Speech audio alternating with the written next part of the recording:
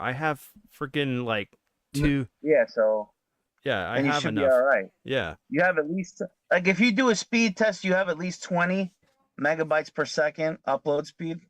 You have at least 20 because Ryan, you you're need you're 20. talking about OBS itself is capping the speed, That's what I thought he was saying. not Vince's ISP. You're talking about Yeah. You've paid OBS to unlock like a higher tier where you get more throughput for upload. Is that what you're saying?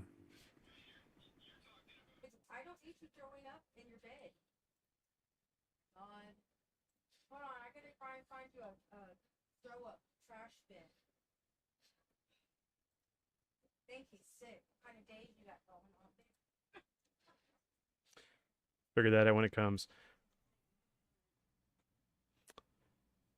Hey everyone, welcome to Download Podcast episode 107. This week we will be talking about John Hughes films and his script writing and everything else that he's done in the film industry and stuff that we grew up with. This episode I have, of course, Retro Ryan with me. What's up, guys? Richard Ryan here. You can catch me live every Tuesday night, 10:30, taking your game requests and playing toy and game footage from the 80s and 90s. And in Wubs. Hey everybody, Wubs here at My Top 5. You can catch my YouTube channel where I review your 5 favorite video games, movies, music. Latest video I did with my buddy Ty Lord as part of our Best of Bond series where we review the James Bond movies. We did the top 5 favorite title songs that we all had, and you can check out that video on my channel if you're interested. And of course, usual suspect, my dad. Howdy, everybody. All right. So guys, this guy had a big influence on our lives. I mean, Ryan, you wanna give a little introduction of your memories with John Hughes and his films? If we want to talk nostalgia, how do we set a higher benchmark than this for, what I growing up in the 80s? I remember even in high school we were playing Breakfast Club in my English class. Like it was like a lesson, you know? And just like that movie in particular, a lesser director would have made you relate to one character. His far-reaching writing skills and understanding of teen angst and drama, he's able to make you relate to characters, every character, even the jock, even the prom queen. You know what I mean? And that's a tall task. But yeah, doing movies like Ferris Bueller. I mean, it was the what was cooler than Ferris Bueller? You know, Uncle Buck, one of my favorites. The way he utilized John Candy too, I think he took him to another level. I think John Candy had the talent. He was on SCTV. He was a legend in his own right. But I think that the way that they could collab, sometimes magic happens in a collab. And John Hughes and John Candy was that collab, for Uncle Buck and Planes, Trains, and Automobiles. But yeah, and then just the comic craziness of Weird Science. And I don't care if that movie kind of aged rough. I love it. I love it that they pushed that. They pushed all the sex in that. Everything. I mean, he's iconic for a reason. Mm-hmm. And I watched those on VHS. I watched them again on DVD. I watched them on Blu-ray. Still watch them to this day. They're rewatchable like your favorite old video game. All his movies, writing or directing, whatever he did, he didn't put his hand on. I mean, aside from like Curly Sue and Baby's Day Out, and those weren't even bad. I just don't know that they were some of his best stuff. But he had very few misses and almost all hits. Well, he had a lot of stuff that he touched into a lot of other films that, for script writing to producing. I know it was definitely a lot of his films were a big staple in my home, especially Ferris Bueller's Day Off and Weird Science were the main two. Um, Oh, there were but more than that. well, I know, but those are the ones that we would always usually gravitate to. Because 16's Candles was fantastic. Mhm. And I mean, he cut his teeth working with other uh, directors and people, comedians and things like Mr. Mom. He was a writer on that, you know. Um, he was responsible for the National Lampoon, some of the National Lampoon movies, but almost all the vacation films.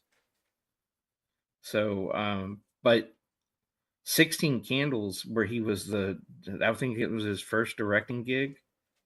Um, that that showed that he was more than just a writer who could write good, snappy, funny dialogue. He could draw out a performance from the actors involved. He could really get uh, pulled some just devastating, heartbreaking emotion out of John Candy, who is a comedian by trade. You know, man, I loved John Candy, and you know, Uncle Buck. Man, that was a big staple in our house. Mhm. Planes, trains, and automobiles. So Yeah, Wubs, what was some of your experiences with him at first anyway? Like some of the I movies think that it, stood. yeah, I mean, because I grew up a little later, I'm thinking the first movie I probably saw of his was one of the Home Alones. I'm guessing that he would have worked on. I got into stuff like The Breakfast Club and Ferris Bueller a little later as I was, going to the library and checking out VHS tapes of different stuff. I didn't even realize until today, right, that he had worked on the script for National Lampoon. So many of these National Lampoon movies, including my favorite, Christmas Vacation, one of my favorite Christmas movies ever.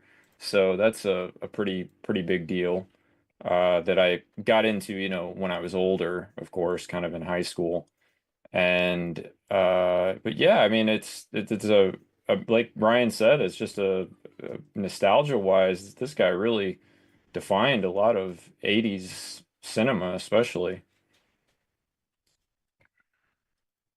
Yeah, I mean, like so many like iconic actors and stuff that were a part of these things. And just like down to earth stories, things that you could relate to for the time, regardless of your age, especially like The Breakfast Club and Ferris Bueller's Day Off. As much as how as fantastical as some of the stuff that he got away with in that film, but it was like, how many of us actually tried to get away and fool our parents that we were sick? I couldn't do that with my dad. He knew that we were it's because faking I had tried everything. everything. I even blew up a thermometer when I was a kid, trying to get it up there so I could skip school. And the first time I brought it, I did it. I blew up the thermometer, and then I tried it with my dad, and he was like, "Oh, we can take you to the hospital or the morgue because you're well over 150 degrees." I was like, he goes, "Get your clothes on, get your butt out to the bus stop, Yeah. or I will drive you to school." I was like, man, this stuff works on television. It doesn't work here. It's Dude, he hot. hit it. They hit us with one of the most timely quotes. Life moves pretty fast. If you don't look around every once in a while, you just might miss it. I mean, they broke the fourth wall on that. He's looking at the camera direct, narrating. You didn't see that in movies at that time. It was cutting edge. The cinematography, the sense of humor too, is was kind of unmatched. It was kind of his vision of humor that he put into all those scenes, and yeah, really living vicariously through a younger character's perspective, instead of just your typical um movie that didn't really you didn't really feel like you were living through their character vicariously. You thought you were watching a character, but you felt like you were living your own adventure, uh following like a character like Ferris Bueller. Or I mean, in Breakfast Club, you felt like you were in that library.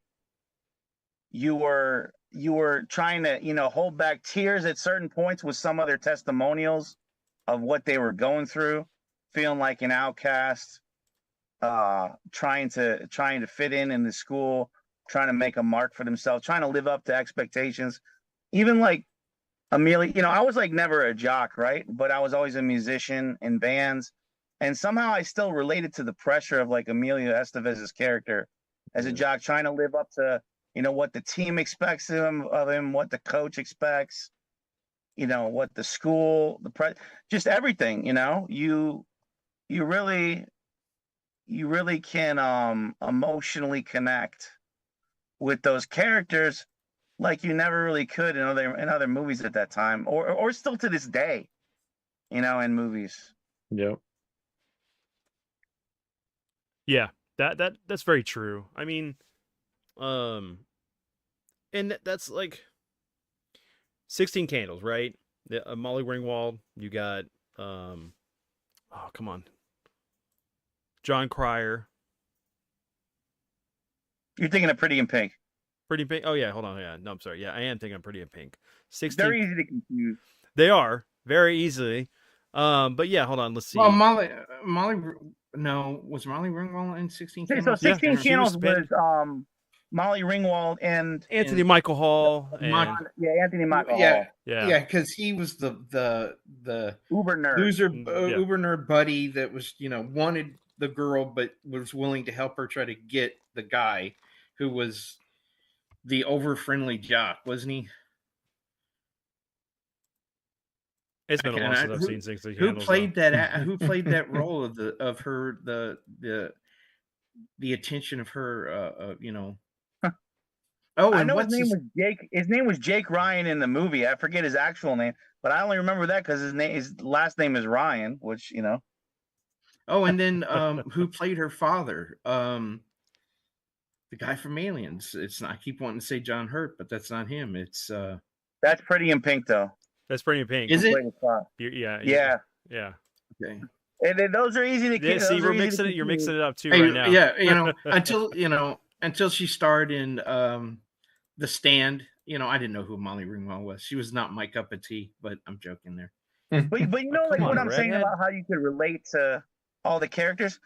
You as a man, as a boy, as a man, we can relate to her as a girl Mhm. because What she they was forget going her through. birthday immediately in the movie. They forget her birthday. Well, it's because of the wedding, Um, right? What's that? Isn't it because of the wedding that they forget that it's her Yeah, birthday as well? she's getting overshadowed by her sister, who's like getting all the attention, who's Yeah, kind of a and diva, her sister. Yeah, and my they favorite. forgot about her birthday. And then we have And Long Duck Dong, it's hilarious. Yeah. As far as like you said, Ryan, relating to the relating to her as a female character or whatever, I actually, when you were talking about Emilio Estevez and Breakfast Club, I was thinking about the sort of spastic girl that ate the candy, right, and sort of kept to Yeah. herself. I forget, I'm not sure who the actress is. You guys can help me out, but I always related to her character the most out of Ali that group. Sheedy. Alex. Yeah. Yeah. I always thought that well, Johnny not so much Five that Alive. I wasn't like in a corner eating candy and like playing with rappers and stuff, but I always felt like the sort of outcast of the group in every group that I was in as a kid. So I related actually more to her character than any of the others. Yeah. And I didn't mean I related to Emilio Estevez. I'm saying I was shocked that I could relate at all. Because Yeah, going yeah. into that movie, that would be the exact person that I didn't really dig in high school. I didn't really wasn't really friends with tons of the jocks. Because Right. I felt like it was like you're artistic or you're the sports kids. And I was never with the sports kids like that. I was making music. I was more the creative type. So I didn't identify with them all through my life. And so it shocked me that he's such a good director that he could make me feel what, Emilio Estevez's character was going through. Right. He with that film, he wanted to show people that, cliques are everything in high school. For teenagers, that's that's it. But we're all the same, and you don't see that once you're out and in public because they go right back to their cliques. But when you had to spend time in detention, especially on a weekend, you know, you know, everybody's in there. The jocks, you know, that's what I loved about that film was most of those people were my friends in school. Yeah, you know, and since you were in band, I don't think Ryan ever spent any time in detention. Um, I No, know I I did. wasn't in band. I was in bands. He was in bands. Oh, you meant you were Yeah. In like rock, in your I'm personal a bands. You guitarist. weren't I'm like a songwriter. I was in rock bands. No, I was never Yeah. in band like the brass so. instruments and all that. I So was so never in that. obviously he Yeah, was a troublemaker and he was in detention all the time. yeah. Is that what you're telling Right, us, right, Ryan? right. You were um, I mean, a few because times, but I was never like, what do you call it, suspended or whatever, or like, well, yeah, no, I was definitely in suspended is detention something before. different. Detention. Yeah, because for me, I knew enough in school that you had to make a friend in each one of them, or they were going to pick on you. So if you had Mm. somebody within the group that would defend you, oh, he's not that bad. So I made friends with the football players. I made friends with the heads. I'm everybody. And so whenever I was in trouble, some one of them would come, you know, and help get me out of it. Because my mouth got me in a lot of trouble, especially in high school. I don't know if that would Uh, work in prison, Floyd. no, No, no, no. I don't no, think that. Yeah, yeah. no. We all saw Shawshank Redemption, right? You know, we Yeah, know how that Yeah. goes. Um, no, but I mean, for me, I mean, I was friends with everybody, especially like you think of, you're looking at like 97 to 2001. Like I was the gamer guy. Like there Yeah. wasn't real gamers, but I mean there were gamers, but they weren't like, it wasn't a term. Um, so like even I had the jocks coming up to me, hey man, I can't get past this part in this video game. I heard you're the guy. Yeah.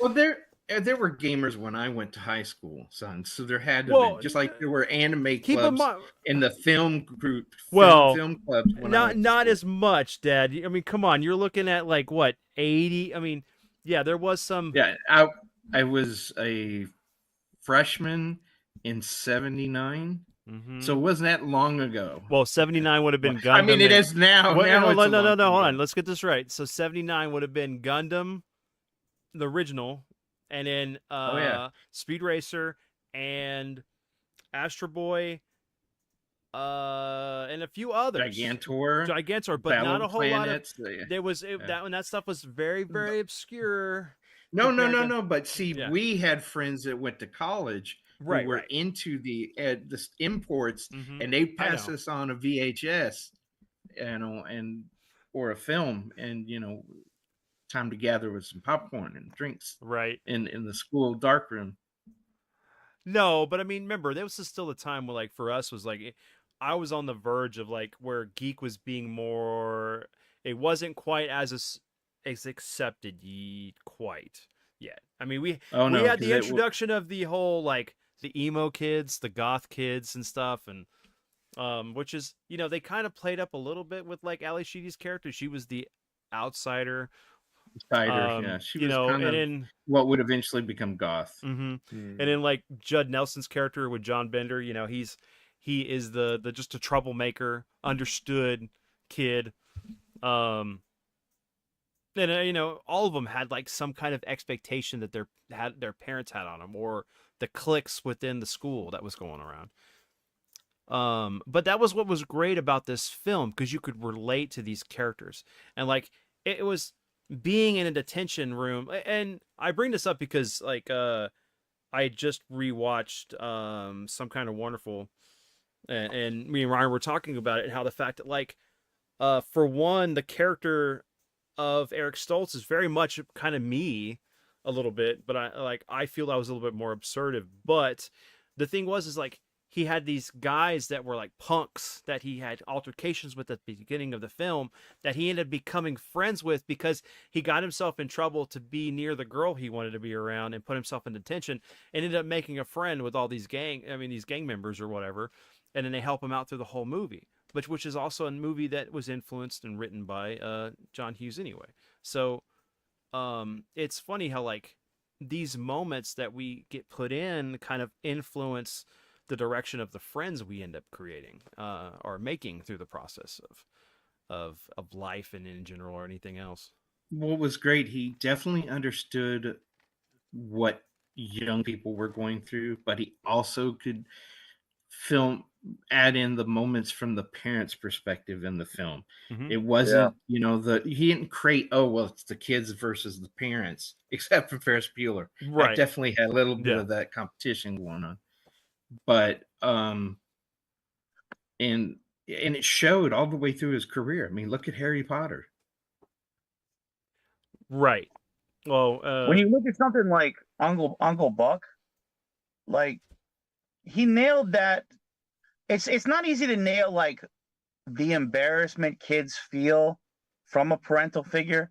Like the classic embarrassment of John Candy's Uncle Buck pulling up in his fucking old Buick Beater, blowing smoke, bringing the kids to the front of the high school where they're all hanging out and they got to duck down in shame because they're getting out there with this like winter hat on with the earmuffs and the just looking goofy. Like that sense of humor that he had that he put into that, but then the heart of like John Candy's character, is this kind of like he's kind of like a slacker kind of character, kind of going through life, but he at the same time he's like this father figure for them, maybe even more than their parents have kind of been able to get through to them, and to be able to balance that in that movie and have the sense of humor and the heart, and then coming to rescue like the classic scene when he's busting through that house party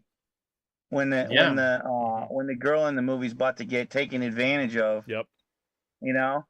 And coming to save the day. His interactions in the principal's office are hilarious.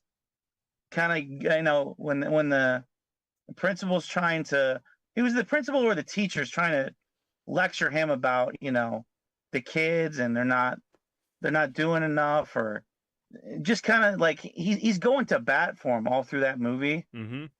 And he's so lovable, his character in it, and so many funny scenes.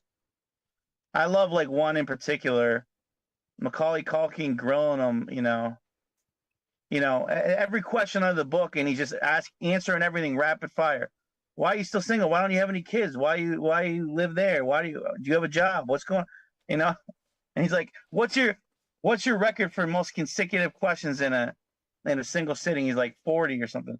But yeah, like just so many classic scenes and great character development.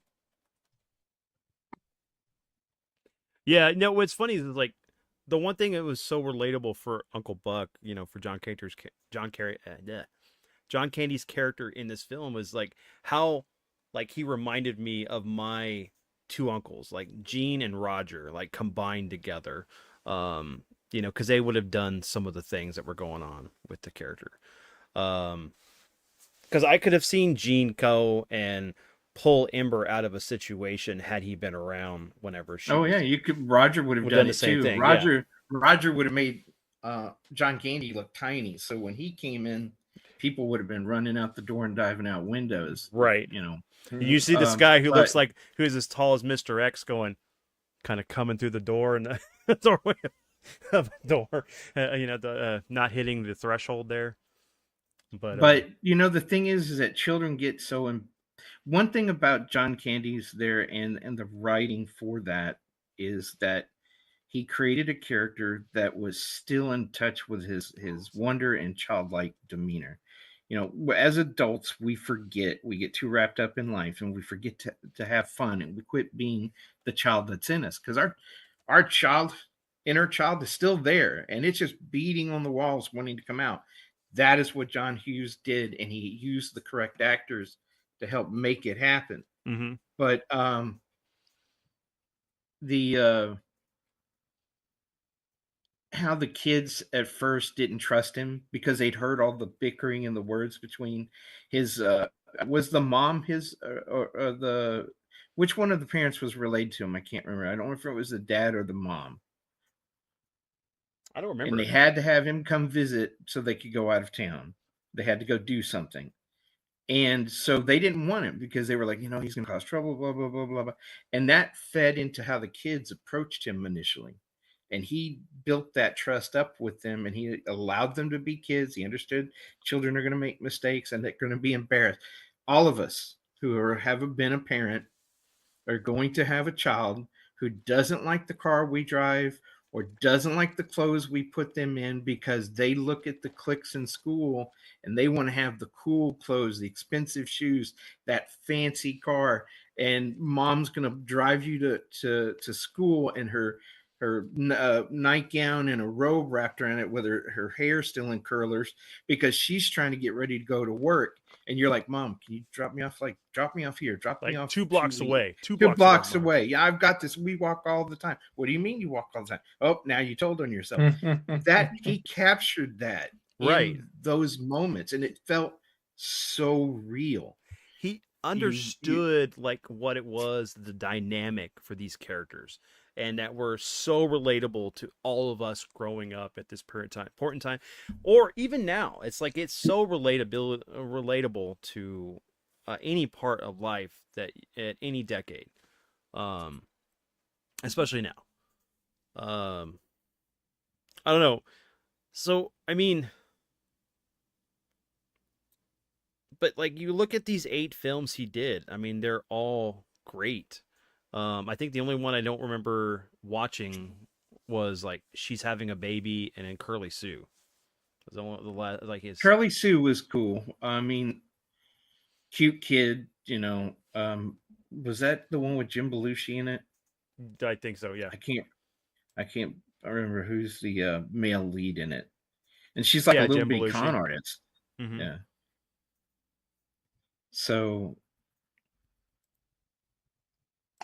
I mean, he did Dutch, which is one of my favorites. It had the guy who played Al Bundy, um, you know, going to pick up his future son, and driving him home so they can connect with each other. And the son doing, I'm just going to make this guy's life miserable all the way home because I don't like him. I want my real dad. And then the real dad ending up not being there for him, and Dutch was. And it was a buddy picture with a child and an adult. Um,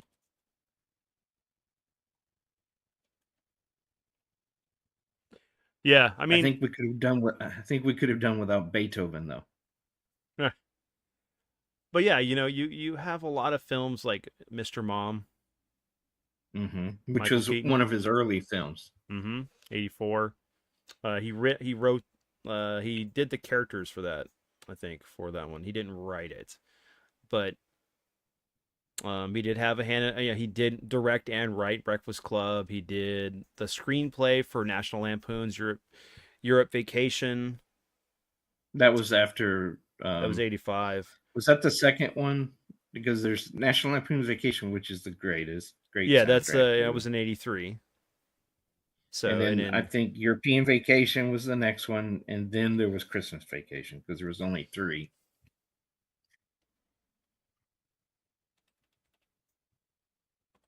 Hey Adrian, yes, we're live, brother. Let me see. I was just typing out to.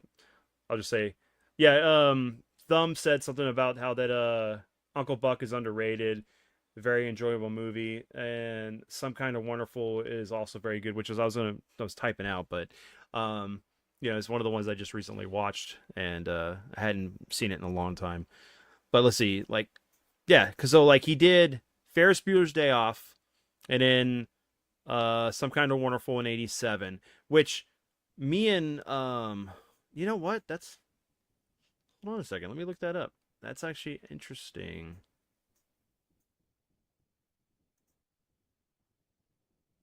Cause he did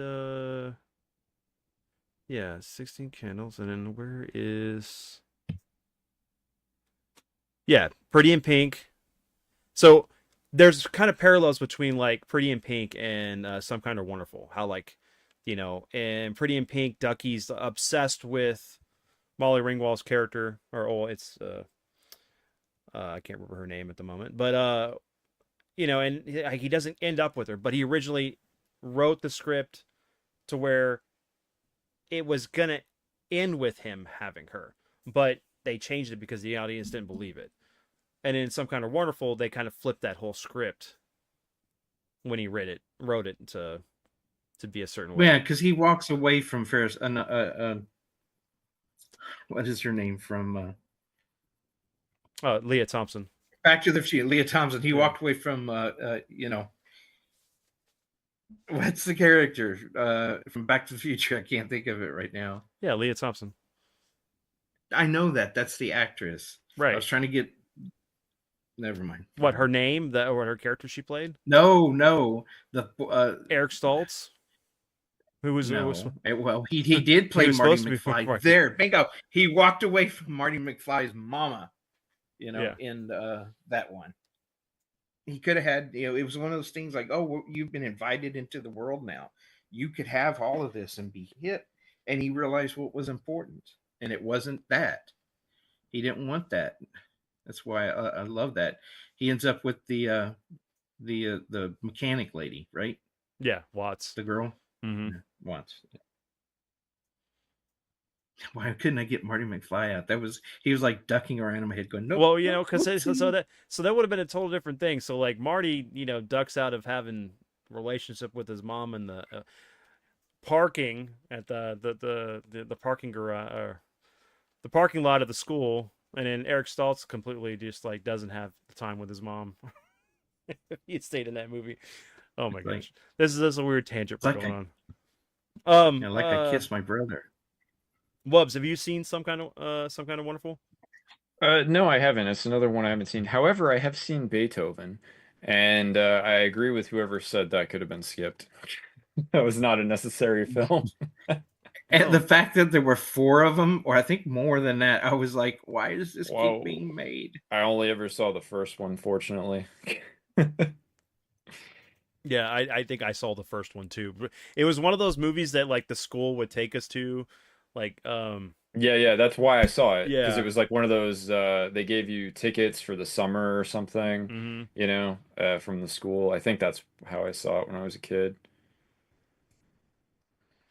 But yeah, no, and it's so right after Some Kind of Wonderful, he did, of course, Planes, Trains, and Automobiles. I mean, Dad, do you want to go into this one? Oh, no.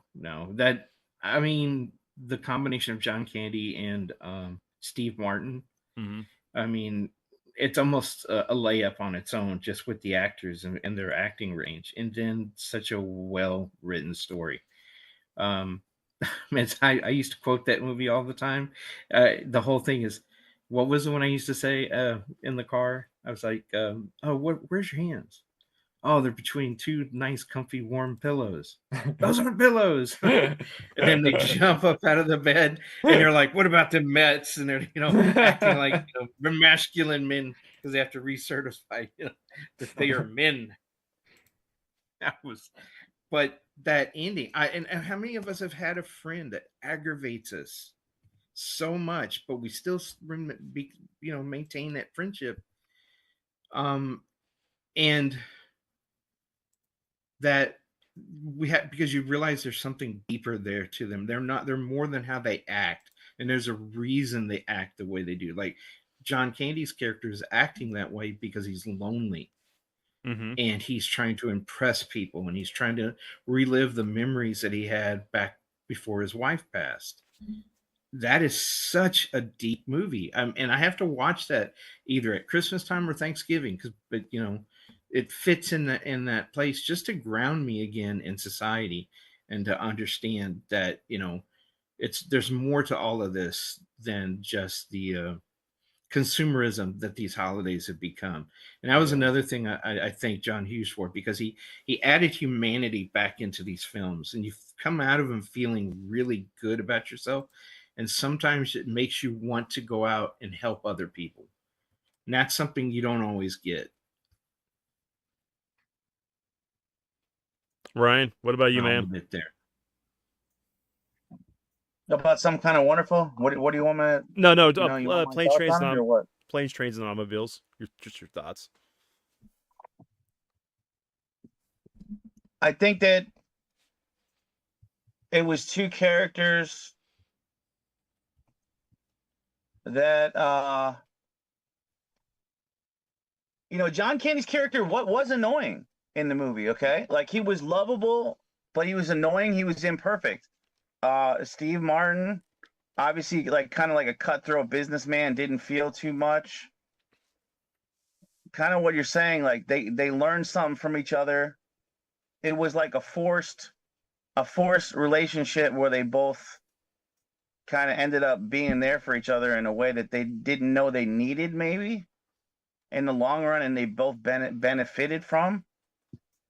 um I think that the genius of that movie was they managed to get all that through, uh in between all the slapstick and the comedy gags they had, like all the stuff like the driving scenes. They're going backwards on the highway at one point. The car's like on fire at one point. They're like driving around without a fucking roof.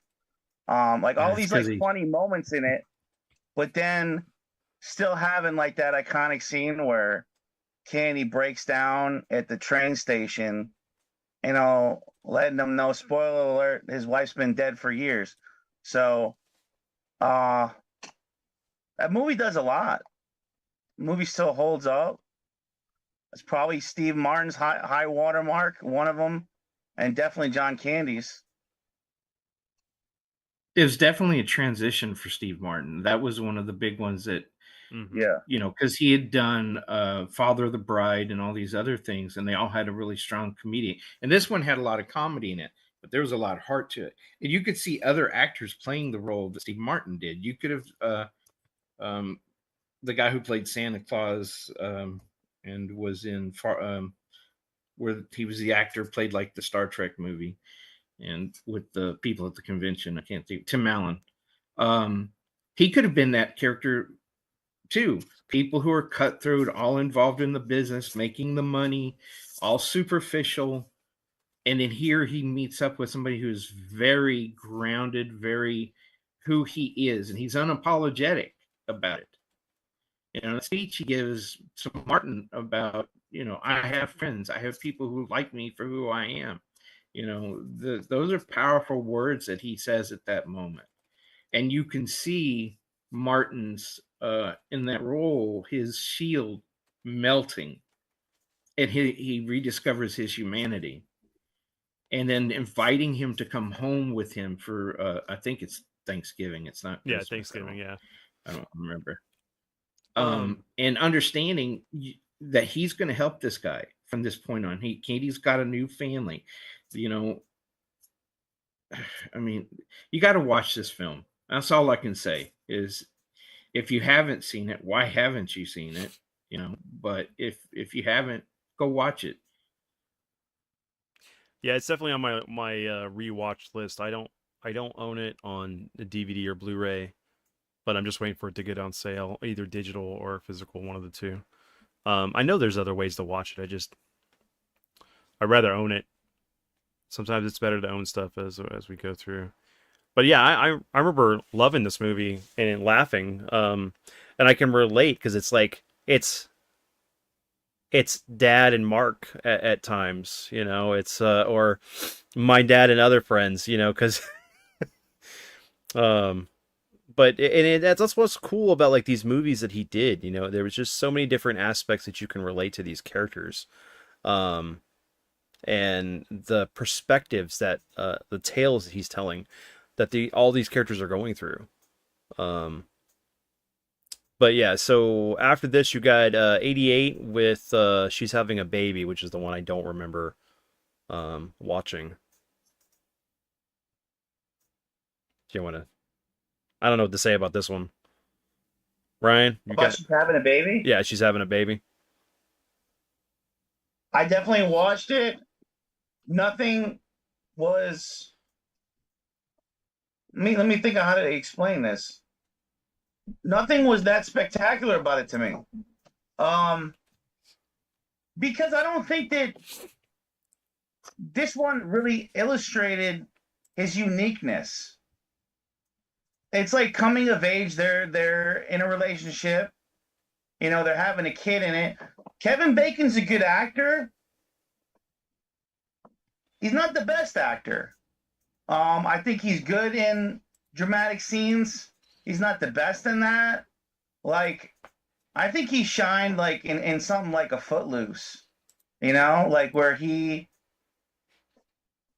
kind of has the comedy scenes, but by the way, he's an incredible dancer, you know. It depends And on the I don't want to movies. I don't Yeah. want to get on a tangent with Well, if you want to, he's had a strong career, but I guess my point is but it wasn't a high watermark for him or the girl in that, but it was still an okay movie. It's just not going to hold up there with the classics, these other classics.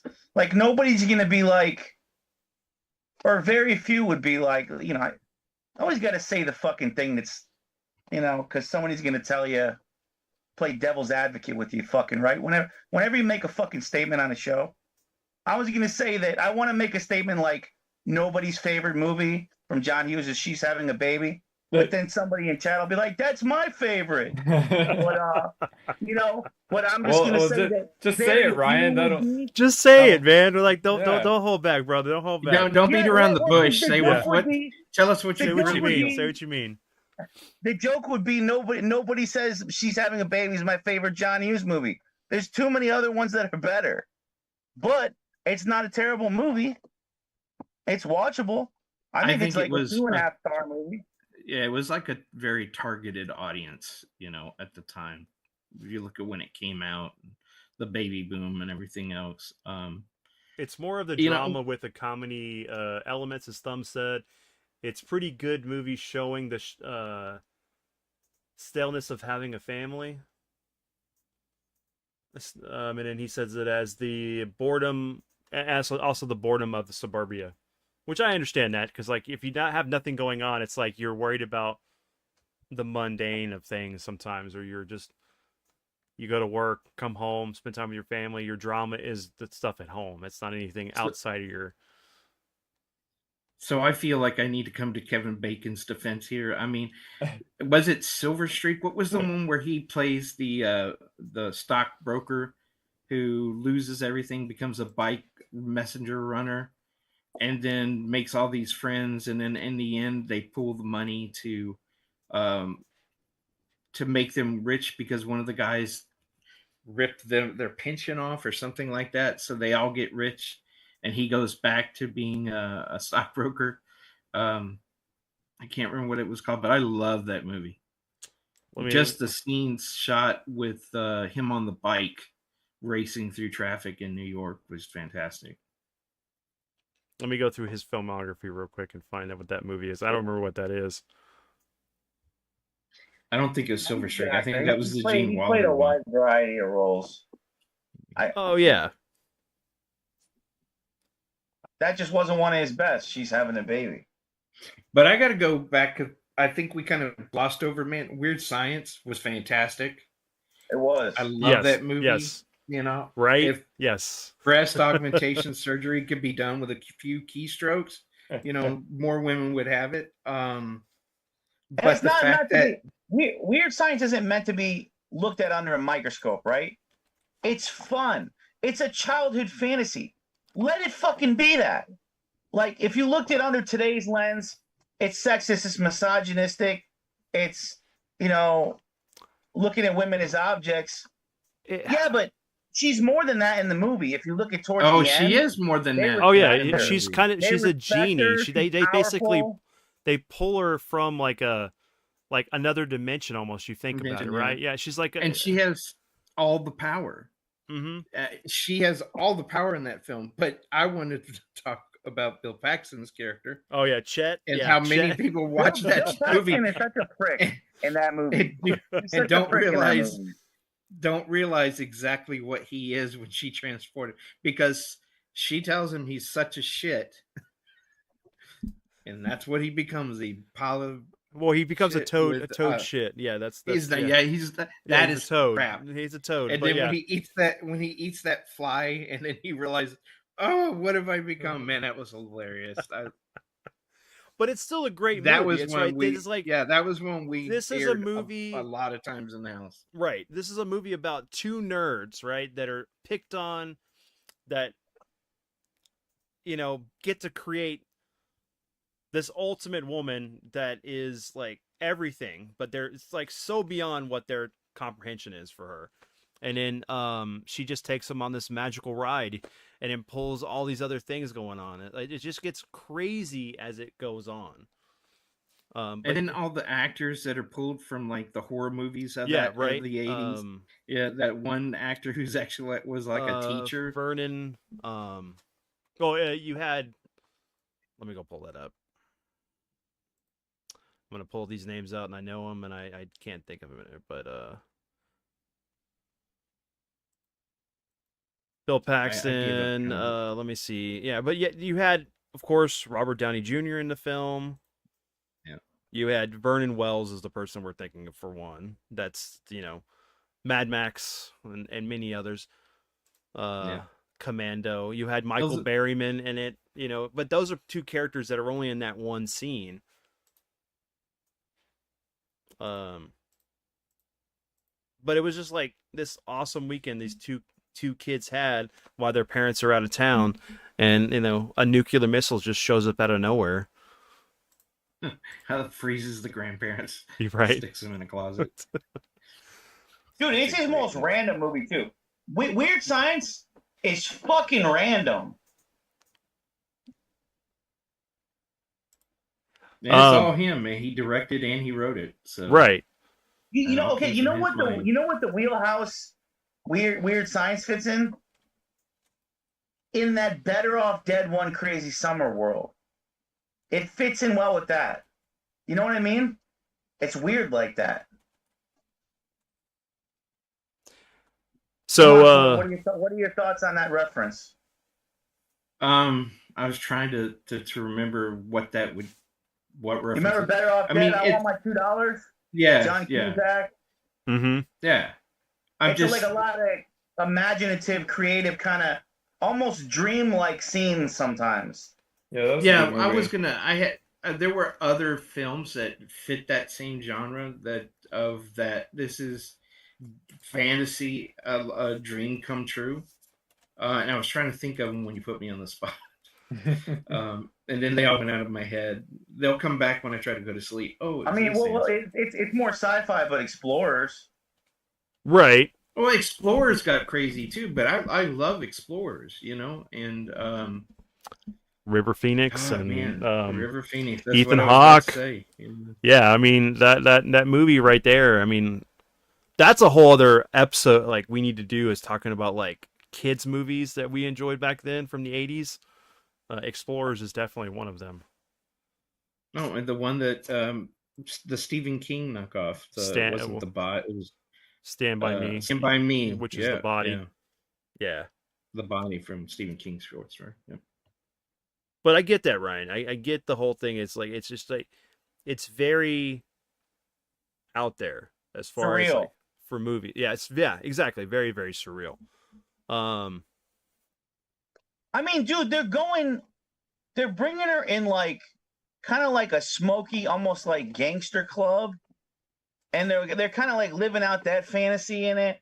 There's a lot of funny scenes. Dude, the house party's like on another level. Right. And you got the biker game. You got the biker game coming through and ripping up the whole fucking house to like shreds pretty much.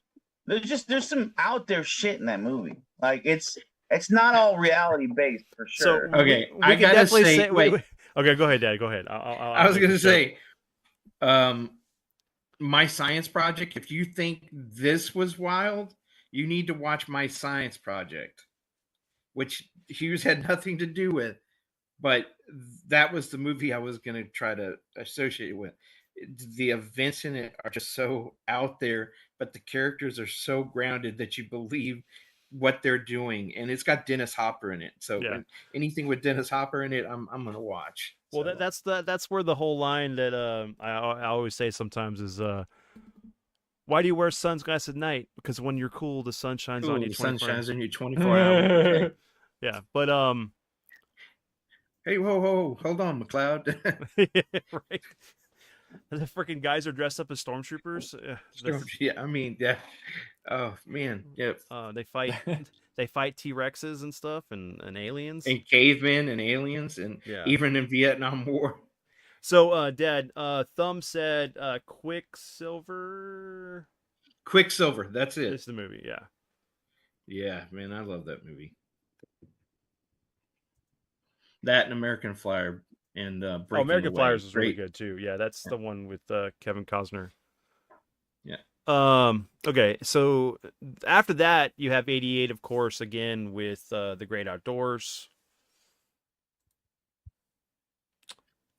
A teaming up John Candy with Dan Aykroyd. Dan Aykroyd, yeah. I love so Aykroyd in that is so good at being the superficial yuppie rich guy with his whole family together, but drowning in debt. Hilarious irony to that. Annette Bening is his kind of trophy wife or whatever, kind of being this big show off to one up big dick and John Candy over, my wiener's bigger than you. Kind of the whole movie, right? With everything, like, why you eating hot dogs? That's it. What's his classic line in that? It's just pig skin, or what does he say?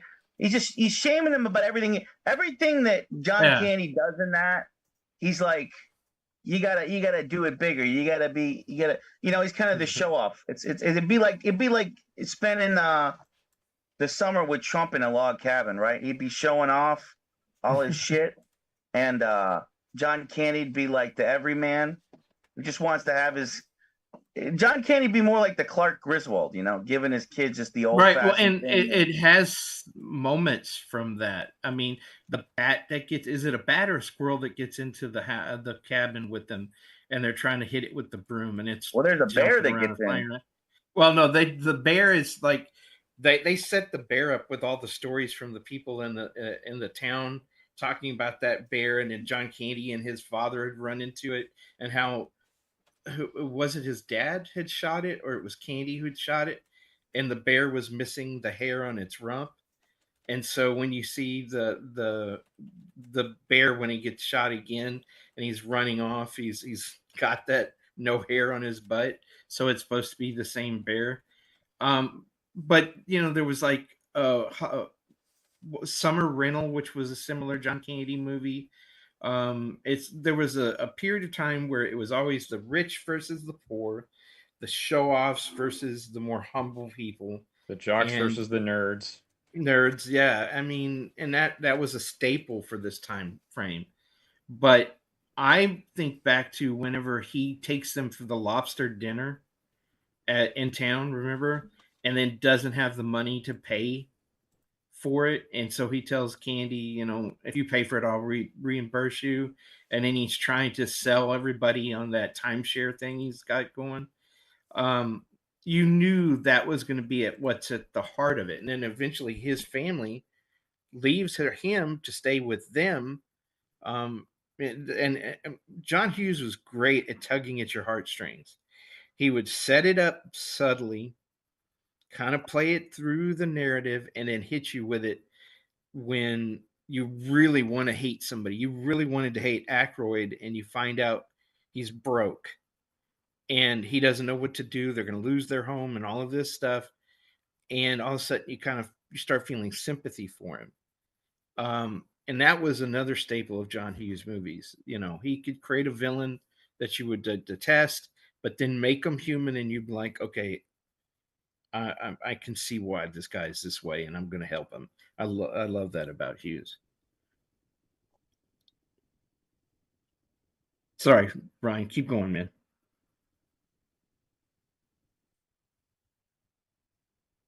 What was the last thing you said? I was just saying you can go on. I didn't mean to cut you off. Before keep going, Ryan. What were you saying?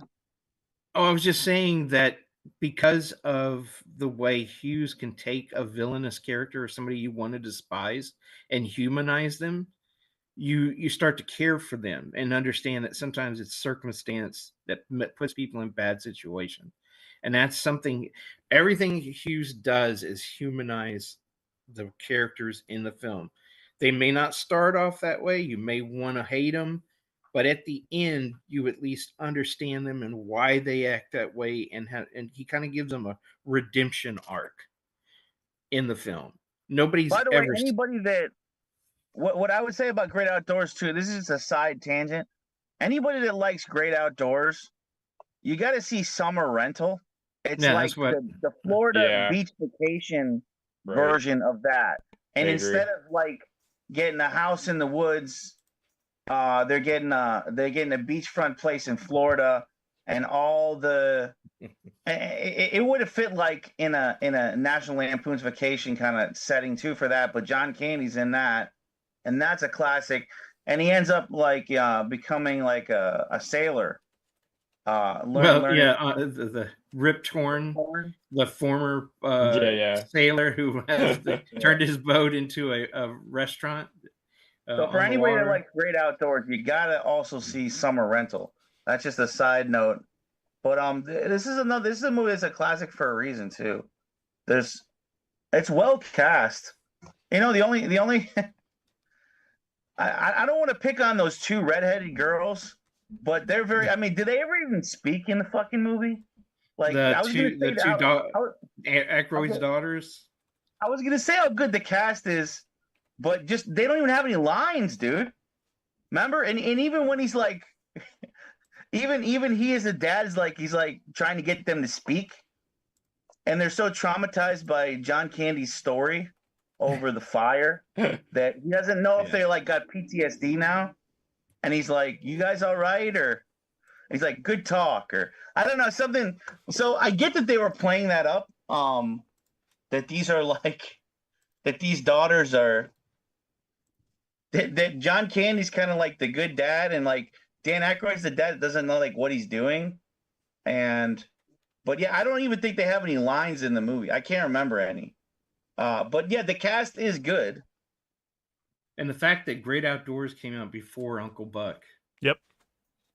So It's kind of like, with John Carpenter, you have Kurt Russell and a couple other actors that were always with his filmography. It Yeah. seemed like John Candy was a staple for, John Hughes. So, but since it's Christmas, shouldn't we discuss Home Alone? Right. Yeah. yes, a rich neighborhood of with a family that leaves their child home alone because there's too many people in this house. Are you trying to say You know what they say, Back to that the Future? Oh, go ahead, Wub. Sorry. are you trying to say that the parents had overactive glands, Vince? Is that what you're implying? No, that's what it was. Is Kevin was the worst kid ever. This is their plan to off him. That was the whole movie. It was like they that's paid right. the sticky bandits or the wet That's bandits I actually like that to kill their more. child, but they didn't realize that he was going to become MacGyver. So this is MacGyver's origin story. Yeah. And you would think that they would know that, given all of the shenanigans that this child gets up to, and that they would already know how much of a troublemaker he is. That's why they're ordering the hit to begin with. You'd think they would have like left a note maybe for the sticky bandits or the wet bandits, I guess, in the first one. Like, hey guys, by the way, you might want body armor and a lot of insurance before you enter this house. Just I mean, I'm pretty sure they had, maybe that was another angle of this too, right? They figured like if Kevin destroys the house, then maybe like the dad had like it was an insurance claim. Yeah, it was an insurance claim. Yeah, he had bad investments, that he lost all the money in the stock market, and he was like, all right, so this is what we do. We know Kevin's a terror. He will destroy the house, and then we can get the insurance money on this $2 million home. Right. There you go. That's the movie. And that was a $2 million home, probably even in like 91 or whatever it was. Easy. Yeah. It was. The house was huge. Right. Yeah, I mean, I think the older brother hired him because he didn't want the competition from Kevin, because he was just as big a shit as Kevin was. Right. And he kind of ride. You notice that he rode roughshod over everybody. All the kids fell in line behind him. He was like the king of the castle. And Kevin was like, nope, I'm going to bring you down. Yep. But I actually think Hughes, because he wrote it, I believe he wrote it, or did he just direct it? I No, can't remember. he wrote it. He was he's Was credited as a writer. he had the studio was like, we need this movie, we need a hit, blah blah. This is the pretense, a kid versus some people breaking it.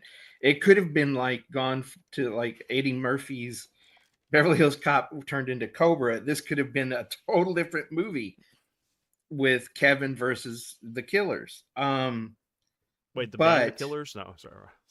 the Somebody I believe he told was me like, there's a kid. I don't beside- have. no. I believe that he was like, I don't have any ideas for what to do with it. And he fell asleep and woke up to a Roadrunner Wile E. Coyote film and went, this is it. Because that was a living cartoon. And the violence was so over the top, but it still had that violence. Because like when he bit the finger and wanted to bite it off, he's like, you're gonna Pesci, wasn't it Pesci who said, I just bite that finger off? Yeah. And I was like, is this film going to turn dark? Is he going to become Casper? But there was if you get hit in the face with a paint can drop like that, you're dead, or your teeth are at the back of your skull and they've pierced your brain. Oh yeah. Just some of the violence was horrible. And I was like, knowing my kids, I should never let them watch this film because they're going to try to use this stuff on each other. And they didn't. So I was like, no, we came up with other ways to try to kill each other, me and my sister. So don't worry. This movie didn't help. And like the when he Stern fell walking through the door to the basement, or if that was at the second one. I don't remember. And then the heater on the oh yeah, Daniel. no, that was the second one when Daniel Stern fell. He's like he walks and he just goes 3 floors down and hits that floor, and it's like, man, he's dead. Like the bricks falling off the building, he's dead. And every time it hit his head, he would have been dead. Daniel dies so many times in this movie. Like he's honestly, we think Superman is Christopher Reeve. It's not. It's Daniel Stern. Like. It's crazy. Oh well, no, I think they had I think Kevin had a Dragon Ball and was just wishing him back to life so he could kill him again. No, he's the devil. They're in purgatory. Yeah, purgatory. Yeah, that's right. No, but yeah, it's such a iconic Christmas movie. Like, there's so much more depth than the wet bandits dealing with Kevin, like Kevin trying to like outsmart them. It's, you got the neighbor, his scaredness, the fact of like Kevin just being by himself for the first time, trying to be an adult and like trying to stay up late, eating all the ice cream, ordering pizza, watching these movies he shouldn't be watching, breaking into his brother's room and stealing his money. And there's just it's a miracle. More. It's a miracle he didn't order strippers. Right. I mean,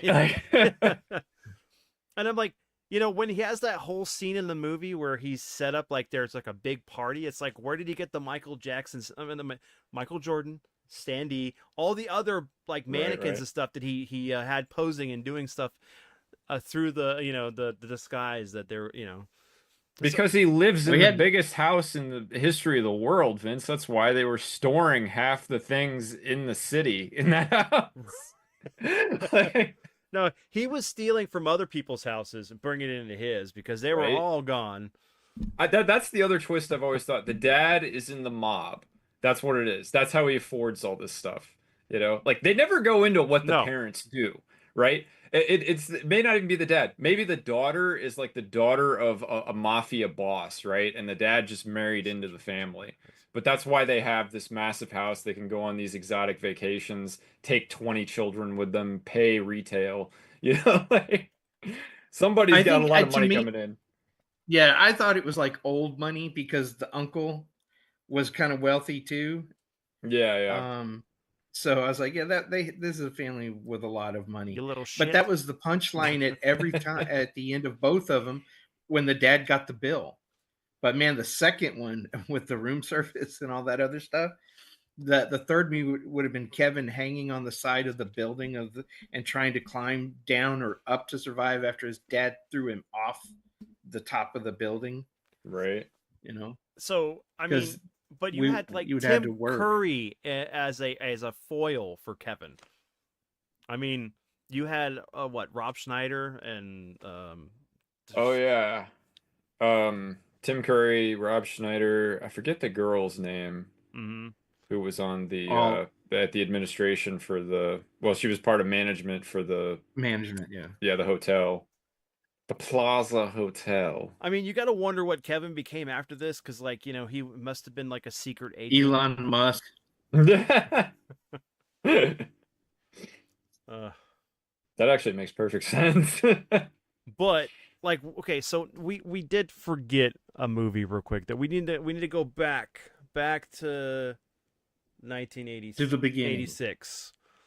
And we really need to go and deep dive into Ferris Bueller's Day Off. We briefly touched about this film. That's a great film. Another one of those films where it feels like it's a fantasy. Yes. Of all the things that Fourth he gets wall away breaking. with. You know, when Cameron was in Egypt's land, you know, all the quotable lines in this film. Yeah, but like standout role for Matthew Broderick. Cameron is the perfect polar opposite of Ferris Bueller. Doesn't want to take risks. Yeah. Isn't confident. Isn't confrontational. Like to, you know, do what it takes to win, get his way. You know, not standing up to his dad in the classic kicking a sports car scene, taking out his frustration. I'm gonna go. Well, I mean, but he changes. You know, yes, because Ferris goes, you know, you can't handle this kind of heat. No, I'm good. But your dad's gonna holler at you. He goes, well, we're gonna talk, you know, and all that other stuff. That showed Cameron's growth, which I really enjoyed that. But we never see any growth from Ferris Bueller. He's still the conniving guy he was at the beginning of the movie to the ending. He learned no lesson, but everybody around him did. No, he leveled up his game of being able to manipulate everyone else around him for his own gain. I want to see Ferris Bueller 2 where Deadpool shows up at the end and kills him for stealing his stick. Breaking the fourth wall. And I gotta wonder if that's where Rob Liefeld got the idea. Rob Liefeld got the Deadpool. idea from it, yeah. Oh man. But like parents are so like in his corner. Ferris, the kid that has everything, could do no wrong. Right, yeah. And his sister that just like wants Hates him, wants to prove him, get him in trouble to show that he is not this person that everybody thinks he is. You know, the principal, of course. Another actor who screwed up Rooney. Right, yeah, exactly. Which is hilarious because like they have a claymation version of him in Beetlejuice. But yeah, I mean, and then you have, of course, Mia Sara, gorgeous actress that was originally starred in what? Charlie Sheen playing the bad guy. There were all these different actors, up and coming actors playing roles in the film. I think Broderick kind of had to live in the shadow of that movie for a while. Well, remember, they didn't know what to do with him. No, yeah, exactly. When did War Games come out? Hold on. War Games would have been. You didn't have a lot of smashes right after Ferris. He did like shit like that movie Out on a Limb. He did some kind of odd stuff. Well, he did Lady Hawk, which was fantastic. That's a good movie. This was the era. We can't underestimate how much they would get typecast doing teen movies. I think it was, War Games? 85. And when Ferris came out in 86. So he had a career before Ferris and he had one after. I mean, he went on to do I know that, but I'm trying to say we have to talk about the curse of the Brat Pack. Well, yes. A lot of those actors had trouble getting roles after a lot of these teen comedies. It's just facts. Well, Judd Well, Nelson is no. I mean, he got the voice Hot Rod in Rodimus Prime and the Transformers movie, and then that was like, where did and then this guy come from later on in life? Molly he's Ringwald struggled to get a lot of roles after the whole John Hughes era, and I'm not putting like blame on anybody for it. I'm just saying it's kind of a different time where I think that we're more 1983, forgiving 83 now. actually. We're a little bit more forgiving now for the teen stars. They kind of seem to segue easier into adult roles. I think what happened was because they had made a lot of money, and a lot of them had gotten into the trap of Hollywood. They were on drugs, they were doing all these things. Some of them fought their way back and rebuilt their career. Some of them did not. They made poor choices and took bad roles that did not promote them. But there were some actors. Okay, Robert Downey Jr. is another prime example of that. And how many times did he have to be given to get his act together? And so yes, some of them did, but Molly Ringwald went on to do a lot of other stuff. There might have been like a 5-6 year period between when their hit movies came out. And yes, Hollywood loves to stereotype and pigeonhole actors into the same thing.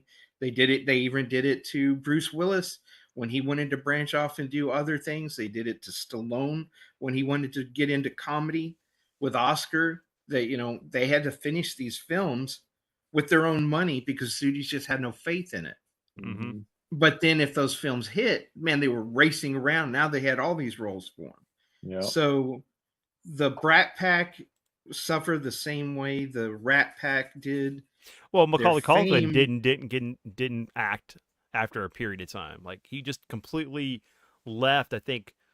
He left to go to school. He wanted to concentrate on that, and he had to fight his parents for some of his money. A lot of these kids, that was the problem. Their parents controlled everything, acted as their manager, had the cash because they were minors and screwed them over. Mhm. But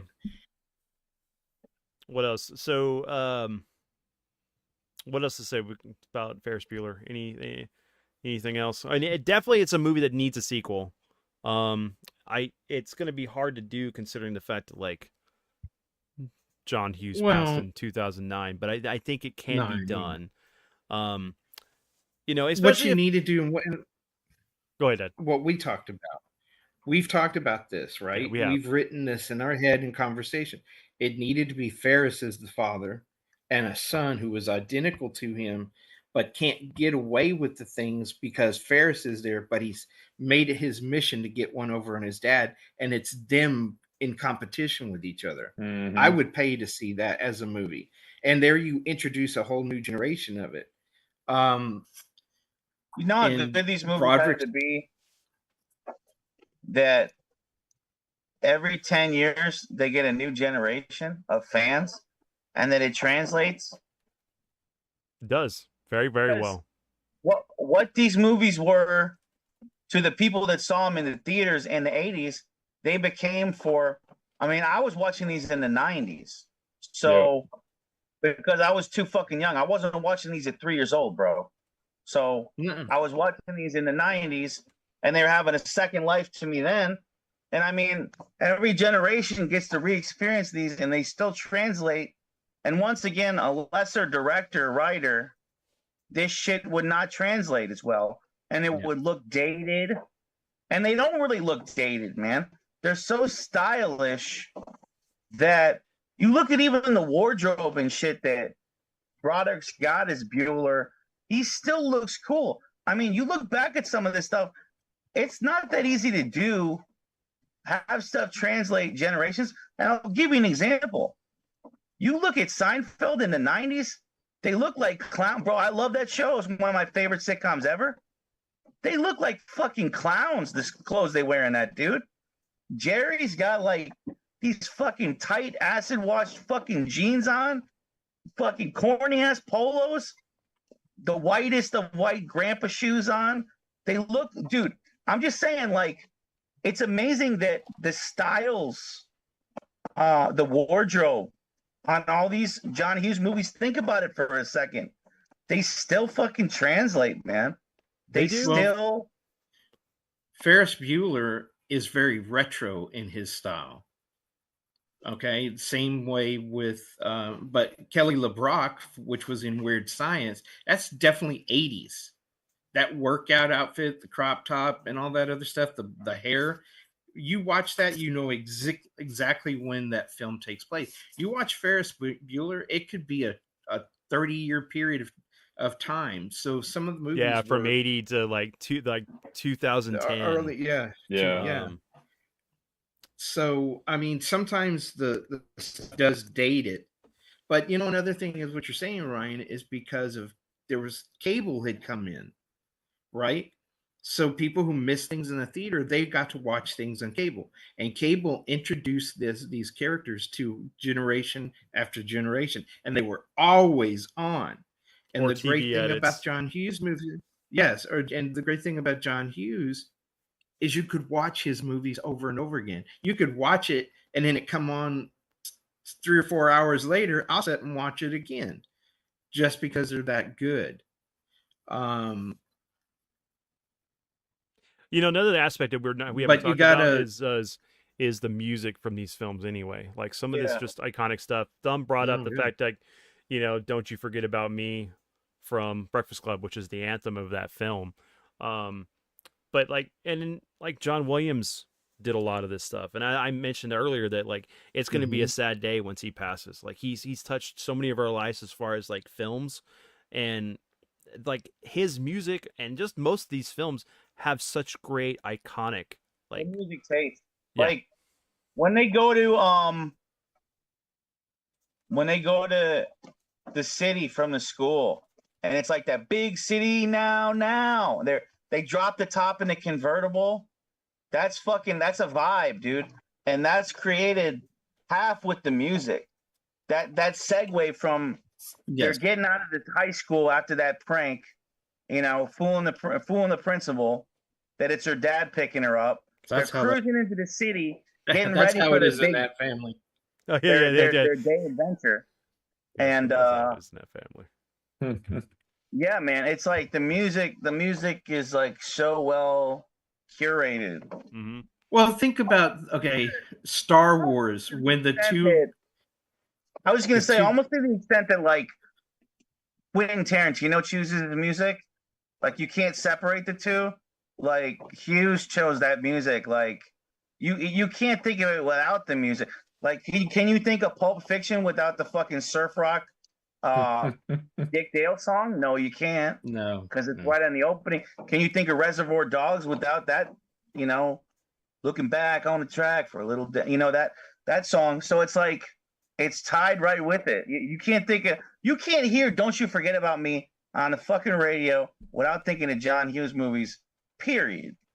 Like Unless you that's heard the gonna come in your mind. Mm-hmm. unless you heard that before it was ever in the movie, because it was on the Yeah, radio all maybe the yeah. time. You know, the thing is that John Hughes and some of the better directors understand the music as a third character, you know, to a film. It can make or break a film. But sometimes if you put a dated type song, you can tell the period of time that it comes from. But I want to, you know, you can't talk about Ferris Bueller without talking about the Beatles. Which is Shake what It I'm Up, just saying. Baby. Yeah. You can't. Hey, Wayne Yeah. Newton, Donka Shane. Man, you can't get away from that. And then the fact that that moment when you see that red car come flying over when those guys who work at the parking garage steal it, and it's freaking Star Wars Yeah. playing. You know, it's the soundtrack and the background, because there's sometimes I've seen films where they add music to the background. I'm like, this would have played better quiet, where all you heard was the ambient noise going on in the scene. Because you know, you have this big action sequence and you got a guy sneaking around. You don't want to be blasting it with a rapper song or, you know, rock song at that moment. You know, I know it amps people up because music amps people up, but you want to stay within what you're trying to portray on screen. Right. You know what movie felt like a direct inspiration from Hughes? Was Cameron Crowe's "Say Anything" with John Cusack. With John And Cusack. everything Yeah, about yeah. that movie, the character style, the boombox scene, iconic. That boombox scene feels like something that could have been out of a John Hughes movie. It's got that kind of classic, iconic nature to it. The romance in that being very realistic, you know, and him wanting to win her over. There's just a lot about Cameron Crowe's style. I feel like he could have been like a prodigy of Hughes. Of Say Hughes. Yeah, I anything is agree like with that. say anything is like the end of high school, right? Yeah. Like Yes. Yeah. the other Hughes films are like kind of the beginning of high school or the middle, but say anything's the end, right? Because doesn't Cusack's already graduated, right? Or he's right at the end of high school because he's going to be a kickboxer, right? That's his big thing. Yeah. And his character's so quirky that it would almost be like only from the mind of like a John Hughes type of personality would come up with a character like that. Mm-hmm. That like everybody's trying to kind of size up and like, what's this guy's deal? He kind of lives in his own universe, you know? Well, he was kind of a con man too, because he had all these lines that were perfect pickups for women, right? When they were showing him dating earlier in the film, he was making comments. You know, he knew what lines to deliver because all he was about was nailing somebody. And then Hmm. he met somebody that he fell in love with. But then why would you trust a guy who plays around? You Hmm. know, it was it's the same movie I'm thinking of, and it's the one where John Cusack at the end's holding the thing, the boom box up. Blowing the boombox, yeah. Yeah. Peter Gabriel in your eyes. And once again, like that's you can't think of that movie without that song. Yep. So using the soundtrack to emphasize your But there were a lot of directors who followed the example of Hughes. I mean, I'm trying to think of, was it Tower Records, which had Jack Black and all the High and Fidelity. High Fidelity. Yeah, Man, that could Yeah. have easily have been a John Hughes movie. Mhm. Yeah. You could tell he inspired a whole group of young directors coming out. The Sure Thing with Cusack with that Rob Reiner directed, I think. Oh yeah. I love Rob Reiner. So, going into, since it's Christmas, right? So yeah, National Lampoon's Christmas Vacation, 1989, would be the next She wrapped the cat thing. again. I mean, we did talk about this a bit in the top 5 Christmas films, our favorite Christmas films and stuff. Very iconic. What do you guys want to add? Well, like there was a period of time where he did like Dennis the Menace, which was, I believe, the first time it was taken from the TV series and turned into a movie. Wasn't that the one with Walter Matthau Mm-hmm. playing? Yep. Mr. Wilson. And then, Mr. Wilson. He did a remake of Miracle on 34th Street. He was a writer on both of those. Well, there's one that I want to talk about particular is career opportunities. Career opportunities. Yeah, that was, that basically follows the life of two people in a small town.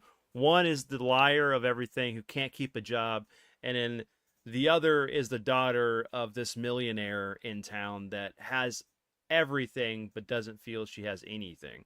And then how they meet up in a Target after midnight while he is cleaning the place, and then two robbers come in and try to steal all the money and kill them. Who wouldn't want to be John locked Candy in a cameo. No, store? hey, I know this is like, remember, this is the woman I fell in love with. Jennifer Yes, Jennifer Connelly. Yeah. Yes, Who wouldn't want to be locked in a department store with Jennifer Connelly? John Candy cameo. Yep. He plays the department store, the Target manager. Yeah. I mean, I didn't realize that was his last 1990 movie. Mm-hmm. Because in 91 he did Only the Lonely, but he was only an executive producer of that one. No other girl wore a white tank top as good ever after as this movie. Riding the mechanical horse. See, I was going to say that, but I didn't want to sound like an old perv But I knew somebody on here I was didn't gonna do say. it. Hey, I didn't sound. I wasn't trying to be a sound like a perv. Let me but, put a let me wanna put in a s- here. You've run out of quarters. Here, I got a pocket full of them. Just But I mean, but it's a great film. You know, it's coming of age, but it's definitely takes place in one night.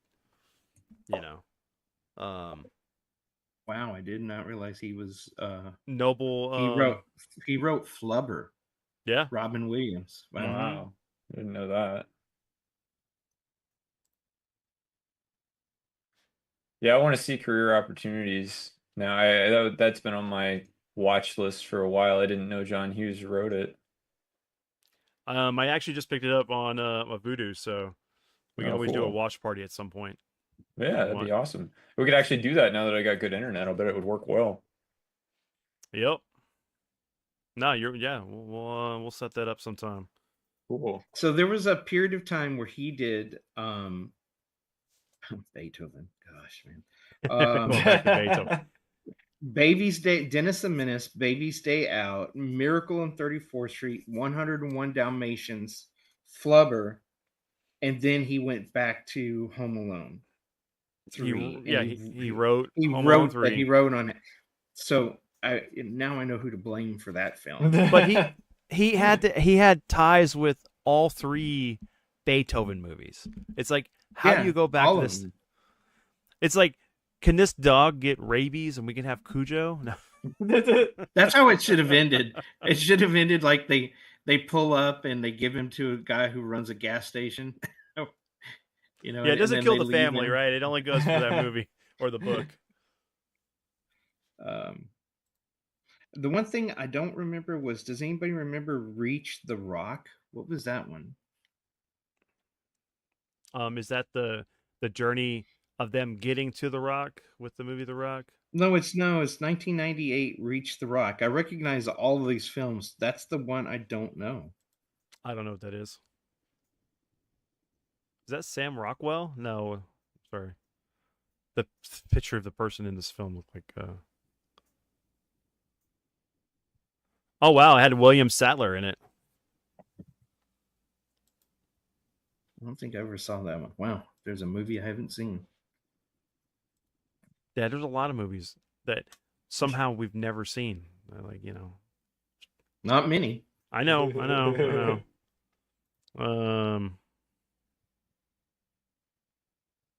But yeah, let me see. Just Visiting. He did a screenplay for that. Mm-hmm. And then he Made in Manhattan. Made in Manhattan. The story. Yeah.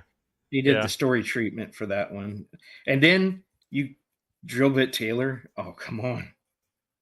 There's a classic movie. And then Home Sweet Home Alone. Tell me that's not a Home Alone What's movie. the last thing you did? The last thing he did was Home Sweet Home Alone. It was based on a screenplay. No, hold on. Last thing he would have done, 2009. Just Visiting was the Drillbit the Taylor. last thing that he wrote. Everything else he either executive produced or he wrote the original story treatment for it, but not the script. Yeah, he did Vacation, Beethoven, Treasure Tale, Home Alone, Holiday Heist, Beethoven, Christmas Adventure. At least they were based on it. I don't think he did anything with it. So like I think the last thing he actually did was either probably Drillbit Taylor. Because there's no other writing credits for anything after that. There's only like what? Yeah. 1, 2, and no more producer credits either. So no, yeah. And that's another thing, we didn't even get into like what he did produce, which is only 23 films. With some of this, he was just raising his family, right? Yeah, some I of think this so. era. Mm-hmm. It's dry era. He was just kind of raising his kids. Yeah. Yeah. I mean, he was only 50 something? 54, 50? Okay, so I've always thought that John Hughes was connected to Harry Potter. No, it's Christopher Columbus. Oh, Chris Columbus, but I Yeah. thought he had something to do with the. I don't know. I have to read it up again. Read up on it again. And Chris Columbus wasn't he a student of John Hughes, John Hughes? I think so. I have a question. What would you have liked to have seen him done? You know, if he had not had a heart attack at 59, is there something you think he could have, like maybe a statement that he you could have seen him do? You know, a movie you could have seen him. Just like, what do you think his next steps would have been had he kept going? Well, it I seemed would like have. he was kept on doing continuation sequels of stuff. And I wonder how much that was contract, associated. Because he had stopped directing. I mean, his last thing was Curly Sue, and I wonder how well that was received. I mean, you look at the star rating on it; it's a 5.9, so I guess it wasn't as well received as some other things he did. So, I mean, plus like it may be time consuming. You know, maybe his kids were born at that time, wanted to do something different. But And I'm thinking more like, what would be like a movie that would have a statement that somebody like him would want to make next? Like, what would have been his natural next move? Like, Yeah, I think it would have been let's remove the somebody sequel stuff. a movie with You know? some actors that are older and Yeah. getting towards the end of their life. Um, I would have liked to seen him do that, or I would have liked to see him do. He never did anything horror, no, and horror can be funny, and you can have you know, um, something that's kind of scary, but not really, and just focus on the characters. I kind of, I've been rewatching Clue over and over again lately because I've just been surprised at just how well that film was What movie? directed and acted. Clue. Clue. It's one of my Okay. favorites, and I watched it like 4 or 5 times in the last week. And I got on that kick because I found out there was a fourth ending that was cut, and so people hated it so much that it probably got destroyed because the studio demanded all cuts of it to be returned, and you were under penalty if you didn't. You would get a big fine if you didn't return it. And so I would have liked to see him do something like that. A detective movie. What was Maybe a noir. Radioland? Yeah, Radioland Murders. Radioland Murders or something like that. Yeah, that would have been fun. I mean, I could see him doing some kind of like, if you look at his filmography, right? Most of his stuff is either dealing with college, or not college, but high school angst, or just process of life. He did a little bit of weird science with science fiction stuff like that. But he You did know what I some could stuff have with us. seen But him do? what? You know what I could have seen him direct? And that I think I could have. It's my favorite Judd Apatow movie, and it's not going to be the one you're thinking. This is 40. This is my favorite Judd Apatow movie. With Paul Rudd and yeah, Judd Apatow's wife, and actually Judd Apatow's kids are in it. But I could see him doing that because it's like midlife crisis, kind of looking back. I could see that. Kind of sense of humor, and I just really like that movie. I really relate to that movie, and I feel like it's like Judd Apatow without the bullshit, fucking Seth Rogen shtick, fucking it up with. I just got burnt out of Seth Rogen shtick after a while, so I'm glad that it's more like Paul Rudd brings something to movies, man. It's like He does. he can do comedy and drama so well that you relate to his character. He brought So I his could have seen skeleton him. to Wolverine and Deadpool. I could have definitely seen him, John Hughes, make like This Is 40 as a continuation of like his Well, didn't they make a sequel to This Is 40? not that I know of. No, I don't think so. There was which is the one where they're the two friends, both of them are having babies, and I don't have to look it up. I don't want to talk about it anymore because I can't remember. My brain's going. Um, but I thought it was This Is 40 because I know that it's got Seth Rogen in it, right? Knocked Up. No, not God, not Knocked Up.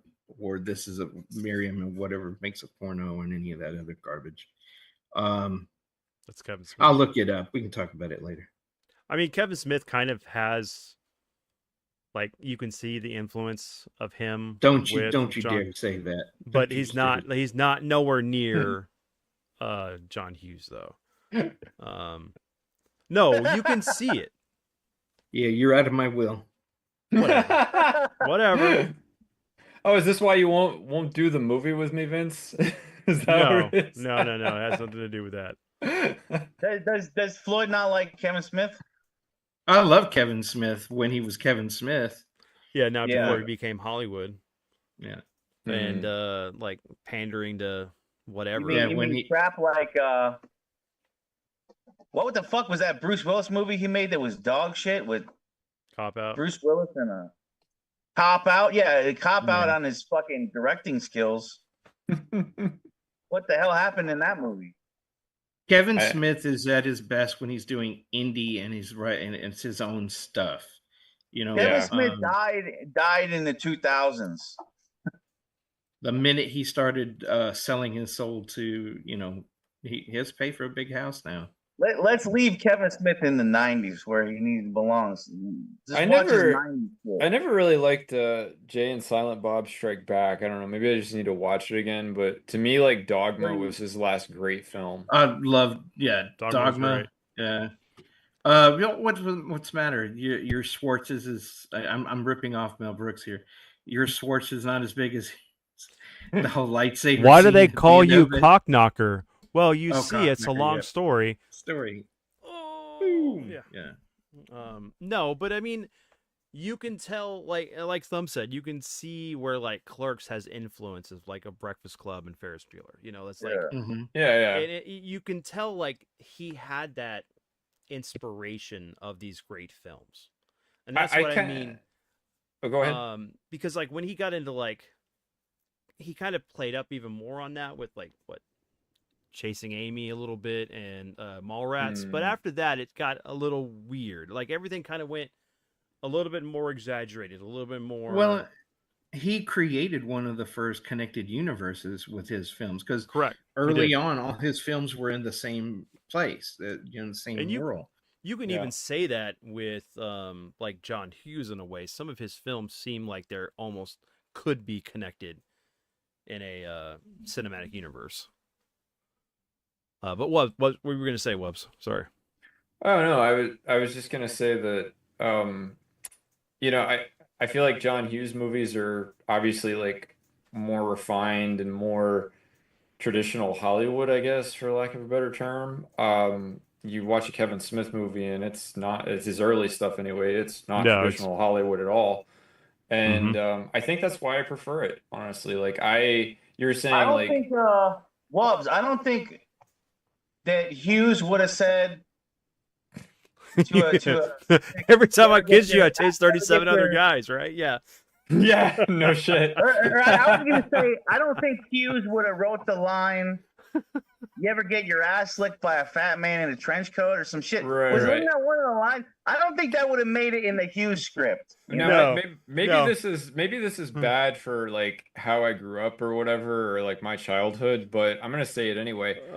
What you said earlier, Ryan, how you could relate to all of these John Hughes characters and like the Breakfast Club and some of these other movies. You could relate to the characters. The difference is with Kevin Smith, you feel like you lived that.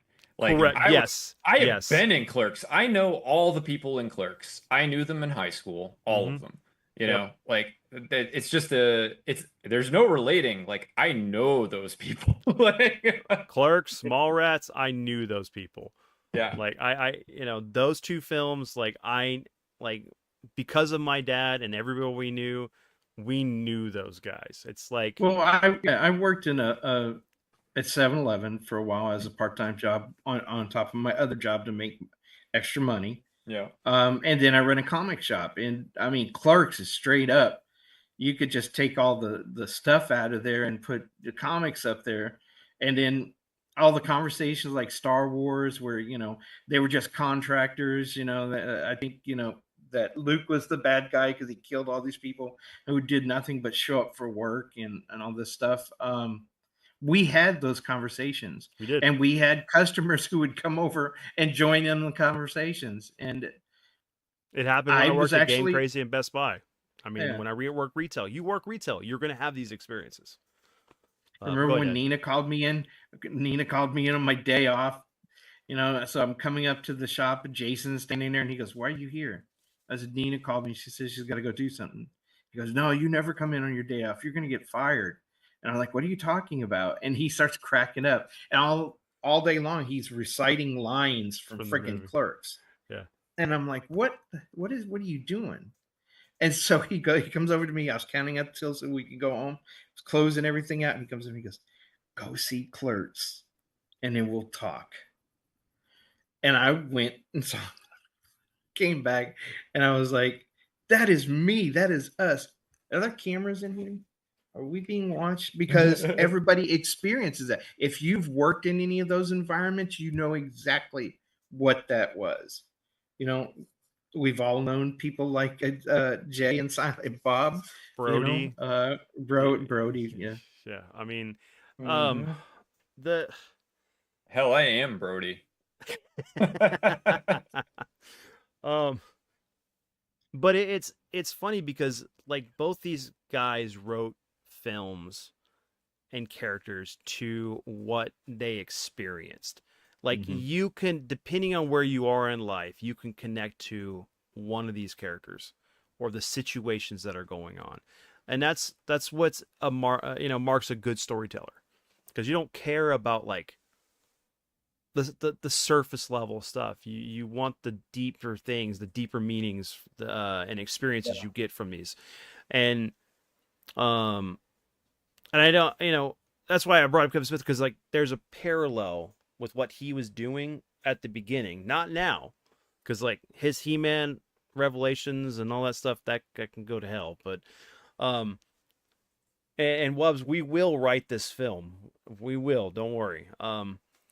But these guys, like they influenced our life. They actually brought a joy to our life that was something outside the ordinary.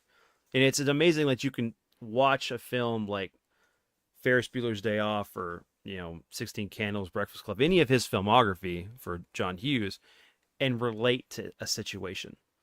And like you understand, like this director gets you, and it's most people get that, and that's great. That's Yeah. a great storyteller.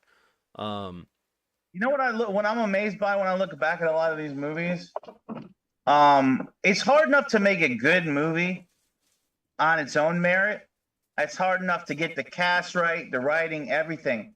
But what fucking sits high up on these movies for me is every scene is so memorable.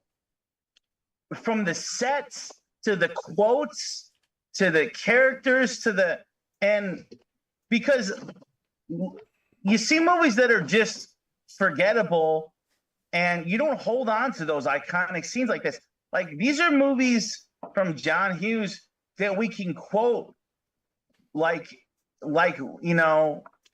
something your best friend said, that you Right. go back to and reference. mm-hmm.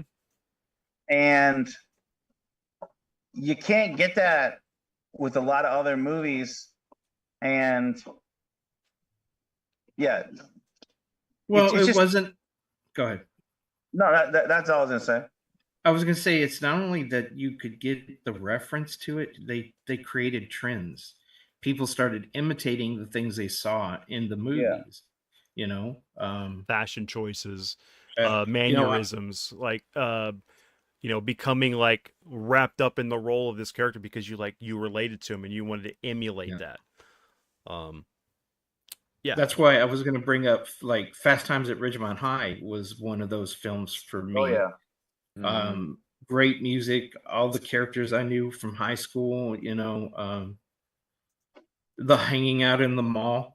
Yeah, that it was just everything that was there. So the mark of a good film is when no matter where you are in your life, you relate to it.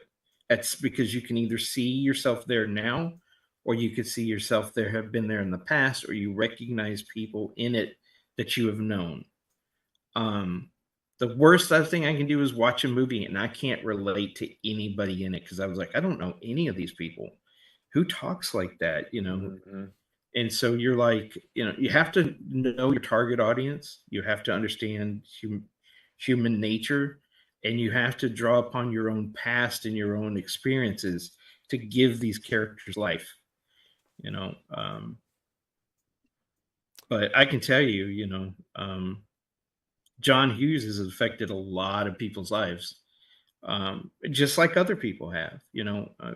Cinema is great because they're snapshots of a period of time. you Hmm. know um, Sometimes it dates it and it kind of loses its impact later on, and then sometimes it's just great no matter how many times you watch it. Now where Sharknado sets in that little pantheon, I don't know, but it's another movie that has great relatable dialogue. Right. Well, it speaks I've volume always thought that for. like Oh, I go was ahead, gonna say Ronnie. Go, Ronnie. critics are usually very hard on comedies, man. Yeah, And they are. Yeah. these movies should be almost like in their own kind of category for like an Oscar or something, because they're kind of unappreciated in that aspect, because it's like a teen angst movie over kind of gets like, but that's kid stuff or something. There's something about it where it's not really appreciated, the art and the attention and detail that has to go into it to make these that good. I think a lot Like, of you know what I them that mean? happens. A lot of the teen angst movies, like I couldn't even watch them again probably because they'd be so cringy or just unrelatable. But the John Hughes movies are definitely not that way. You can Yes, definitely yeah. watch Yeah. those now. Well, Just like it I can watch Clerks right now and be right back in high school. Like, yeah, that's exactly what it was like. it depends on the film. Like some different things are going to resonate with different people. Like, what was it? Take Me Out Tonight. I totally got that movie. Like, I can watch that movie even with the weird scene with the bathroom with the hot redhead with her husband that just gonna watch. Like, that's a weird scene, but everything else I can relate to the main character, and what he going through. It's fact, like, he worked at this video store. I worked at Game Crazy for a period of time. You had this girl that you wanted to go out with or whatever. I can get that. Um, but like, it does speak volumes with John Hughes that he only did 8 films as far as his directorial side of things, that they're so memorable today that we're still talking about it, almost like 30 or 40 years later. Well, it's kind of sad because some of these directors, they hit such a high watermark, they think they can't do any better, and then they stop. They go into another avenue of to do with the films. I Like he did a lot more producing and executive producing after he quit doing writing, and you know like you said, 8 movies directing. Floyd, I respect that though. I respect a director who is like in touch with where they are and they're not just making more movies or directing more movies because they're getting a bunch of money thrown at them to do so. I actually have way more respect for that than somebody like we were talking about Ridley Scott, and what's happened to him. Like I'm sorry, he's not the same director he was No. in the 80s. He Mm-mm. just isn't. No, So, no, but he has some of that has to do with their ego. They can't. Somebody will come out with something later that overshadows them, and they've got to prove that they can still do it, and they don't understand that they're no longer that person. They don't have the eye. They don't. Uh, I would I add the can't fact think of the that word I want. I'd add the fact that, for one, like, for Ridley Scott, he had tons of movies that just hit. I yep, mean, Legend, hard. Alien, Blade Runner. Blade I mean, Runner. Kingdom of Yeah, but Heaven. I mean, like Alien gave him that Gladiator. I career. mean, and so he's had these like films that are so iconic, and like so to have something come in and he has that ego. Like we know this from just like reading anything about this guy, like the process of I him just making find him Alien. derivative now. I find him derivative now because, like, Oh yeah, I yeah. love that era. I love that era. Alien, Blade Runner, Black Rain. Those are some of my favorite movies. But now it just feels like, yeah, Thelma and Louise. It feels like he's derivative of his older work, and it's of lesser work. It's just not as good, right? It's Yeah. like Yeah. watching the modern Disney Star Wars trilogy. It's so derivative of the old stuff and just a watered down, inferior version of everything that came before. That's what Ridley Scott's modern films feel like to me, for the most part. And that's why Floyd, I was asking, is it even worth watching Romulus? You know, because I just I was afraid I would He just did. be massively disappointed, you know? Well, He didn't really didn't have anything to do with it. it. He produced it. Okay. So that's why but the people who made it relied way too much on the visuals of the original film and the sequel film 1 and 2, that they didn't give you a much deeper story. You could have gone anywhere with this, but they take you back to Nostromo. Here, oh, I'm good now. I got to be quiet because there are people who haven't seen it, and I don't want to ruin anything. But there, when you watch it, get back with me, and I want to talk to you about some of it because there are things that happen which were strictly for convenience and storytelling. Well, we still Okay. need to. We need to do a review on that because I have my gripes about that film. But yeah, I remember an interview I think I read where Hughes said something like it broke his heart losing Candy because he lost his his like his collabo guy. You know, he lost his. I think he might have had some other stuff down the line, but he said something like it broke my heart when Candy was gone because he felt like he had some other stuff, ideas of stuff he could have done. I know he said something like that to the effect of like, I had some other ideas of things we could have done, but it was too late and he was gone. You well, know? So I think that yeah, that might have correlated with the fact that like his last film, of course, that he directed was Curly Sue, and then like 3 years later, John Candy passes away. So yeah, I wonder what film he may have written and was going to direct and maybe had Candy in mind for, but because his passing, it never happened. Well, it's like we said, he had actors that he liked to return to over and over again because they were a known quantity to him. He knew that they could actually draw the emotion out of the role, make them human. You like to work with people that you can trust. Um, and it was devastating for Candy to be gone, period. But knowing that we'll never have him in another film was rough for me. Um, Robin Williams because too. Yeah. Robin Williams I didn't want to talk to anybody for weeks because I emulated Robin Williams, that comedic timing and that kind of stuff.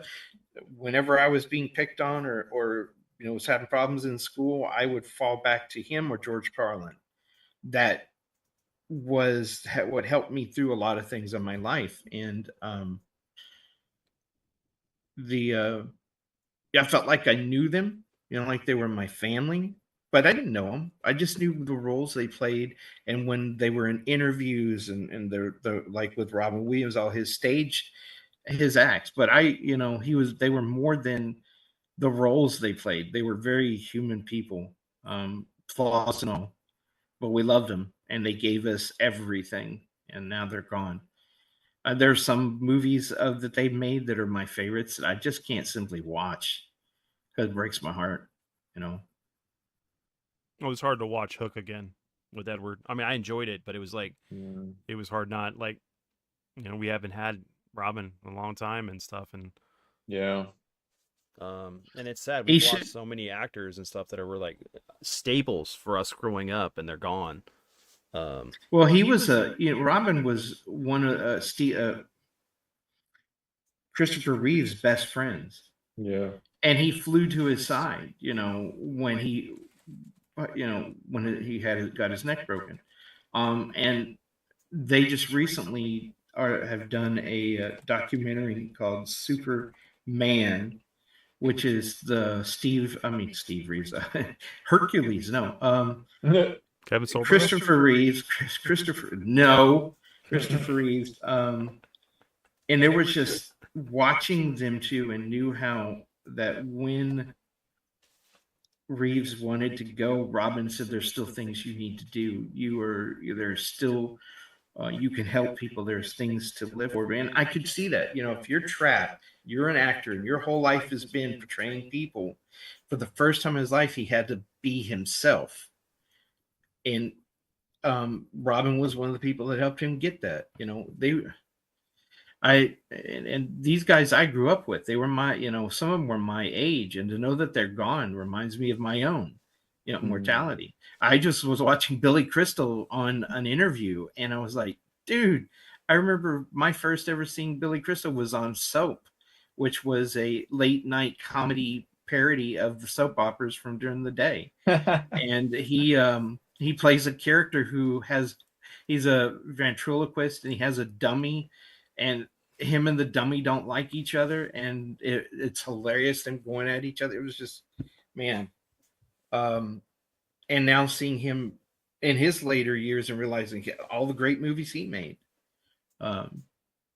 So I really have a strong appreciation for films, the directors, the actors. There's some films I'm like, how in the hell is that still around? But there are some that I think should be archived and restored for generations to see. I know I took that somewhere else, but no, it's okay. I didn't mean to cut off Ryan either. I just had a point of what I was in correlation to what he was saying. But that's the whole thing too. Is like we love these things. We love cinema. I mean, like I love video games, but like film is always gonna be my first love. I wanted to be a director. I love telling stories. What I miss about the John Hughes era and a lot of the 80s movies is feeling empowered by a lot of underdog characters. Usually they're really fucking upbeat, the 80s movies. Yeah, there's a certain despair to a lot of movies these days that bum me the fuck out, honestly. And it's fine to be like super realistic in a movie, but sometimes they're realistic these days to the point of like despair for bumming you out's sake, and like there is no turnaround for the character. But I love like the optimistic outlook that a lot of the Hughes movies take, and a lot of those movies of the 80s era. I just want to get up and just like fucking, you want to get up and like almost like dance to some of these movies. You're just happy. They put you in a good mood. They uplift you, like something like Vision Quest or something. Like everybody. As much as I love Karate Kid, I would say like Vision Quest too. Where you're just kind of motivated. It's like the underdog wins, or the character overcomes the obstacles, and there's a positive outlook. There's a reinvigoration for the zest of life. That's what I miss from this era, that I don't feel so much from film today. I don't feel that empowered or the optimistic outlook, and a lot of that's from those 80s ideals of maybe the excess or the fun or the, I don't know, something. I don't know. 80s was about excess. It was not about family. It was like But it was getting yours. optimistic. But what I Very would say is that optimistic the movie. 80s did do what, and that some film directors still do, is a film that gives you hope. When you walk out of the film, you can be Right. in a bad mood, or you can be depressed, and it takes you out and gives you hope again. You walk out of the theater going, I can still do this. A film should take you away. It should hold your attention. It should, I don't want to say distract you, but give you give you some thoughts to think about when you leave the theater, and to give and restore hope. Because we have way too many downer movies that end horribly, or even the good guys are bad guys. I mean, nowadays we used to hero worship the heroes who were the underdogs, the ones who, stood up even though everything else was against them. Now we worship the anti-heroes, the ones who are, they're going to go in and get even, get revenge. We're going to get that. And that's not what I saw as heroes, period. When I go see a good movie that's got an uplifting story, where the characters might be flawed, they might have problems, but they overcome it and grow. I can't stand when a character doesn't grow. If they are the same person they were at the beginning of the film, I wasted my time. It's also I like today's movies, man. It's like they're forgetting to let you have fun sometimes. Like, let us have some Yeah. fucking fun. God damn it. That's It's what. like they forget to put that joy and fun in there. Mhm. That helps you feel hopeful and optimistic at the end. And That, then so you kind of get you finish the movie and you feel a little bit drained. You're like, God damn, well, I got my own problems. And now yeah. this movie just laid a shit basket on me with this fucking stuff, you You know, know? this is the problem, I think, with Hollywood trying to preach so hard in everything all the time, right? It's like, let's take every political problem and make it the viewer's problem. When they're really just paying $10, $15 here, trying to escape their Yeah. problems for 2 hours. That's it. That's all we're asking from Hollywood. But they're Yeah, constantly trying to shove something else down our throats these days. yeah, they are messaging. They're the one thing is we don't need them to preach to us. We're all aware of what's going on in the world. Yep. What we need is that alternative, My mic and wasn't on. if you want something to become normalized, just show it acting in the background. Show a Yep. normal world. You don't have to give us a backstory. You don't have to intentionally create something to throw it in somebody's face. Just make it part of your world. I don't mind a message at all. That's the other thing, right? Film has had messages forever. That's not a Ever. new That's what I was thing. gonna say. It's just that the way Yeah. that they do it now is so heavy-handed. It's Handed, not yeah. clever at all. Not even a little bit.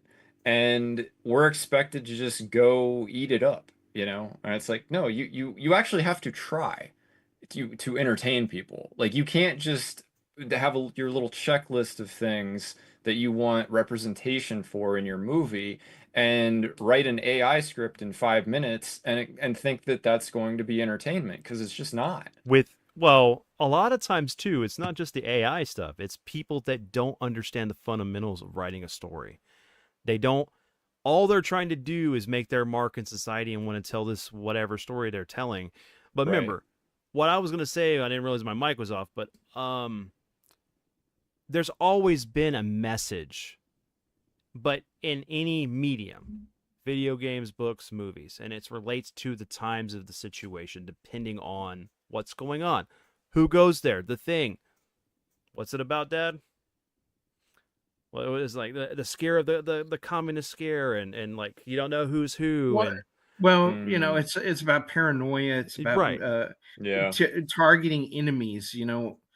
Um, you can have disagreements with each other without tearing each other down. Mm-hmm. You know, but what I wanted to go back to something Ryan had said, and that was like, it's like if you read a review, right, a reviewer just pans a movie, but you loved it.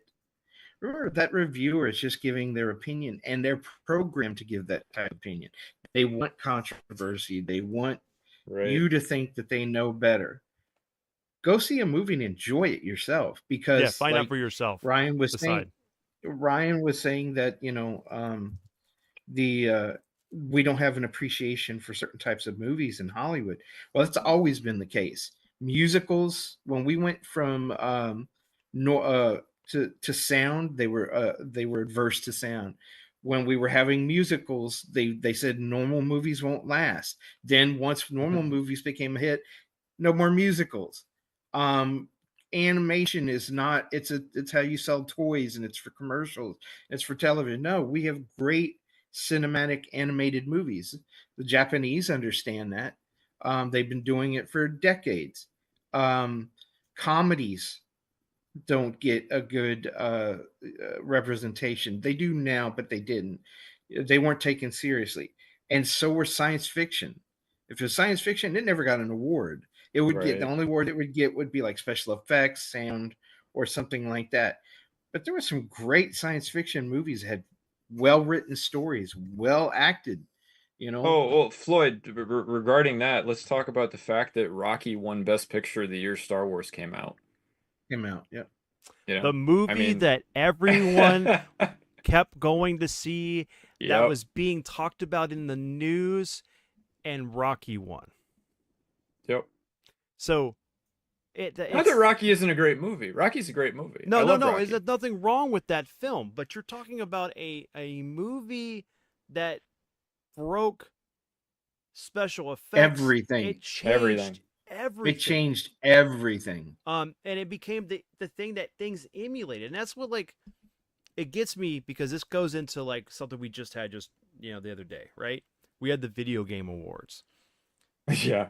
That thing is such a joke, right? Because games that deserve to get there don't. But games that have a message, like what is it, that Hellblade, not Hellblade, but that something with the girl who has some kind of mental issue. Like, I get it. It's cool, but it's like not better than like other things. Like, Right. give me a reason why this game is good, not because it addresses mental health issues and we're okay with that. Give me something more. That's just a surface level thing. That's messaging. Correct, it They're is. doing this It thing for is. messaging. That's the And problem. they're like, man. "Oh, look at us! Look how well we're doing. We're doing all these great things." Yeah, but if you have to call it out, are you really doing something? It should be recognized by your audience. You don't have to tell us that you're doing it. And If it's meantime, there, they go out of their way. Those same people go out of their way to ignore actual greatness. I mean, Hogwarts Mhm. Legacy crushed all of the sales last year, like all of them. It was easily the best-selling game of the year, and it didn't even get nominated. And it was a great game. It was a fantastic game. It was the bestseller for a reason, you know? Like, but they ignored it completely because everybody thinks J.K. Rowling hates trans people for some reason that Yeah. I still don't understand. But whatever. Remember, sometimes you have to separate the creator Yep. from the From yeah. work that they do. And also, J.K. Rowling didn't write that at No, she all. didn't. Like She had she nothing just to do with it. created, She just the created the world that world, the it's based sandbox. in. It's like You know? she built the sandbox that the kids play in, but because she's crazy and has weird views, well, we're gonna burn this sandbox and you can't play in it. And the kids are like, I don't understand any of this. I just want to play in the sand. But see, Well, to I mean, some of us, she doesn't even have weird views. To some of us, it's sort of like, no, that's just normal, right? Right, Like right, exactly. I mean, it's just totally reasonable. Why? And also, what the hell does this have to do with video games? Nothing. what doesn't. and That's they what. well, I was Yeah, gonna say It people doesn't. have to hunt for things to hate. Right now, the big thing is about the new Indiana Jones game. They're angry. They're angry. It's not Harrison Ford playing the voice. Oh, it's not? Oh, thank God. I And want to play it so more now. I I'm want to sorry, play it they even more. Holy Troy shit. Baker is awesome.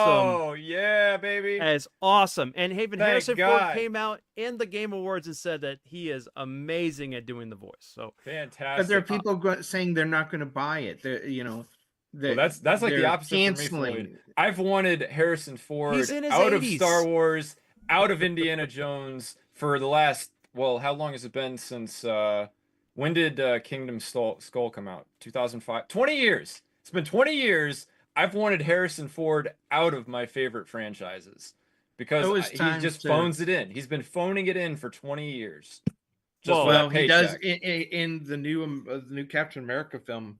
He's flat. His acting is Oh, flat. I'm sure it is. They cut down the whole ending because it wasn't working. I still don't think this film is going to make very much money, but unfortunately not. The Red Hulk's going to be in it less than 15 minutes, and that's in the end. And that's because why did you get Harrison Ford to play the An Red 80 Hulk? an 80-year-old actor. You're gonna Good you know, God, right? really? That's what they're doing? Oh my God. Marvel just, or not Marvel, but Disney. Disney just loves to lose money. I don't know what it is. Yeah, They How just hate hard- money. how All of hard a is sudden, it- they I'll just take hate it. money. I'll give you Like- my address. If you've Right? got too much in Scrooge's Yeah. bank, I can I'll help you take all it. out with a tax write-off. Really easy. You don't have Yep. to make these shitty movies. You really don't. And I'll take Like- coin. How hard I'll is take it? paper. How hard is it to take that storyline and where Red Hulk beats the shit out of every superhero because Yep. the Hulk is not on the planet, then he shows up with his son and kicks the crap out of Red Hulk? How Yep. hard is it just to make this film? This is not a cerebral It's not- plot. it's Like not this is rocket not complicated. It's Yeah. like, Like, God damn. it should And not be then- this hard. Hey, Hummus, we're live, brother. We're live, man. And it's sad that the effects in some of it look like what you'd see on Disney Plus. So you Yeah. can tell this was probably a Disney Plus film Mm-hmm. that they went, oh, we've got to get films into the theater to build up hype for the God Emperor Doom or whatever they're doing, and then Secret Wars. So they're just going to be pumping out whatever they had in the pipeline. Let's get it finished and get it out there. Content, if you're just flooding the market with garbage, is not going to help you. Only release the good stuff, Yep. and then leave the rest of it for your streaming service, because it'll attract people to get it. This is why, like, for perfect example for that, Floyd, I will buy Netflix again. I don't have it right now, but I will definitely get it again when the new season of Stranger Things comes out. That's when I will get Netflix again. I will not buy it before that, but that's the thing. Like, it only takes one good series to sell your service if you actually focus on producing good series. Tell a good story. You gotta be rich. No, I'm just gonna get a month, to watch it. I'll binge the No, whole I'm thing. kidding. I'm in kidding. a Like you're day. gonna buy Netflix. You get it? Yeah, Or no, God, or you I can certainly wouldn't want to have to own Netflix. That sounds like a full-time job. I would hate. wait. If you own Netflix, man, we would have the best shows ever. No shit. I'm sorry. I would. You The got, thing about you got 3 of the best writers ever here, Right. But yeah, I that's want to just know my why ego. American Netflix, if you have a VPN and you can get into other countries' Netflix, they've got some fantastic stuff in there, but no, we can't do it in the American market. Right. I just watched some guys one guy lived in Canada and one guy lived in America, and both were arguing over which Big Mac is better. Really? And so the guy from Canada came to America and he had it with him. They ate at a McDonald's and he goes, okay, now come back to Canada with me. And he went, and the guy was taking a bite out of the Big Mac and it looks like a burger. It's not that little round stack thing we get that is probably cardboard just ground up to make it look like meat. Right. He took a bite out of it and he goes, this is fantastic. He goes, and I was like, there's a commercial for you, McDonald's. Bring the food that you're serving to other people here.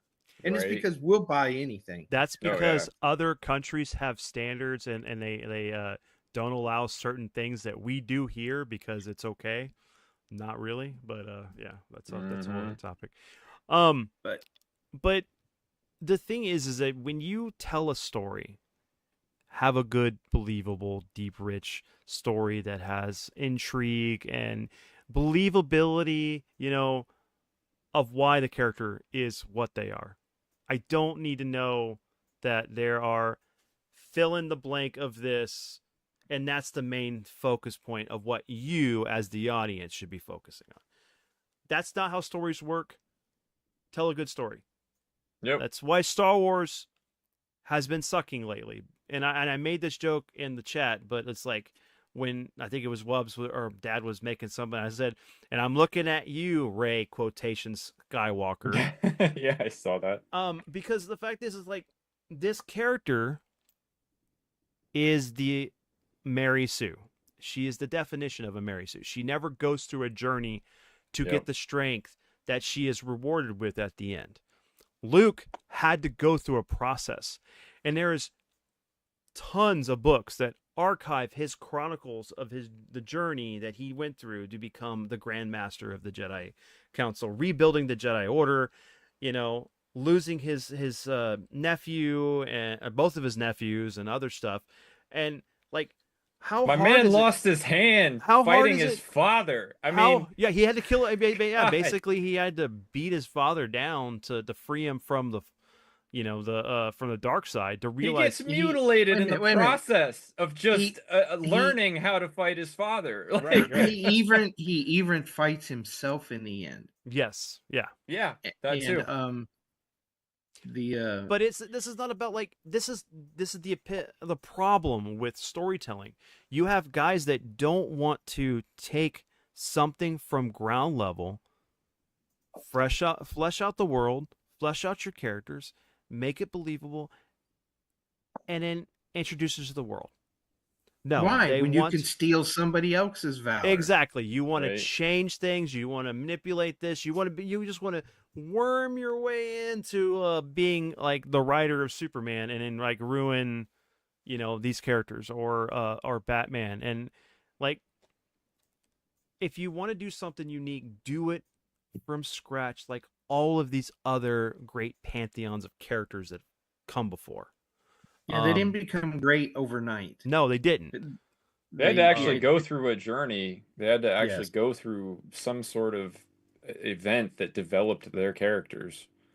And it's just like YouTube, right? We all started this journey. We experiment, we do shit, whatever we do, We're all not gonna be fucking Mr. Beast, but like, we all have to start somewhere. But like, you don't have to follow somebody else's journey. You can do your own thing. I think you can tell too from that though, at least in our little friend group, like people are doing it because they actually want to do it. Mm-hmm. It's not just because we're like, as far as I know, nobody's trying to be Mr. Beast or anything like Yeah, that, exactly. I don't. And when I watch a movie or play a video game, it should be fairly apparent to me that the people who made this actually were interested in it and were, enjoying what they were doing at least somewhat. Like because if it's not, then it just feels like derivative crap, like the new Disney stuff we're talking about. That's So to kind obviously just about content for content's sake, not trying to make anything memorable. Mm-hmm. Yeah, I mean, if you just take a time to just sit down, like you can play in a sandbox, right? You can create your own stories. Like that's what authors do. We have a friend that writes fiction about Five Nights at Freddy's, young adult Yeah. novels. So it's like you can do that too. You just gotta have the time to do it. Like You and me were building a universe off we of are, one we're still, conversation. we will. One conversation, That and we have like took over ideas for like like three 8 different hours. spin-offs. Like That it took was over crazy. 8 hours of us talking. Yeah. when you got to remember the foundation of world building is you set the parameters Mm-hmm. of the world, and when you're writing these characters, you cannot allow them to break those parameters, or the world doesn't have walls. It has no security. You're if when you're like creating a superhero, you want to give them a weakness. If you're doing a story where you're going to a planet where they have to wear spacesuits, don't let them halfway through the story all of a sudden take it off and go, oh, we can breathe this. No, when you create a world, you play in that world, you create a lore, and you keep that lore. And it's a wide sandbox, but you have the boundaries that you're going to be playing in.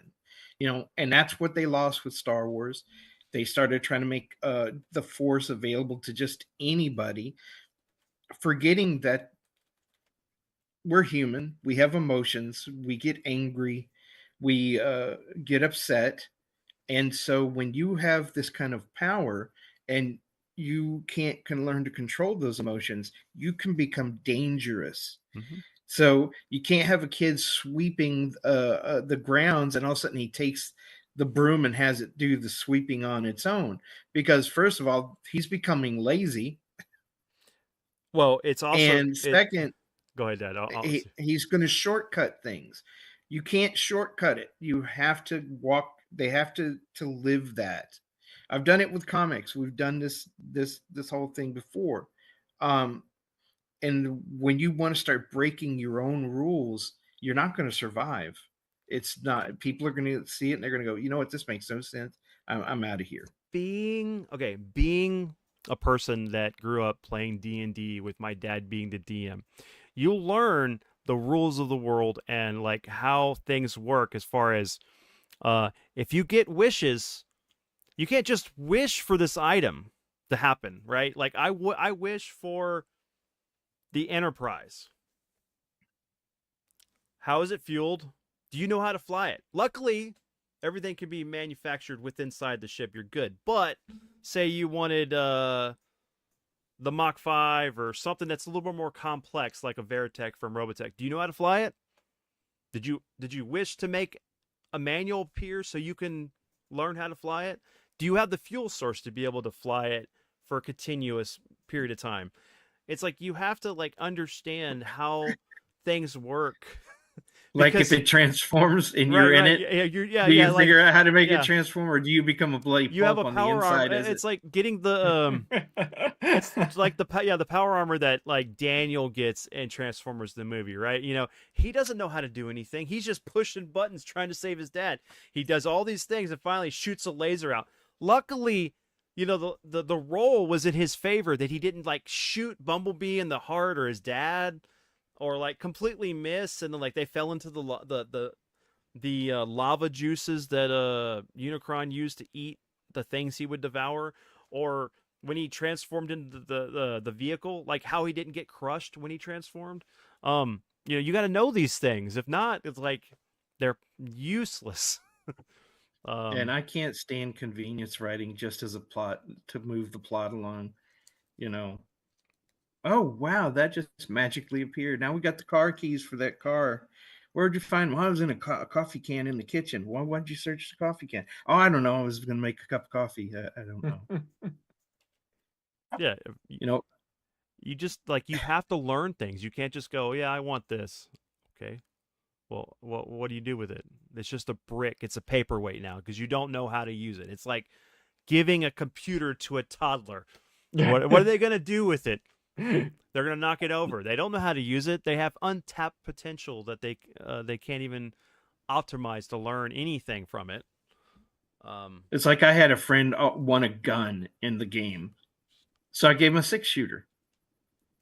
And he quickly used up all rounds. And then it became a giant paperweight or something he would throw at people because there's no more bullets in the world. Do you know how to make a bullet? He goes, no. Do you have the capability of forging? You know, could you go to a blacksmith and have them forge out the shell casings? No. Oh, well, that's bad way. I hated that as much as I hated my third wish is to have more wishes. I couldn't stand it. And everybody always did it. Okay, you've got 3 wishes. Wouldn't say it. I just waited to hear when they wasted at least one wish, got that second wish, and then said, I can do it, you know, and then I'll just wish for another wish with my third wish. That's when you hit them with, no, it doesn't work that way. Yeah, you already wasted all your wishes. You could have like, I want to know how to. It's like, okay, I want the Green Lantern ring, but if you know how to use it, like you know, it's just a ring, and you know, you got to wish for the power battery. Right. You have to have the power battery to charge it. Then you probably need to wish that Oa existed, and then you know that you go back to there to charge the battery. So you're gonna waste your 3 wishes just for the ring to work. But then it could cause other things to happen. I don't know. I'm going off on a tangent. Ryan, you got anything? Save this conversation here. Save us from the derail. The derail that went from that's all right. How are we talking We're about speeding John down Hughes? the derail.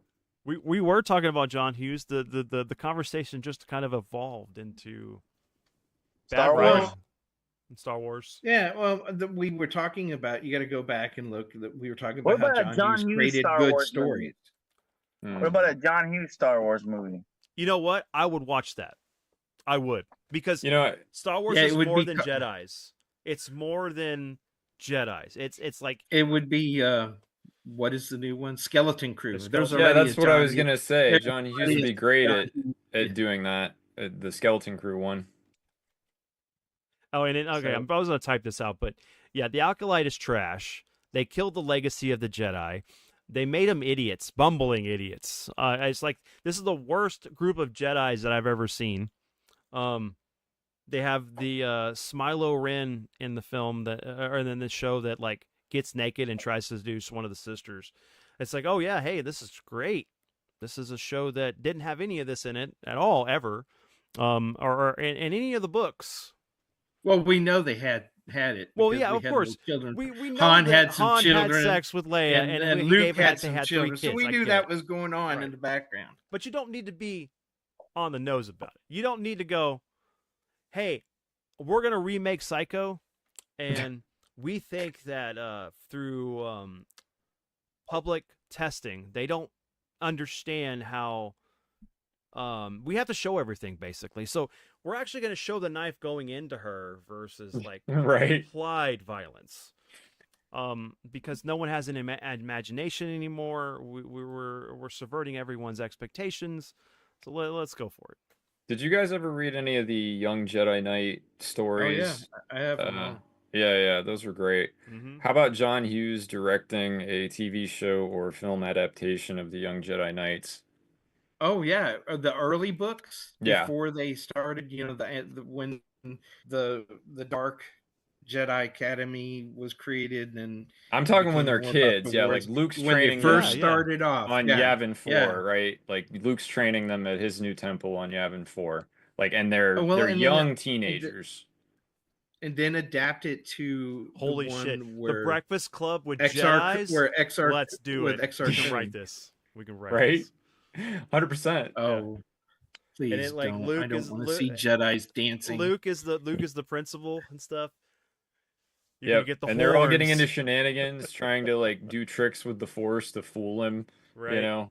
Like And then they bring in a pirate, and his name's Ferris, Yeah. we can write this right now. Let's a young go for it. pilot. And it right? would be better than what's going on with Skeleton Crew.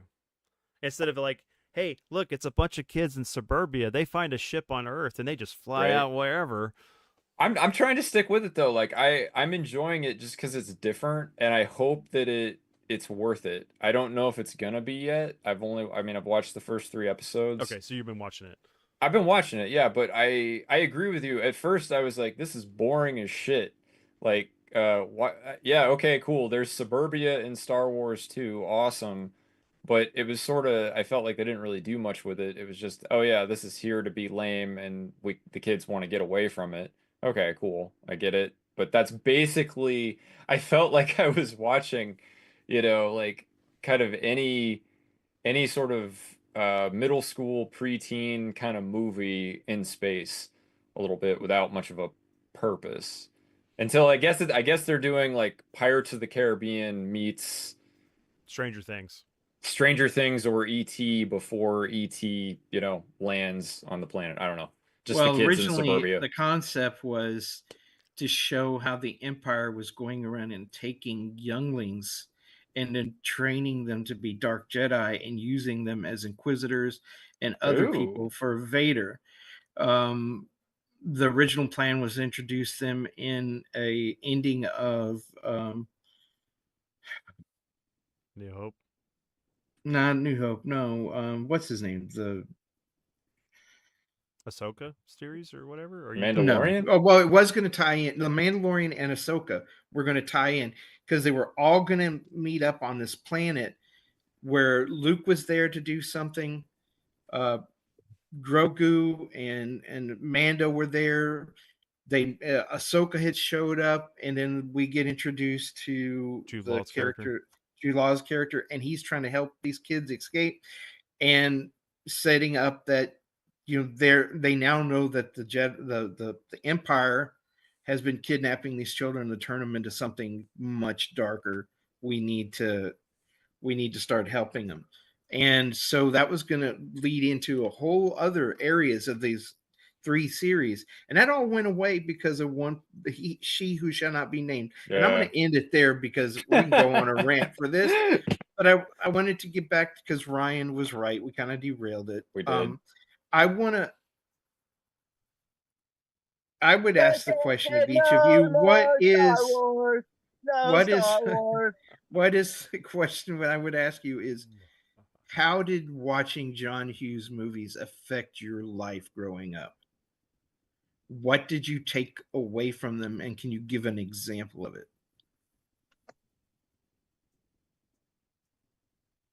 I have another question, but we'll And we'll start with Ryan with that one. yeah. So But we no get the more direction. Star Wars. We get the direction where we need to go with this question. I'm trying to steer us right back to Right. it. So It made me feel like we're all in this together, honestly, because it gives you sympathy for the other person, the other characters, the other people you meet along the way. I mean, it because you feel divided growing up in the school system, like a lot of people do. You know, it's funny when you hear like even like beautiful actresses interviewed about like their like time in like middle school or high school. They're like, oh, I was like bullied, they said I was ugly, or they all got like some shit story. It's like not a lot of good stories, even though actually I loved high school and Me too. college. It was middle school that I was annoyed by. Middle school was more of like kids just being bitches, but like I really enjoyed high school and college. But point being, like it gives you an understanding of the evolution kind of process you go through as a person and finding your identity and where you fit in the world and where your talent is, and just it captures youth. His movies captures youth better than I think almost any other directors have. And I think it just he gives you feel like a feeling of like inclusion with it all. Like you get it. He gets it. He gets the youth experience, and he put it in those movies, and you feel connected through it watching them.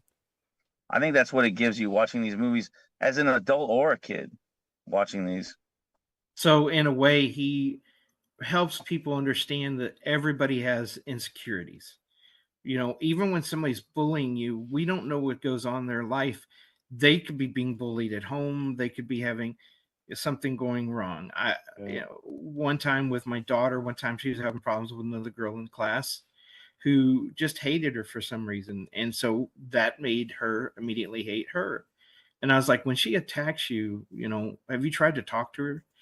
Try to be a friend to see what's going on with them. Some people are assholes and you're never going to be able to make a friend with them. But there could be something else there. And she did, and come to find out there were some other personal problems that she really didn't hate my daughter. She just became the convenient target for her own anxiety and what she was going through. Mm-hmm. So I can see what you're saying and now how did it affect your life though? Because it made me, like I said, it made me feel Well, how did you put it to practical use? Can you give an example of how it changed you and how you applied it to yourself and how you approached life? I'm not sure I can give you a specific example. It's just the relatability of the movies and the characters is empowering. You know, I'm not gonna be like, I can't be like, I saw Planes, Trains, and Automobiles, and I wanted to be uh An auto mechanic. I wanted to yeah, like sell I don't know, I like wanted to sell curtain rings Door to door. Yeah, right. door to door. I really related to the principal in Breakfast Club, and I always tell people, you mess with the bull, you get the horn, son. No, I mean I can't give you like a direct one there, Floyd. This is Yeah, very I got it.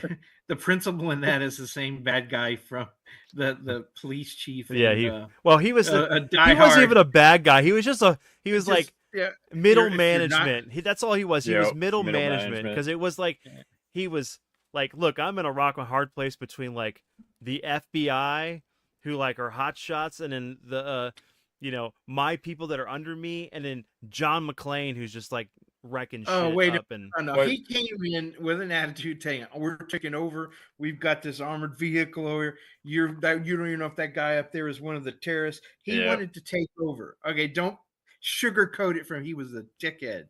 He And was I like what such a you also, said, the Bender. technically, Vince, has there ever been anything more evil than middle management? I mean, No, you know you're what? saying he's not a You're bad guy, but I don't you're not know. wrong on that. All right. So like I worked. Uh, I'm not gonna give details. I'm just gonna tell you. So I worked for a company for a bit. Um, our there was our manager and an assistant manager. This person liked to manage us as if we were their child. yeah. So if like one person did something wrong, we all got affected by it.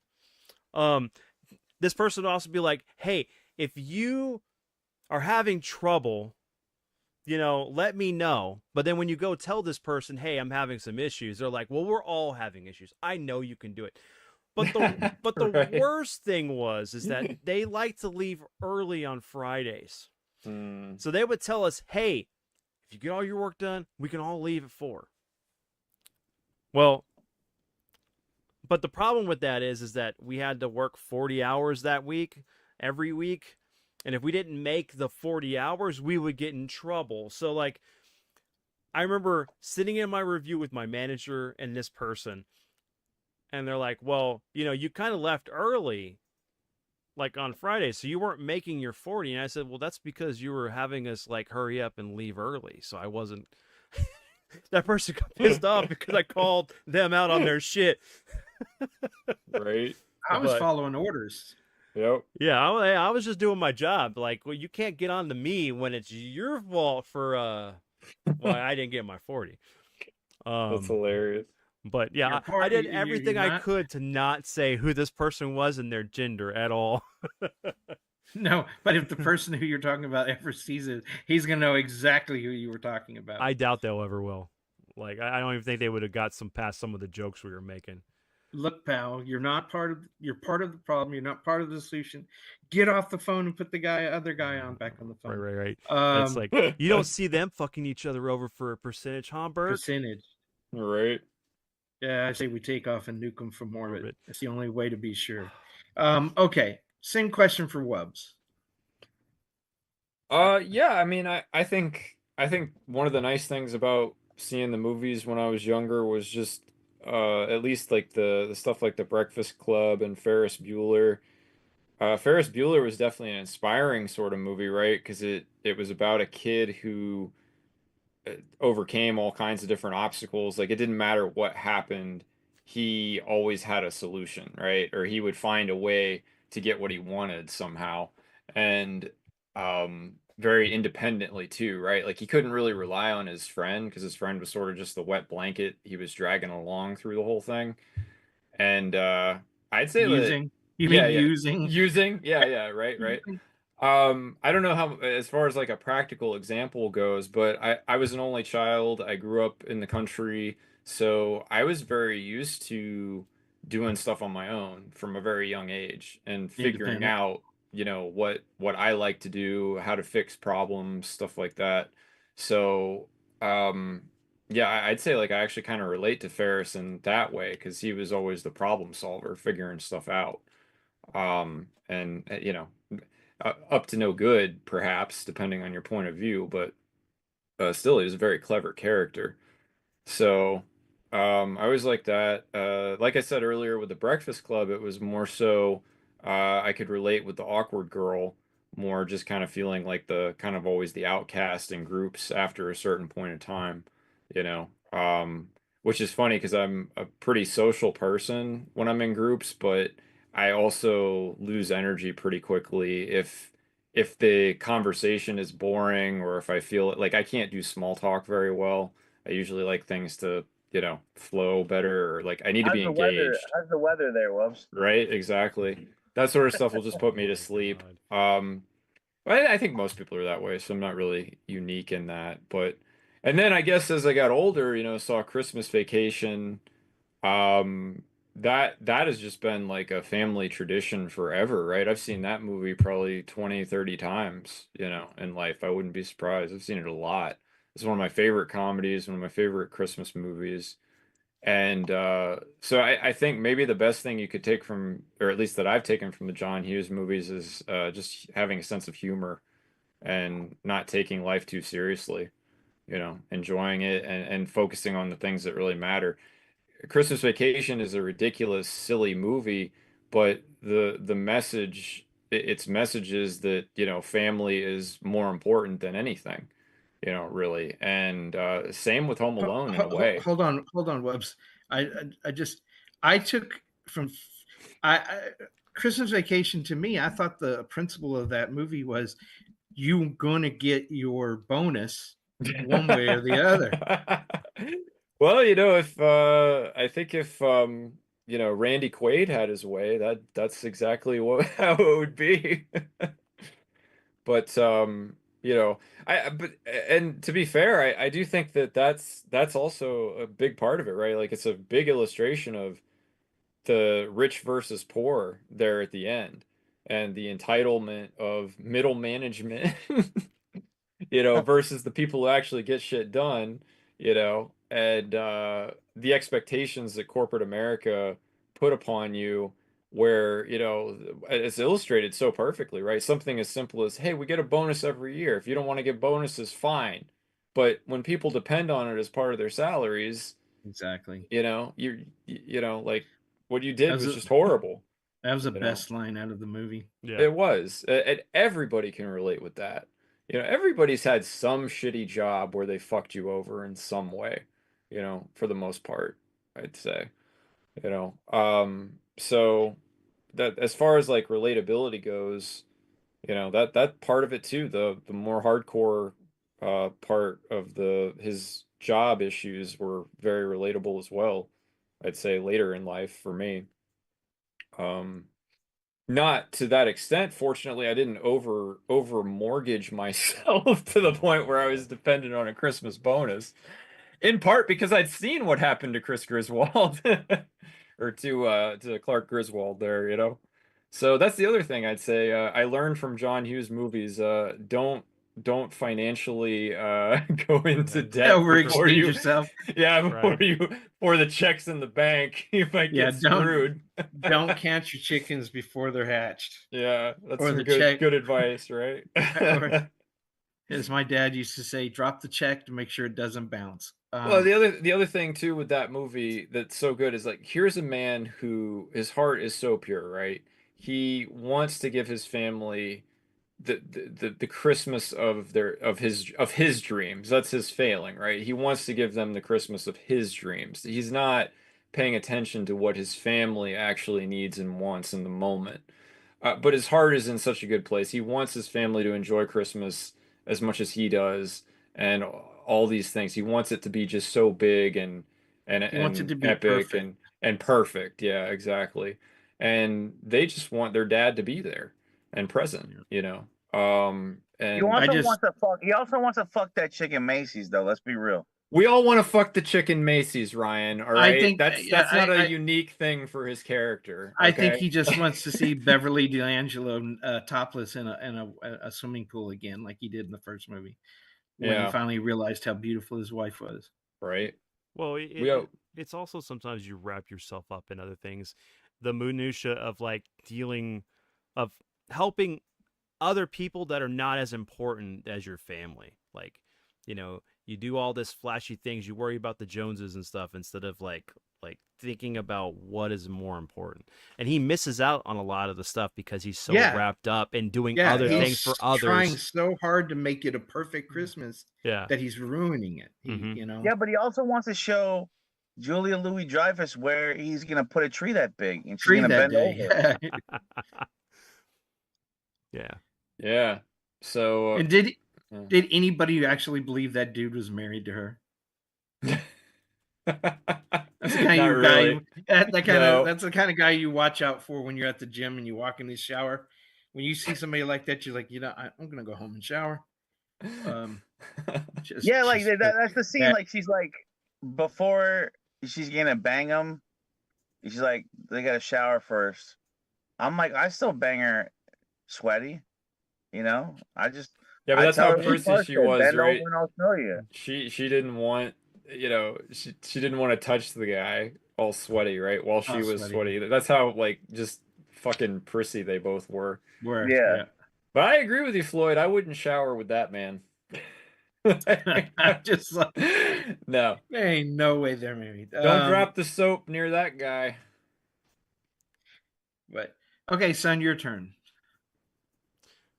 I mean, the things that I learned from the movies that like impacted me in ways were like that no matter what part of like the walk of life you are, like you know, whether you're a jock or you know, just an outsider, that you can make friends with anybody. You just need that connective tissue, something that they can relate to. Like for me, it was the toys, it was the games. I lived in a house, and I still do live in a house of games and toys. But I would have never known that. We haven't yeah, noticed that. yeah. I That's not never would have guessed, obvious. right? But no, I just thought that it was that wallpaper. if I were Yeah. if I were to ever show y'all, like, and Dad knows this, like we have pictures of like how their house was. We had posters and my dad had comics everywhere. We had board games we played all the time. My dad had models.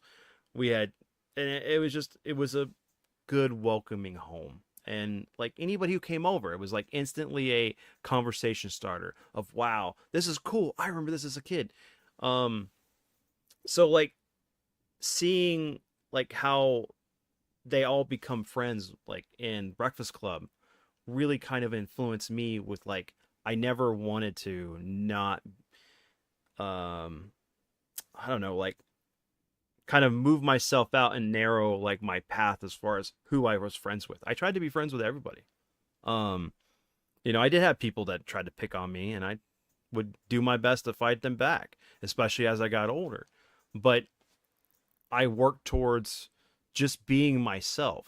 Like, and that's what shined through. And that's, you know, another thing for like Ferris Bueller, you know, he is himself. He manipulates the situation, but he's, Yep. you know, has good friends that, you know, help him along the way. He has a sister that didn't like him. My sister loves me, but she didn't like me. You know, we did fight, but, you know, and just, you know, like I was saying earlier, watching Some Kind of Wonderful, I looked at that movie from a perspective of like, man, that was me. I was an artist. I drew in class, you know. I did work at a video game store. But I did, you know, he was a mechanic, you know, but I was saving for certain things, maybe a car, I think more than college, but, you know, I got the whole thing of like having a friend that you're and people that you're around that you can gravitate around that. Like, I don't know. I don't even know where I'm going with that part of that story. But anyway, no, I could relate to that character. I really could.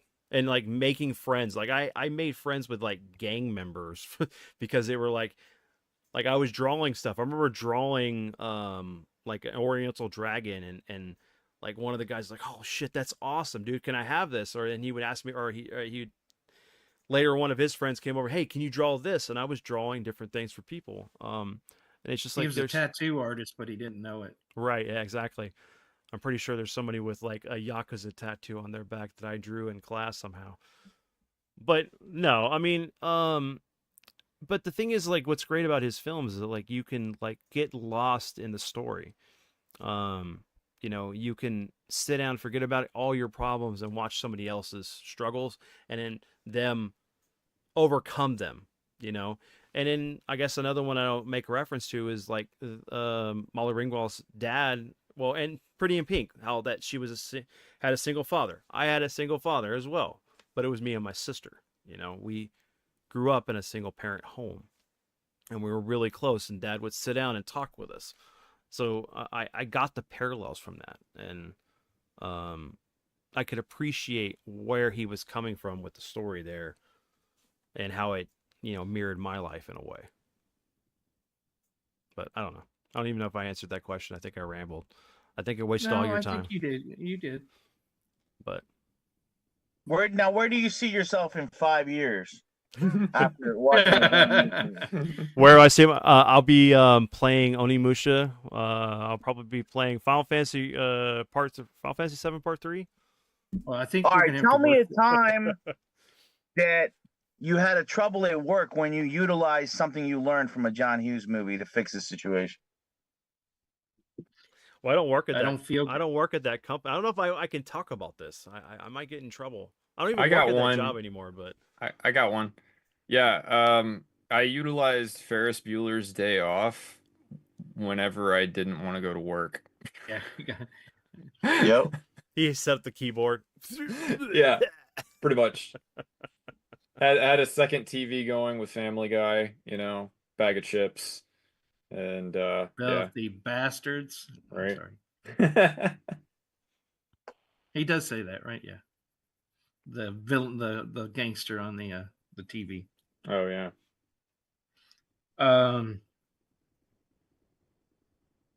I guess just for me, it would be that we're all the same. He Yeah. really gave us a glimpse into all humanity and all our lives.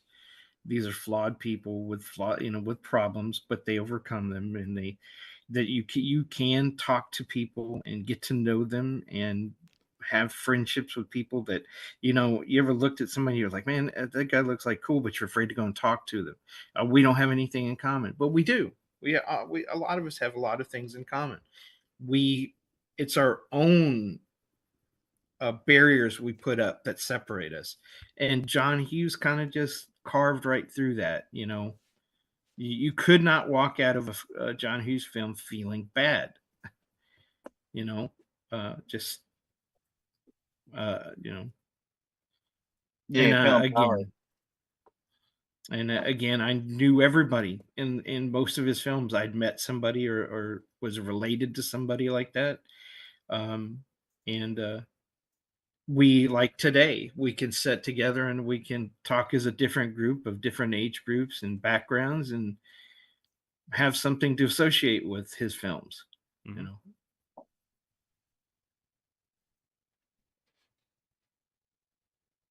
I got us to the end. You're gonna have to take over. Well, I was going to ask the question: which character out of all of his films do you relate to the most? I think John Bender's even cooler than Ferris. Yeah, I agree with that. I agree with that. John Bender might be the most badass motherfucker in like any teen comedy of the 80s. Like that's a fucking, you know what I mean? Like Judd Nelson, I'm gonna make a bold fucking statement right now, and I don't even care. I don't think Judd Nelson ever topped fucking John Bender, and I don't think Matthew Broderick ever fucking topped Ferris Bueller. They both made great movies before and after that, but that's what they'll fucking be forever. Honestly, in my opinion, that's what those guys will be. Those roles. I think they nailed it with their forever roles with that movie, with those movies. Mm. I think there are other Ferris Bueller movies that are. I mean, Ferris Bueller. I said it. Friggin' Ryan embedded that shit in my head like an earwig. He did. It's all over. I think Matthew Broderick had some much better films, but I'll leave it there. But do you think he ever had a more iconic role? Yeah, I do. What was a more iconic? Well, just give me some examples. The kid from War Games. I'll say the that was a more Kiss of the iconic Rose, role? Kiss of the Rose with Sean Connery. No, that was not Matthew. That was Christian Slater. Slater, yeah. But no, the other one. I said it earlier. Lady Hawk, much greater film. The producers, the remake of the original Mel Brooks movie. That is fantastic. Film. And when I hear Matthew Broderick, I think of his later films, not so many of his teenage films. I think of the roles that he played when he got to be an adult, and he became he always was an ensemble. There was always another character in the film with him, like Rutger Hauer in Lady Hawk. But when he could carry a film on his own, that was when I think he hit his high water mark. Because to me, he spent kind of a career of playing the everyman a lot. He played a lot of the fucking everyman after Ferris Bueller. He played like that. What was the one with Reese Witherspoon where he's like a school teacher, an everyman school teacher? He played kind of an everyman kid in War Games. That was like an everyman kind of kid. Oh no, he wasn't. He was a hacker in War Games. That's not every. But are you talking about the one where he was the election, where he was the Yeah, school teacher? Yeah, okay, that's that was a good Election. movie. Yeah. He played Um, every man and cable guy to down, to yes, be the that's another film, Cable Guy, polar that you opposite of associate with him. We'll not talk about that 1998 atrocity that happened that was Yeah. horrible with John Renault, which is a great French actor. The Godzilla movie. Oh my Why'd you God. bring that in my I head? did. Hey, you said it. Um, I didn't. I just. But you said it when you said the French dude. What's the movie where he was helping? They were doing the work with the apes because they were going to originally Project send the X. monkeys into Project X. I love that movie. But that's a year after. That's a deep cut. Yeah, that's You're after. I'm gonna tell you, like, it's the most iconic as Ferris Bueller, and you hit me with Project X, Floyd. No, You gotta have I'm a not. I'm better- telling you, there are other films better than Ferris Bueller. You know, No, but I'm not saying that's his best. I'm saying that's his most iconic role. well, you said that was the peak of him. That didn't get any better. No, like what he'll be remembered. You know, like people will be remembered for, like, sometimes it peaks into one thing that they're remembered for, even though they did a lot of other great things. They will always be this iconic role in the minds of most. Is my point. Not that he didn't do other great movies. It doesn't matter. It doesn't matter. No, it's part of the discussion, man. It's okay. No, it's all right. Remember, I'm talking just about iconic role. How would you define an iconic role? He's trying to say like Connery is Bond, Lloyd. Like Connery Yeah, made a lot of yeah. other films, like But a lot he of did a lot of other films, but that arguably better films. Better- But everybody, when Come you on, say man. Sean Connery, The Spaniard. you think James Bond. Come on, first, the by Spaniard, far. the Spaniard, man. Just like you can't top Highlander with him. And yeah. Well, I was trying to say what his name is, Ramirez. My name is what was his from Antigua Montoya? You killed my father before that. Right. That name kept popping in my head. I was like, I'm not going to say that because that's wrong. But yeah, when he played Ramirez in Highlander, I don't think Matthew Broderick wants to be remembered for one role that was very, Probably for a period nobody of does. time. Probably nobody You wants want to to be be known remembered for one your. role. You want to be. That's right, and we pigeonhole them instead of remembering them for the body of their work. Nobody And I wants to don't do be that with- remembered for one role, Floyd, but a lot of them will be. Yeah. Or they just are, right? Like Connery for Bond, right? Like it's not, and it's not our fault as viewers that's what we think. That's just the impression that is given to a lot of people. It doesn't mean that I don't respect other work that he's done. Yeah. But it is the first thing I think of. But whenever that actor will badmouth whatever that made them that famous, Connery hated Bond. Yeah. Tried to distance himself from Bond for years until he had to come back and play him again and never say never again. But you know when people talk about like the lexicon, the cultural lexicon is, yeah. That's what, like, has that iconic thing that is somebody's trademark, It's kind of like it's removed from even anything they can control. Like, I guess it's gonna I'm be different that than icon. that because I know how much Bruce Willis wanted to change.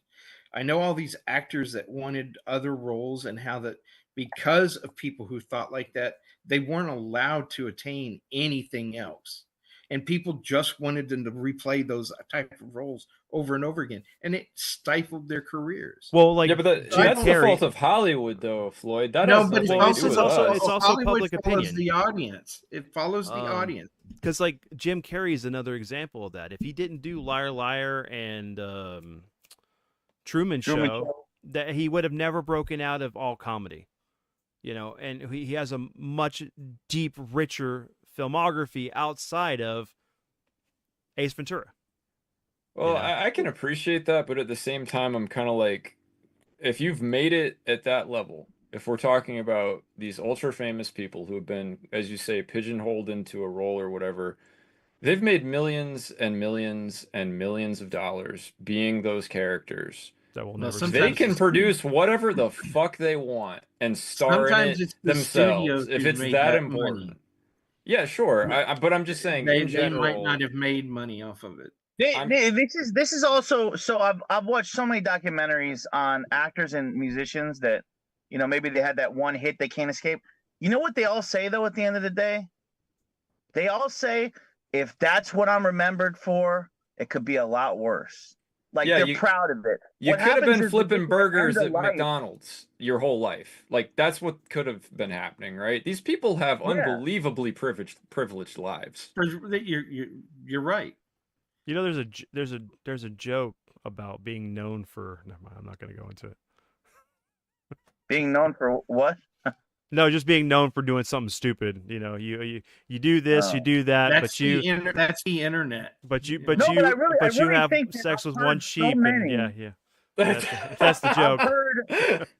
I've heard the end of so many documentaries, it's too many to even name, where they basically come to the conclusion like they spent their life battling that image that the public had or whatever, the icon that they created. But then they're like, you know what? I'm proud of that now. They come full circle, like where Yeah. they're like And in the end, embracing yes, their because they're older, and at that point, Yeah, they're their trying to tastes hold may on have to- changed. Yeah, their life experience kind of changes their point of view. Or They're not they've even the had same person that they were. they may have had an awakening of some kind where Yeah. they discover gratitude, right? Right, And they right. realize like, oh, yeah, I'm one of a fraction of a percent of people who get to be on the stage at all at this You- level, You get to Yeah. make a And living human? pretending and play acting Yeah. like we did as kids. right? Oh, I understand that they should be appreciated, but I can also understand wanting to be known for something else, something more, a higher role, I think it's And then some- admirable that they and want to do sometimes- that, you know? And sometimes, like Anthony Hopkins, different roles throughout his life, but he will admit that some of the roles he chose kept reintroducing him to different generations. So, Marvel superheroes introduced him to a whole generation of kids who didn't know him from Magic and all the other films that he had done when he was younger. But what do people think of him mostly for? Silence of the Lambs. Yep. Yeah. Hannibal Lecter. So, You and this know. is something good point that Hummus brings up, that Leonard Nimoy. His first book was "I'm Not Spock," and then the second book was "I Am Spock." I am Spock. Yeah, he Yeah. struggled with the whole thing of like that's who his identity, even though he did so much more other than being Right. Spock. And he was like originally he was only Spock for what, one season? Right. No, he was Spock well, for three three seasons, seasons. yeah. 3 seasons and 6 seasons. Yeah. movies. Well, it might have been no, but like you think about it, And like it was off the Thousands air of conventions and for off books. the air for so long, Dad. Come on. It was never off the air for so long. Did you know that the minute it moved into syndication, it It's was on always on. television somewhere around the world at all times? And Yep. they didn't make a dime But off of it. nothing new came out for how long? How long, Dad? Wasn't it motion picture? It was 1981, 81. yeah, motion but picture. There was the thing here. Well, that's not true. They had the animated series in the 70s. Yes, That's they did. true. That's It was true. that. That's true. And that was directly related. Gene Roddenberry, the actors and everything, that was considered the 4th season of the show. Right. But it went into a turnaround at Desilu where they were doing Star Trek The Next Phase, which was going to be a brand new television series. And then upper management got cold feet, turned it into Star Trek The Motion Picture. It was planned. There were the models built. The sets were built. There was a pilot episode filmed. So just because we didn't see it doesn't mean that it wasn't actively in production. Right. Right, There was, right. There's So, definitely books and other things too that were continuing the stories. But definitely this is something that we do need to cover at a different point. Maybe the Star Trek films that, maybe get Wubs on and Ty Lord, you know. Sure. So, but yeah, no, I love Trek. it's cool how like all of this ties back into the discussion with John Hughes, because it it organically flows with the conversation as we're going, because it harkens back to other things, like as Hummus said, Leonard Nimoy having this, which brought us into the Star Trek. We said something that brought us into Star Wars, because of the interconnected tissue of just film and our experiences. And that's one of the things that John Hughes brought with his films, was personal experiences, Right. you know, and relatability for the viewer. Usually there was a through character for us to be latched onto. A lot They of were times. our vision. You know, Right. they were us. You know, because even with him writing Kevin, right, from Yeah. Home Alone, like, he was the smart version of us. Like, why don't you do this? Why don't you do that?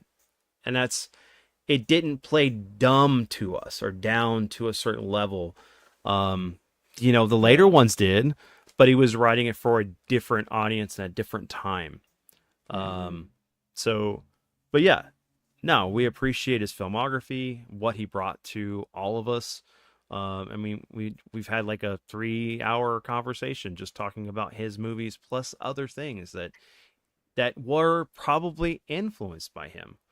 Man, I don't know how many times me and Ryan have talked about John Hughes in his Discord, and like, we need to do a podcast episode on this, and then now we're doing it right now. So it's like, you know, and If he was, I wish I could give him a hug. He made so many of my favorite movies. Yeah. That's what it's kind of like, right? Like he's like the director that's like your dad or something, you know, that or like cool more uncle, yeah, the cool uncle or something. Well, I don't know if he's the cool uncle. I feel like he's the more responsible one of the family. Kevin Smith is the cool uncle, for sure. He's gonna score you some weed after the show, but I feel 20 like bucks, $20, little man, put that that shit in in my my hand. hand. There we go. right. But yeah, I feel like in some ways, is there a director that better illustrated both the experienced and idyllic versions of America's youth in the 80s and early 90s? No, No, I think he defined a generation. Yeah, I I mean, agree. like, Goonies was something different, but Yeah. it was relatable, but it wasn't written by him, you know. No, well, There, and you got Spielberg is, And yeah, it it's was different, right? fantastical. Exactly, yeah. right. You know, I'm because talking about E.T. what was like an actual illustration of real real life, life, right? you know, Exactly. But he and did also touch on real that life, and fantastical side. also and the fantastical with Ferris Bueller and Home Alone and things like that. Sure, but that's why I say Weird sort of science, yeah. ideal, the ideal, right? Like Ferris Bueller is something a kid would want to be, or Kevin from Home Alone is something a kid would want. You'd want to be that capable, that smart, that clever, to be able to do those things. You know, if you were just a kid when those movies came out, you saw those movies probably, and you're like, I want to be like that. That's something I really look up to, you know. Mm-hmm. But if you're watching The Breakfast Club, it's like I am one of these people. Yep. Like that's my lived experience. Isn't that the whole Now, message that they leave at the end for the note for the principal? Yeah, I am this, I but am that, I am or this, I am this, this, and yeah. this. Yeah, it's great. I love the ending.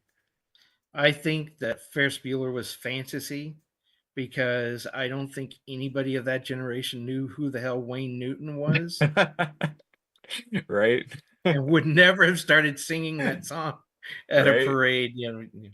Yeah, but The only no. reason I know who Wayne Newton is because the License to Kill. Bless your heart. Bless your soul. Yeah. You know how I know who Wayne Newton is besides my dad? Ford Fairlane. He's the villain in that one. Shake me, Oh. Jazz. Shake me. Oh wow. Yeah, I could do a whole thing with Yeah, Andrew man. Dice Ford Clay. Fairlane is like, oh man, and talk about somebody who got his career screwed over.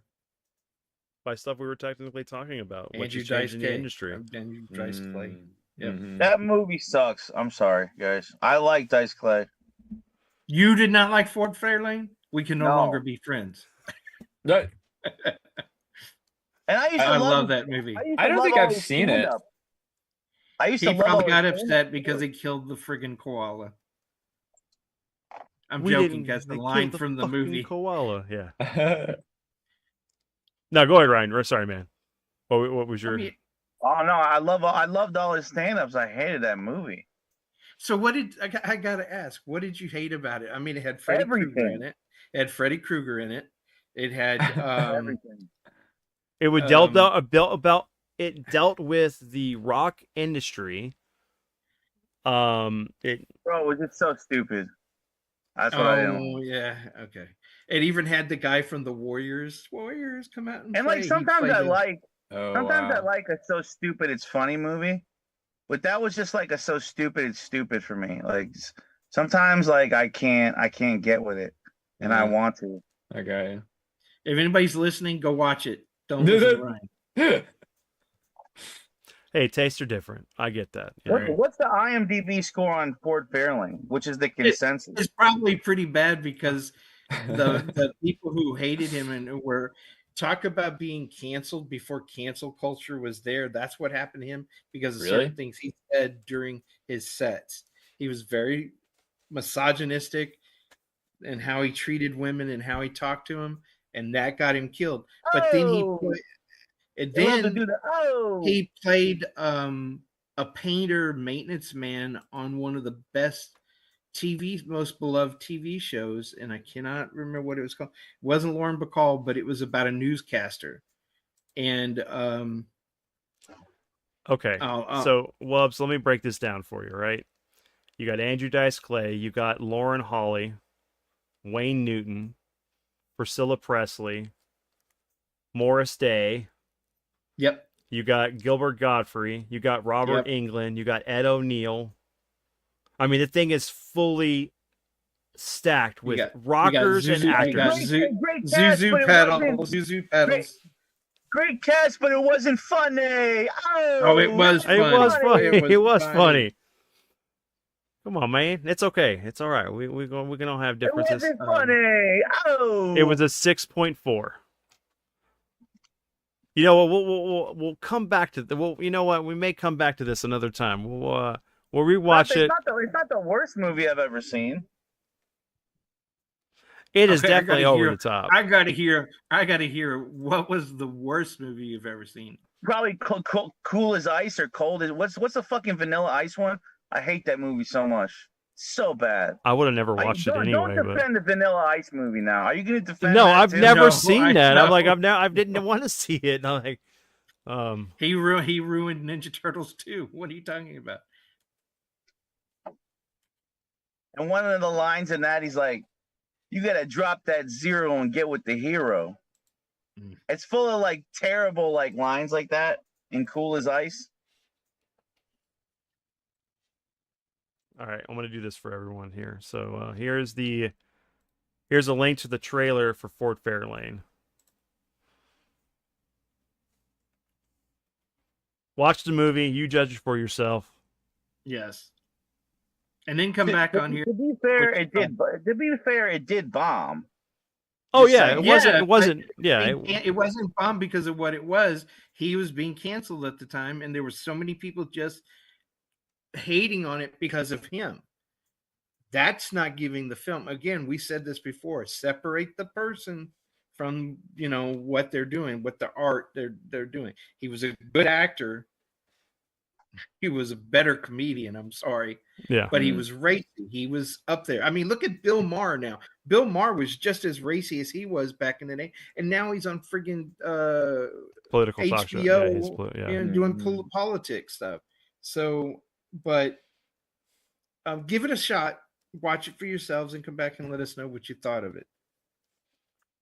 I mean, it's raunchy. I mean, there's some But is raunchy. but it's hilarious. I mean, to me, Well, it's yeah, hilarious. but a lot of movies back then were raunchy, and Yeah. honestly, everything you said about his stand-up, Floyd, just makes me want to watch it more. So, like it's, I I'm not offended by every little thing that I hear a stand-up comedian say, because that's not the point of stand-up, to get offended. If you get offended by everything, you shouldn't watch stand-up, frankly. It's not for you. Well, yeah, growing up, the comedians I watched growing up couldn't survive today. They would have been Yeah.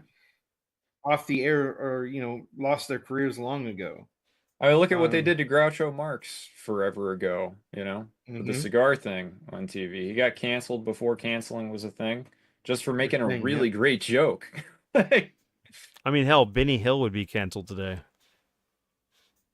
It is Well, canceled. You can't find it anywhere. You have to buy it. Well, in production is different than canceled, but yeah, I mean, if it was done today, it wouldn't work. Hell, Monty Python wouldn't work today. This man is about to die. and all my favorite think- comedians, But he by the has way. chosen the manner of his own death. I think what got him canceled more is his ego, though, because like what they wrote him off on SNL was about that he was a douche to the cast when he was on there, and Seagal was too. There's two people that never got invited back to SNL. Oh, there's more than two. That's Yeah. a myth. But There's quite a from what few I've people read, who were I'm just never. saying from what I've read, and once again, I'm a fan of all his stand-ups. I listened to the shit of that out of that growing up. But what the cast said was that he was a fucking douche to the SNL cast, and so was Seagal. And they said both of them had a massive ego. That's just what I've read, and I'm unbiased because I'm a fan of his. So, No, it's okay, dude. You don't need to defend it, man. That like why you don't like his film. but It's I'm okay. saying that I think what that's not my point either. Okay. My point is that his ego is what got him canceled just as much as the material, because like he went around like a big swinging dick. And I also think that with Dice Clay, there's not a set. He's almost like Vince McMahon syndrome. There's not enough separation between From his the Dice personality. Man and him. Correct. I Literally get that. I get that. becomes the character. Like you know what I mean? There's no. Well, and that could be the problem too with the film, from a perspective on the fact that like when he played the character, he was playing his stand-up. You Yeah, he know, and was. there was no difference between the two characters. It wasn't like, and it was like almost it was written for him. But I can see where that could be a turnoff for some people. Yeah, that happens to so many of the wrestlers. They can't turn that off switch. When they go home, they're still that wrestler. They That's can't 'cause shut it that's off. who- You know, Well, that's because it becomes who they are. Look at Hulk Hogan. Yeah. right? And with Dice Clay, I think it became who he was for a while.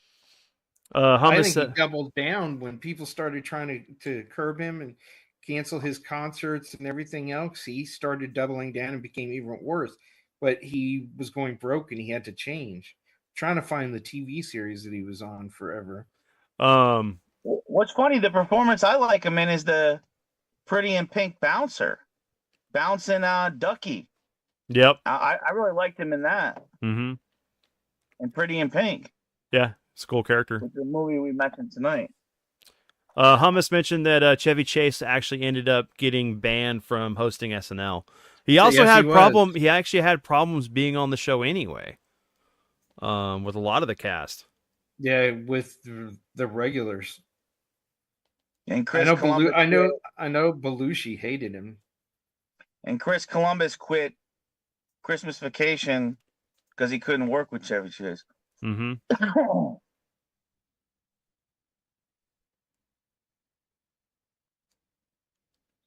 He was in MASH, Different Strokes, Crime Stories, Bless His House. He even was a voice of a plumber on Rugrats. He had he was in 3 episodes of Dharma and Greg. Come on, what is the other one? Oh, he was in Blacklist. Who did he play in Blacklist? We're going down a deeper rabbit hole. Oh no, y'all can go on. I'm just talking. No, about We're gonna end up back on Star Wars. See, Ryan No, started no, Hummus. All right, let's get back to Star Wars. Right? I actually have a way we can get there. I was planning on doing this anyway. I said some not so nice things about Harrison Ford at the beginning, and I just wanted to add that I'm a huge fan of Harrison Ford's early work. I can This tell this American when Graffiti. disclaimer, it's over, disclaimer. This is right? the Right. disclaimer. This is the disclaimer. He made some of my favorite films. I'm not American gonna lie. Graffiti, Like, right? That was his yeah, first right. film. Yeah. I Yeah. love Harrison Ford too, but he gives the worst interviews of Oh yeah. anybody I've ever seen in my life. Harrison Ford does an interview, and he's like your grumpy grandpa who's about to get like a colonoscopy or something. He doesn't want to be there. Yep. He doesn't want to answer the fucking questions. Dude, He's got a smug it's a look Have on you his ever face. have you ever had a colon? Everything is a smart I can ass. understand why he's grumpy. Oh, I'm coming up with the most miserable example of like You the do. way You he certainly acts in an are. interview. Yeah. But that's the thing, right? And He's not particularly likable these days. His public No, I mean he was persona. already late in his life. I mean he was already what? He was He was 39. in his 37. Yeah, I when Star Wars. believe. Yeah, The, because he the was. the thing is, right, like Air Force One should have been his last film, in my opinion. Like that should have been it. That like he's made not, a lot of stinkers since then. I'm Get with off you. my plane. yep. He was like hitting home runs all 80s and 90s, and then yeah, I'd cut it off there too. Let's see. I'm gonna go look at the filmography here for Mr. Ford. Plus, We're going down another rabbit he's hole. been the one that We're going down dude, another dude, rabbit plus, hole. he's gone on the record as saying he'd rather like whittle fucking chairs anyway. That's Yeah. what he says he likes to do. Oh, I Yeah. know. He likes to make He was a furniture. freaking carpenter. Honestly, before he was yeah, an he actor. was. I Yeah, think he he'd be was. happier. I think he would be a happier human being if he'd never gotten into acting. Because of, I've Yeah. seen I those think- yeah, same 'cause- things, Ryan. I think he Yeah. would. He doesn't give a shit about Star Wars. He He doesn't tolerates really- Indiana Jones, I right. guess. But really, that's just the ego trip. Like that's his thing. He'll be remembered for, and he knows it. And you know that I don't think that comes necessarily from a place of love. I think it's more ego. So I actually think he would probably be happier if he had just never done any. When George Lucas said, "Hey, quit swinging that hammer. I need somebody who can drive a '55 Chevy. Get over here."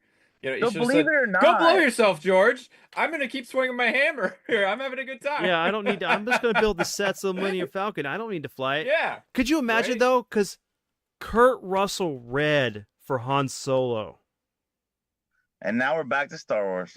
That's wild. Yeah. How awesome that would have been, that would have been fucking amazing. having freaking Kurt Russell as Han Solo. Fucking Snake Plissken. Dude, yeah, is yeah. Han Solo in Right. space. Right? Oh my god, dude. Yes. With the eye patch. Oh my god. Because he's a pirate. Hey Stark, if you watch this, man, I need you to draw me Kurt Russell with Snake Plissken's eye patch, but dressed as Han Solo. I will send you a message to do this for With me. the blaster on his hip. Right, with the blaster on his hip, right? Yes. Ready to draw against Greedo. Because no, he wouldn't have like that. Because if you're talking about a person that would have shot first, like that would have been Snake Plissken always shot first and last. Right. Yes. My dad's probably shaking his head though. I can't see him. God, that's a parallel universe I'd love to see, Vince. Dude, I would too. But How wild would that be? I know. So I'm gonna add like, okay, so Cowboys and Aliens, I thought he was good in that. 42, he was good, and in Ender's Game. So at least those three, Yeah, I think would have been. it was good in Ender's Game, I guess. And I mean, I liked Blade Runner 2049, but that he was. Wow, really? He was barely in it though. No, I did enjoy it. Okay. Yeah, I did enjoy it. Okay, that's cool. Yeah. Yeah, I mean, I'm Blade into Runner is that. like top 10 films of all time for me. Like, so I can't take that away from Harrison Ford. I will say this, however, basically any actor, male actor around his age in decent shape could have done that. Like, it didn't. That film is not great because of Harrison Ford. That film is Which one? Blade Runner. Blade Runner. He just happened to be the Yeah. person in the role. Yeah, He has the like all of character. 5 lines in the movie. Any halfway decent actor could have been that character in Blade Runner, and it would have been a fantastic film. Yeah. Just as good as it was. But I don't think anybody else could have Like Tom Selleck couldn't have fucking touched a candle next to him in Indiana Jones. If Yeah, I'll Tom give you that. Selleck was May- alive. Well, I don't know. I mean, maybe. He of maybe know. the could. actors of the '80s, I think Tom Selleck would have been more fun as Yeah. Indy than a lot of actors. Right. Yeah, I thought, look at what he did with Quickly Down Under. I mean, what was Yeah. the other one where he was the cop and Gene Simmons was the futuristic Oh, killer? Um, Runaway. Runaway. That I mean, No. yeah, Tom Selleck. I think Tom Selleck could have done it honestly because you look at he has a I don't track think he record. would have been better. It doesn't matter about being better. The thing is, I think that like had the problem with Indiana Jones is the fact it was designed to be a serial movie. Yes, So like the old serials from back in the 30s. the biggest 40s. mistake was ending Indiana Jones at the Last Crusade because of the way the story is supposed to be designed. You should have had these next adventure that Indy's on. That's why like the books were so good. The games were so Yeah, the good. books were great. Well, Harrison And- Ford didn't want to do it, I just know. like he wanted out of Star Wars. He wanted to Exactly. be He killed wanted to off. get out of it. So that way, like having Tom Selleck possibly being Indy would have allowed this to be a series of films just on par, either as good or greater than Bond, Mm. because It would have been different, but It yeah, it would would have have been been good. But I'm not saying just like him being the cast person for it, but He it would have had would've- to shave his mustache though. he would have. I'm sure he would Indiana have. Jones doesn't have a fucking mustache. Hey, Yeah, look, but he's got a lot of stubble. Look. Selleck definitely could have gotten the stubble on. He could have gotten the Maybe- stubble. That's what I think. Maybe maybe he could have painted it right, like fucking The Joker. the Joker from Caesar Romero. Caesar Romero. No. Yeah. All right, but how about who we actually want to be Indiana Jones in the '80s? Fucking Rambo, man. Let's get Sly Hold Stallone on. in the No, with the whip and no. the pistol Hey. there. Yeah, What? This Killing belongs Nazis. in a Killing museum. Nazis. It has to be Snake. Hey, I love my country. Hey, But I Belloc. don't want to be with that snake. get your Oh, hands God. off my woman. No, I mean like No, you know who? I thought the guy who played young Indiana Jones, who went on to be in yes, Boondock you Saints, could have. He was great. he should have stayed that, and they could have relaunched it. Sean Yeah, Patrick from that's there. what they should have Flannery. done. Yeah, You Flannery. know, honestly, I Um, wish they had just continued making Indiana Jones as a TV series because I love that show. If they had just same. continued doing Yeah, that, same. like that, it would have been fantastic. I think as he got older. So I'm gonna tell you the actor that I think could portray the role. I mean, he's older now. I always wanted like Timothy Olyphant to take up the mantle of either Indiana Jones or Han Solo if they kind of like. Nah, he was more Dude, Timothy Clint Eastwood. Oliphant would get knocked over by a sneeze. What Really? if Like, are River you kidding me? Like, Dude, What if did River you watch Phoenix had Justified, the man? OD? Come on, dude. If No, River he's more. Phoenix He's had no too dude. oh much- shit! No! My bad, Vince. I was thinking you were talking about Timothy Chalamet. I completely. No. I I'm talking completely. about. Okay. I'm talking okay. about Justified. Oliphant's Wait, okay. Wow, but, like, there is- Givens. I was about Oh to my be God, like, that is wow, a total really? different. Yeah, Like, no, holy Waylon shit. No, dude, no. The yeah. kid that wore a dress to the Game Awards or what? No. Yeah, we're not talking Wow. about No, but- kid from Doom. Right. Oliphant Yeah. is great as in westerns. He could have Oh, he was done good, a yeah. few remakes of Clint Eastwood movies. You know, He they was could great in have done- Mandalorian. I loved him. Yeah, which was He a was western. fantastic in Mandalorian. Yeah. Yep. No, but I Um, think he has that presence that you could have done if you did like a particular part in Star Wars, like if they were going to do it where like either him younger or dear after, you know, like what happens in Return of the Jedi or in between certain stories, you know, like what they did with the Scoundrels book from Timothy Zahn. That was a great book if you haven't read it. I don't think I've read that one.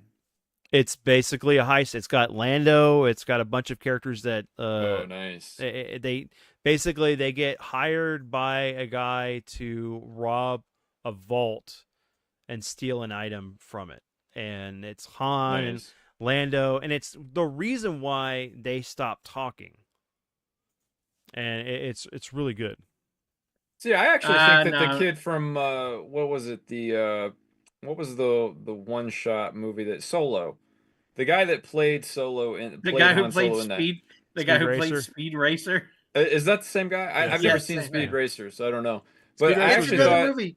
I You actually need thought to he was watch great. That one. You need to watch Speed Racer. Was Yeah, I excellent. do. I'd like to watch that too, but it's an unpopular take, but I enjoyed Solo. I thought it was fun. Oh no, man! Give it to Chris Pratt. God, he needs to play everybody. Yeah, We there just you should go. have one channel where Chris Pratt plays every person, even the women. We need a Rick and Just- Morty episode where it's like How the about Chris that? How Pratt about channel Dice and Clay?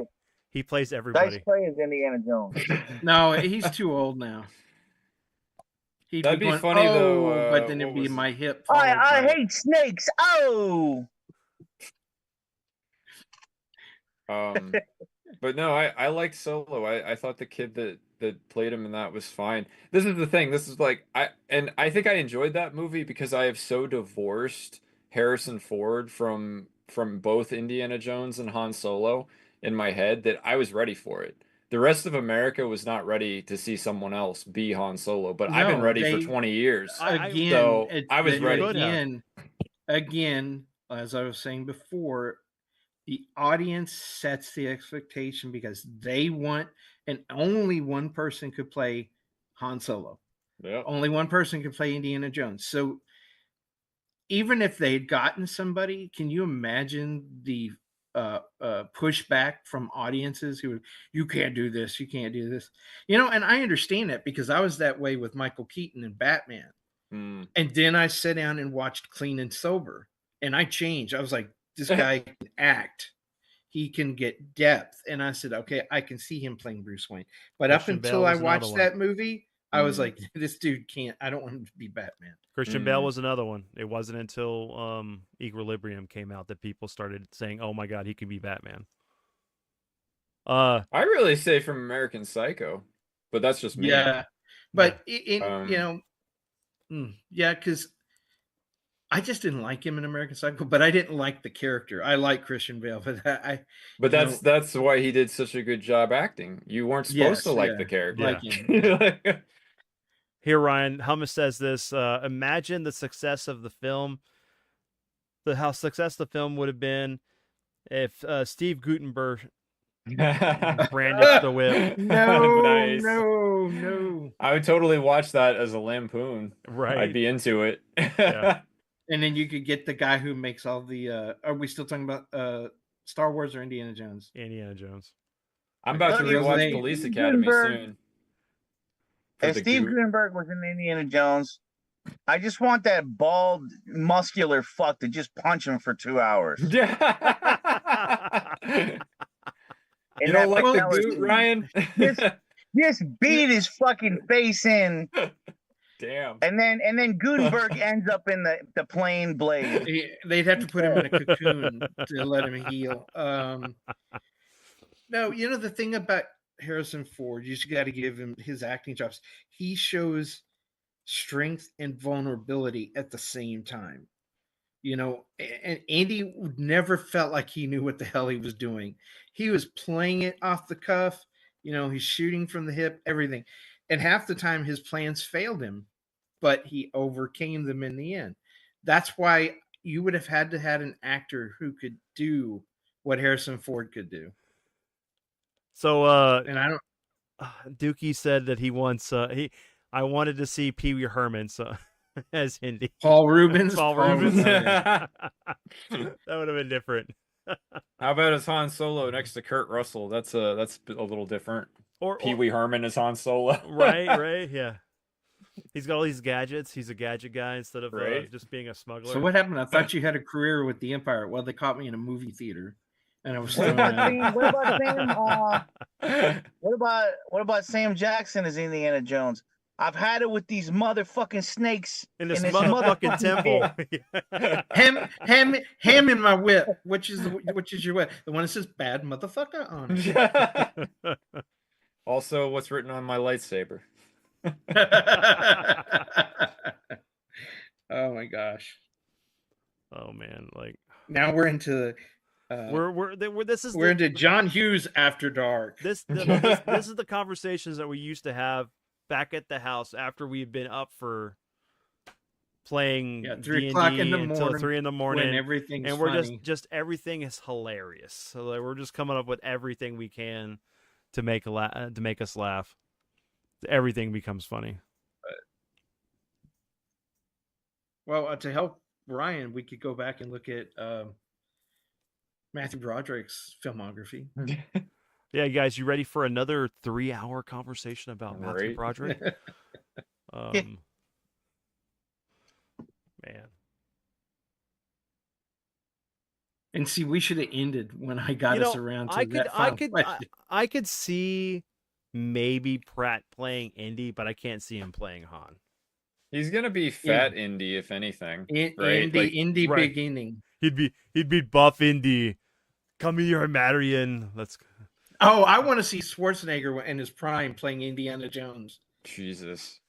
Yeah, he just like walk through everything. The Nazis are all shooting at him, and the bullets just bounce. The off bullets his are body. bouncing off of him. Yeah. It's not a tumor. It's you're an idol. You're a quiet boy compared to me. So, get to the plane. He would have been like, throw me the whip.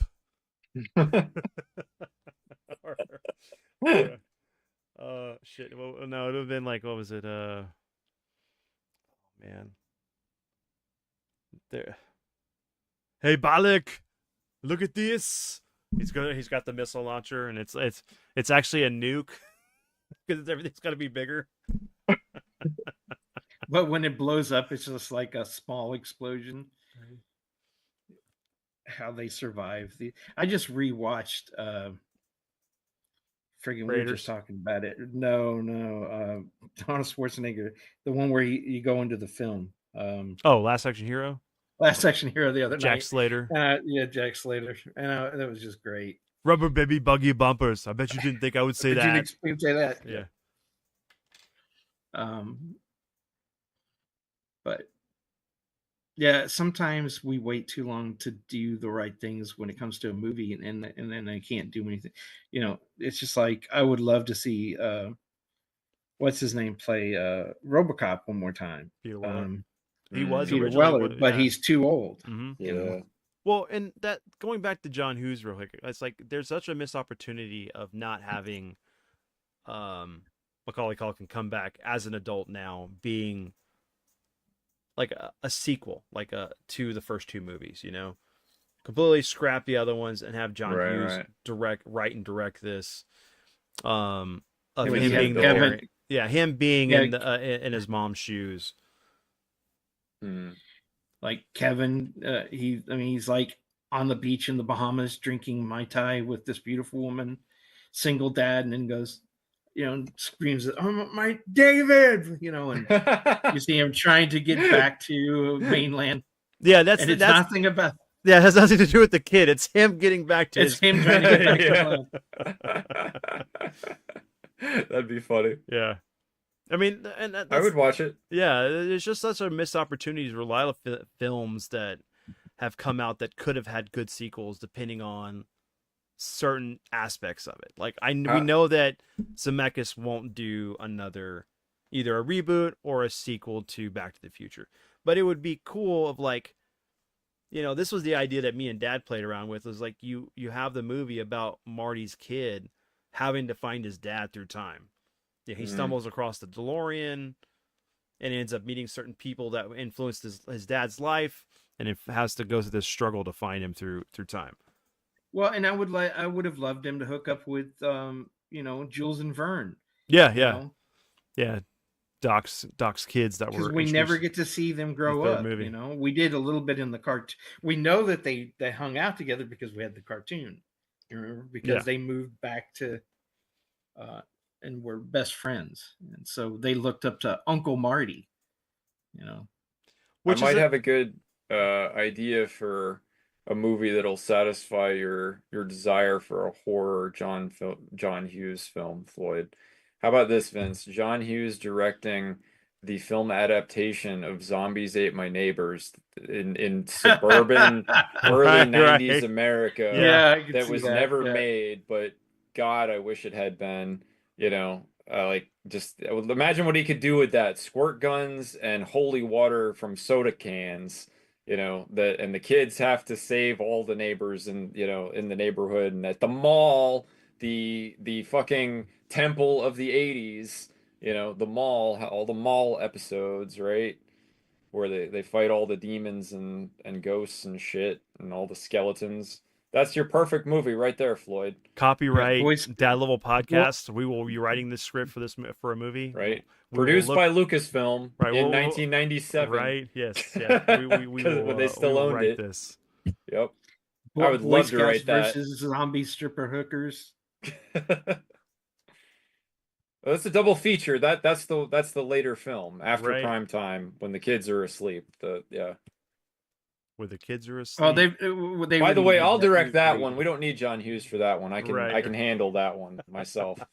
So Well, there was Boy You gotta Scout- interview all the what was it? actresses. Is it yeah. Zombies versus Boy Scouts, or it was Boy Scouts versus Zombies. It's I a think it was funny movie. Boy Scouts versus Zombies or something like that.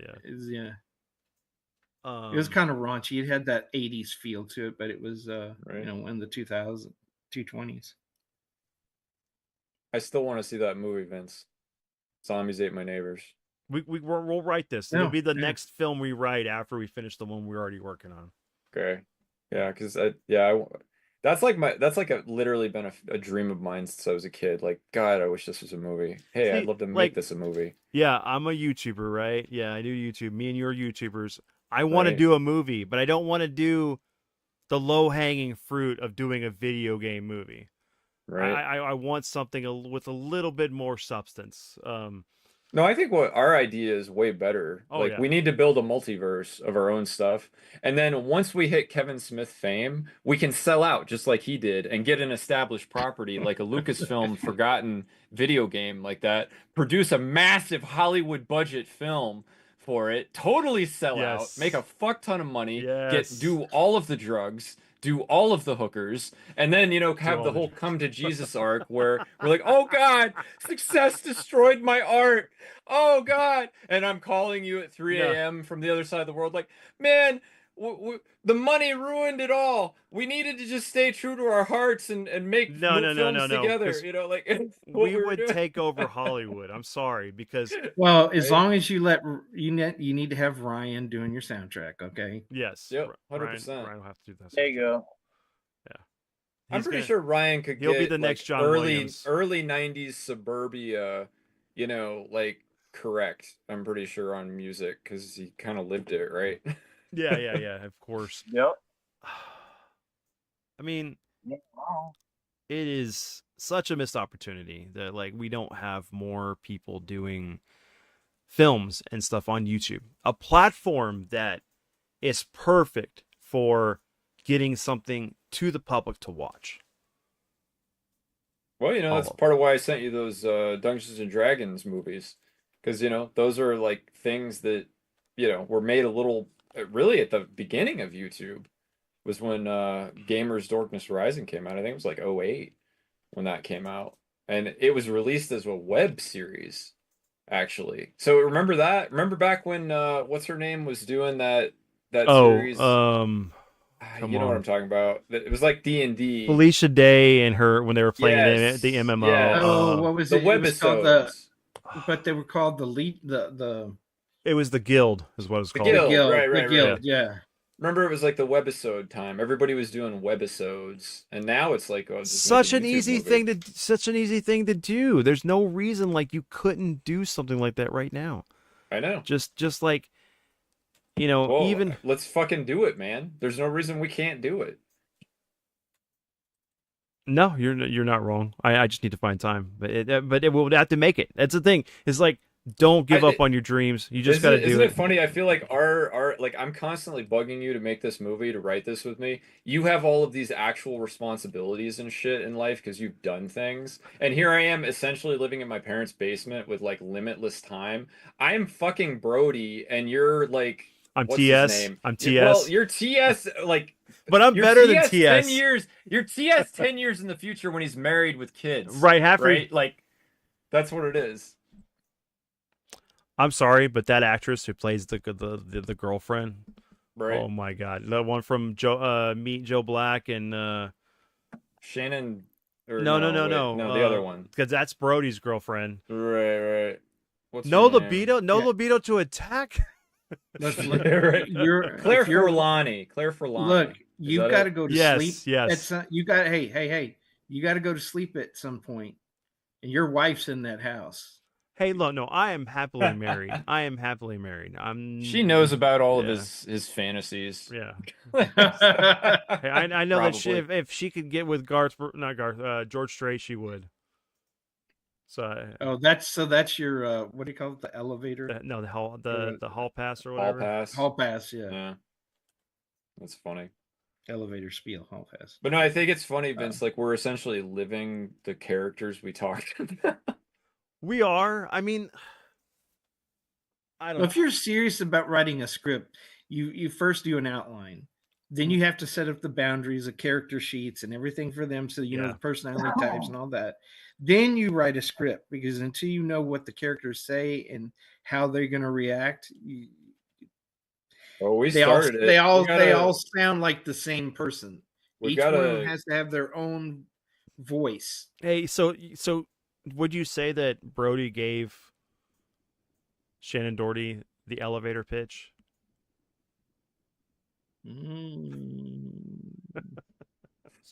How much longer are we going? Yeah.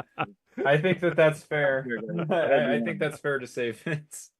We are officially derailed. He at least gave her love in an elevator. Love in an elevator. No, I'm not gonna do that. Love in an elevator. You Yeah. heard what I said, Vince? Yes. I gotta make round. You gotta, yeah, you're good, brother. You're good. I mean, look, hey, we got more people coming through, so we can keep the show going forever long we want to, as long as it's not dead. So I Right. appreciate everyone. Welcome, Nick. Welcome, P. Merck. Welcome, Adrian. I'm surprised you're still up, brother. Honestly. But no, I'm good. I'm ready for the holiday. I need some time off. I really do, even though it's going to be only two days. Man, like, which I'll have some time, man. Wubs, we'll sit down and start writing that script and stuff for the film. Yeah, or at least making notes. I started that Google Doc. Haven't added anything else to it, but I'm sure like if I just didn't want to do it without you, man, because it just seemed like it would be such a fun collab thing to do. I didn't want to do too much No, until you no, were and ready. I'm at a point now that like I can start really kind of working on that. There was Cool. too much going on. We have so my wife's cousin's ex-girlfriend, but like she's the mom of their child. She's in the hospital with bacterial pneumonia. She's not doing really Yeah, well. I saw your note there. Sorry to hear that. So it's just been hit and miss, and just a lot of uncertainties at the moment. So Right. that's another thing too. Is like I do apologize because like I want to be able to do more streaming, more content, and Right. I'm kind of like at this thing where it's like I only do Thursday, Friday, and Saturday. Dude, you have a life. I get it. You don't have to apologize. You got well, and other I'm responsibilities. apologizing, of our friends and people that are watching and stuff because it's like a television show. When a show doesn't come on that you expect, or you kind of tune out and move on to other things and stuff. And Things, yeah. You're also worried about losing the attention, because there's all this competition for people's attention, and they have very Right. little time now to do anything. So it makes it even harder. So when you're not there and you're not publishing something, or you're not putting product out there for them to see, they can move off to something else, and that's a big and it's not worry.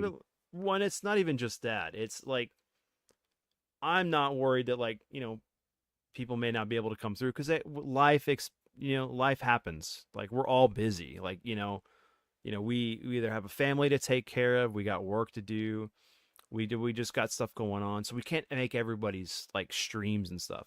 But the problem is like how like the YouTube algorithm is. Like if there's no like engagement, or like say like you watch a channel for like 10 years but you stop watching it for a couple months, it's not going to be pushed on your feed to be seen. Like I don't know how many times I've had like friends reach out to me, hey man, I didn't even know you were still doing stuff because I haven't seen anything going up. And it's like and it's just the way the algorithm is. And it's not necessarily like YouTube's people hate you or algorithm. something, but if they don't watch your thing all the way through, your video all the way through, that changes who people, even if they are registered to you and liked it, they get all the notifications. If they're not watching it all the way through, it won't send out the notifications for Yeah. that. Sometimes There's depending so on you. much going on. Yeah. Well, I've been And it's watching YouTube. It's not anything like, like I that's know what I'm like saying. Yeah. that's the one thing I would say to anybody who's watching right now, right? You do this thing because you enjoy it. You Yep. know, the one thing I enjoy about doing YouTube is like making all the friends and being able to do these collabs and like have people on this podcast, because like all I ever do this for is a conversation. I just want to have a Yeah. conversation. I just want to have fun. I mean, that's Right. why I started it. I didn't start my channel to be a gaming channel. I'm a gamer. I love gaming. I love toys. I love movies. I know that like YouTube doesn't even understand what my channel is. I'm pretty sure there's people who don't even understand what I do, but like I enjoy this thing and I have to remind myself why I'm doing it. Besides, like I'm creating an archive for my son who, you know, I'm not invincible. I'm not going to live forever, but I want to have some kind of like archive that he can go back to at any time as long as the servers exist of YouTube. We don't blow ourselves to the Stone Age or a solar Right. flare knocks out all electricity and all this information is lost. He can sit there and hear my voice, know who I was beyond just being his dad. Yeah. But you know, but it's fun. I love getting to meet everybody. I mean, getting to hang out and getting to be more than just a person on a video. And I've made so many great friends. Like you know, me and you Wubs, we want to work on a project. We want to collab. We want to do stuff. Like I get to collab with Yeah. Ryan all the time. I get the same thing that I started my channel for. I get to have that with my dad. Mhm. I know that he's not going to be here forever. I want him to be here forever, but life is life. It's the equivalent exchange, man. The Yep. cost of life Where's is my death. damn robot body? Right. You Yeah. promised Right. me a robot body. Where the hell is it? I want one too, Floyd, in the Yeah, kitchen. Vince, you failed us. You were supposed to create You were supposed to create the bodies from Ghost in the Shell. You were going to be Right. this manufacturer of augmented technology and alteration. Yeah, but I want to look like Right. Arnold. I don't want to look like a little girl. Okay. If you do get the body built, don't put me in the wrong body. So you don't want to be the character from Fist of the North Star that looks like Arnold, but has the small girl voice because she's actually a girl, but she's built. And then when she does or they all Project fart. Echo. Project Yeah, Echo. Yes, yeah. But, Musk is wasting all this time making electric cars and trying to, get rich people on Mars. He should be making the Daryl Hannah bots from Blade Runner. Like that's what we actually fucking want. Like what? Replicants. Yeah. Wasn't it Pris? What's her name Yeah, I think so. in Blade Runner? But yeah, Vince, I understand. I feel the same way, dude. That's why I didn't write this bitch without you. Because it's the same thing. I'd rather do it with you, than by myself. I'd rather have some, it's the process. It's not about having the thing done or getting famous or something like that. no, it's Can for I the love write a of movie creating. with my friend? Like how can we make something together for Mhm. fun? And I actually think like the way that we were approaching it's going to be so funny and so relatable to so many people. Like I mean, it's just going to be so much fun just to make it. I don't care if it even gets filmed or not. Like just writing it is going to be so much fun. Yeah, the creative process, the magic of seeing it come together is always great. Like Yeah. that's one of the great things about playing D&D or any kind of role playing sometimes is that it's coming together, building a world, going through this storytelling process and creating this amazing adventure that is altered only by the dice percentage roll or whatever, Yep. that defines it. It's almost like I said, it's a dance. And that's one of the things I look forward to doing too is that us playing D&D with Great White North, Zombie, and It'll be a lot of fun. yeah. So and then live streaming If you're gonna write anything, that would be fun, live streaming it, because D&D can get derailed quickly. You think we're derailed Oh on my here? God. Yeah, it really can. We were talking about that some. It's really good when the DM can like keep you engaged and focused, and if you got a group that's really into it, right, that's the best, you know. Are there any girls? Yeah. What? Are Yeah, there any girls? not If that there's Are any girl. girls, girls I that want want to to do Yeah, this. freaking I remember that skit. Dead Alewives. Yeah. Yeah. But I cast magic yeah. missile. but Who are you casting magic when you're missile at? I writing cast it at the darkness. darkness, yep. So Oh my if god. you're writing it, let your characters, if you know the characters, you hear their voice. If Mhm. you try to pigeonhole your characters and make them say something that they wouldn't say or doesn't fit their personality, it doesn't work. Yeah. Like when I'm writing, I'm hearing each person's voice. Yeah. You know, when we were doing the comic, my characters were them. They told me what to say. And 100%. if you go and you read what other writers like Stephen King and all these other ones have, um, they say the same thing. That once you know the characters are in it, they're going to tell the story for you. All you want to do is guide them along a set path Mhm. that you want. Because if you force it, it's going to get recognized really quickly. Well, and that's yeah. the biggest problem right now. Like we were talking about this earlier. It's like you see it in games, you see it in movies. They go for the surface level detail for characters and story. There's nothing more rich about anything. It's like, I don't care what the scars this person has. I want to know how he got the scars, how he overcame, like, depending on how deep these scars were and how he had to heal from it, how it impacted his life. I want to know these things because that defines the character. It's not just the visible scars; it's the scars on the inside. And it's the inside, yes. Dictate who the character, the character. But no, and then like this whole journey of all this stuff that we're doing is fun, and I enjoy it. I wouldn't change it. Yeah, I wouldn't either. The only thing I would change is that I would have started sooner, I guess. Me But too. even that is sort of like, but I wouldn't have been in this headspace. I wouldn't have been able to do it the way Yeah. that I'm doing it now. I wouldn't have had the There- time or whatever, There have been people that were in their 50s that you have multiple lives in your life, and you reinvent yourself every 20, 30 years anyway. But there are people who've started businesses 50s, 59, and they go off into a new career. And, you're not defined by your age. No. You're defined by your ability and your drive. Your Yeah. experience, your knowledge, the skills that you've learned, your perseverance, the ability to not let things hold you back.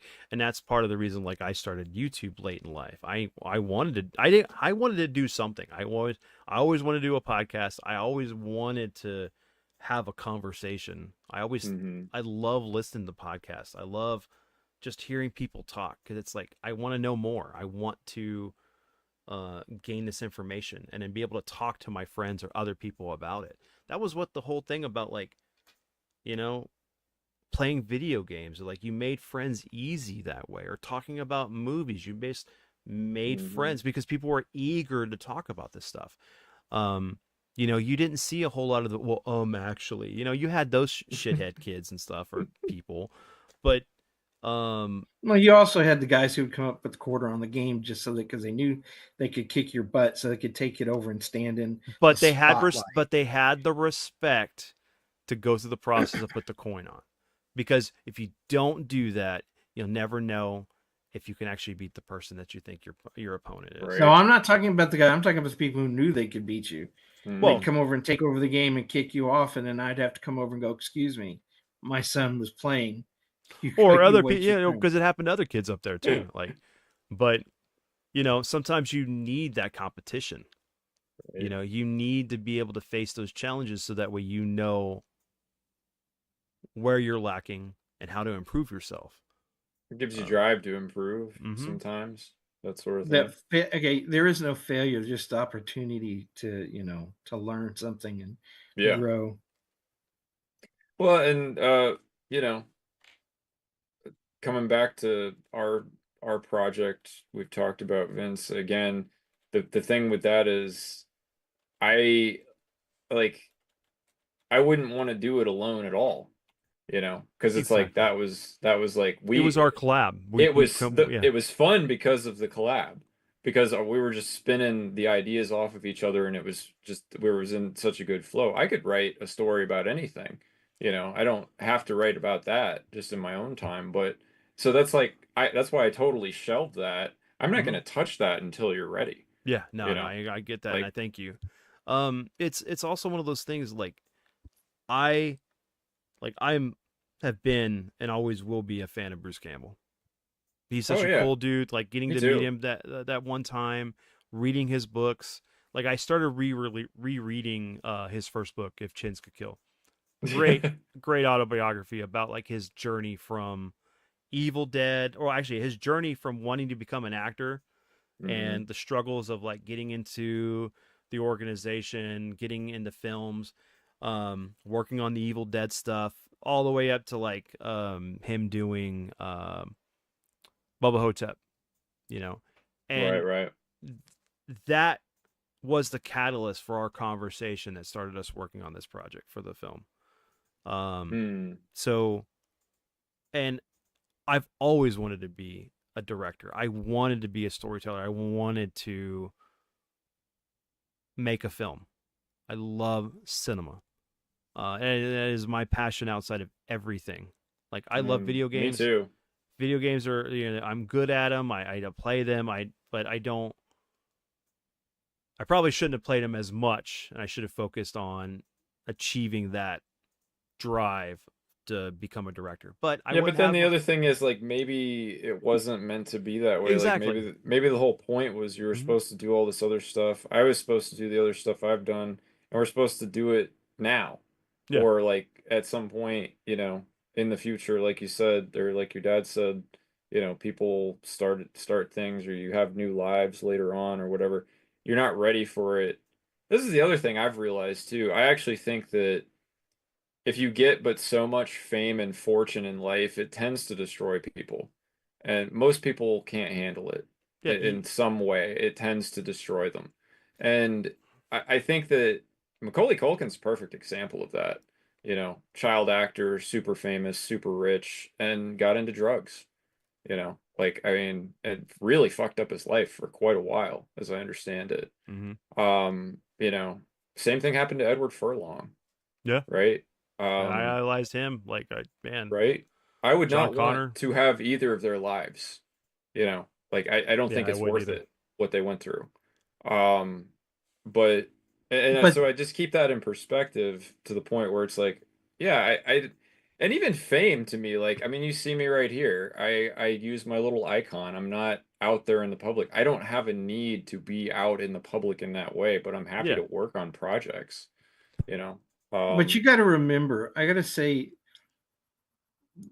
Furlong, McCalkin, even Drew Barrymore, and all these other childhood actors didn't have people helping guide them and having their own best interest out for them. Just how much they could make off of them.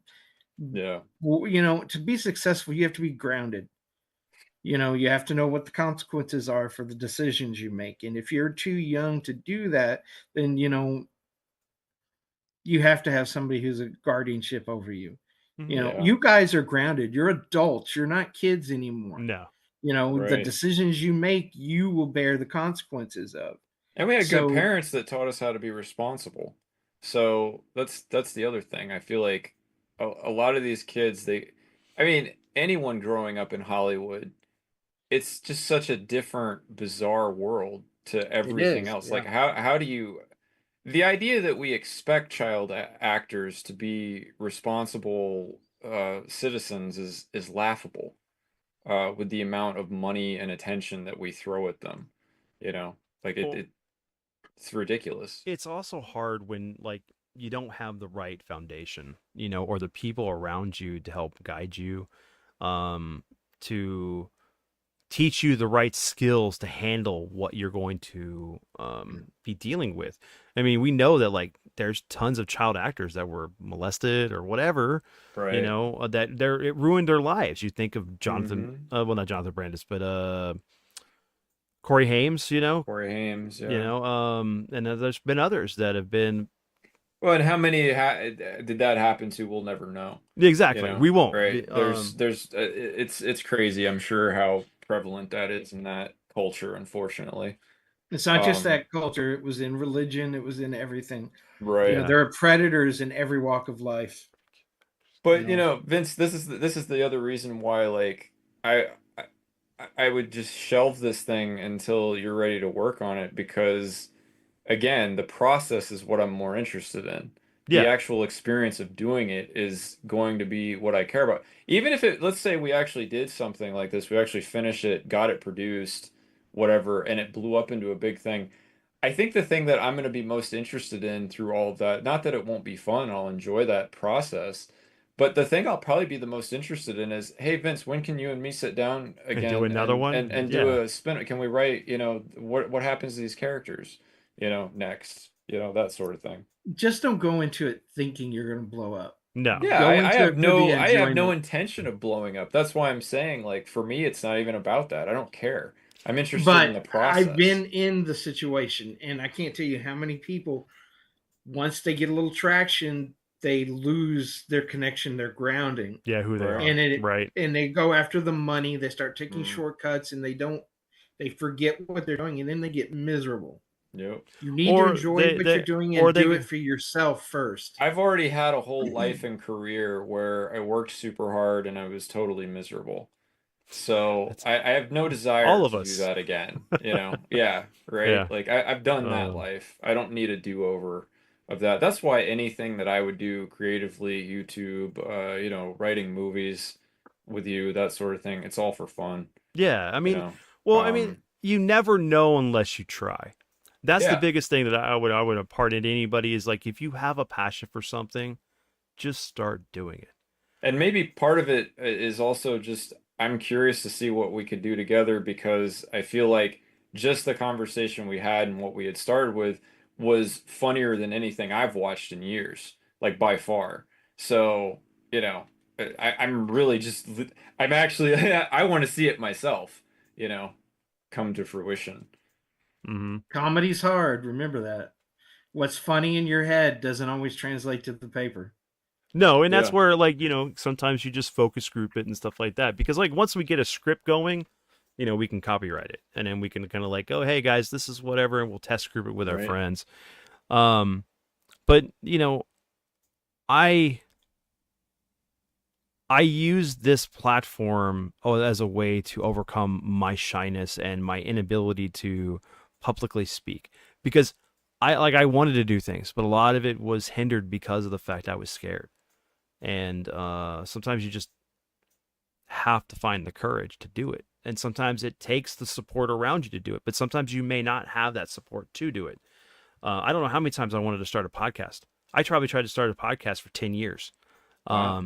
And I couldn't get a good group of friends to sit down and want to take it seriously. They're like, I want to see the results already before we even started. I'm like, Mm, you can't do that. I had a friend that wanted to do like gimmicks,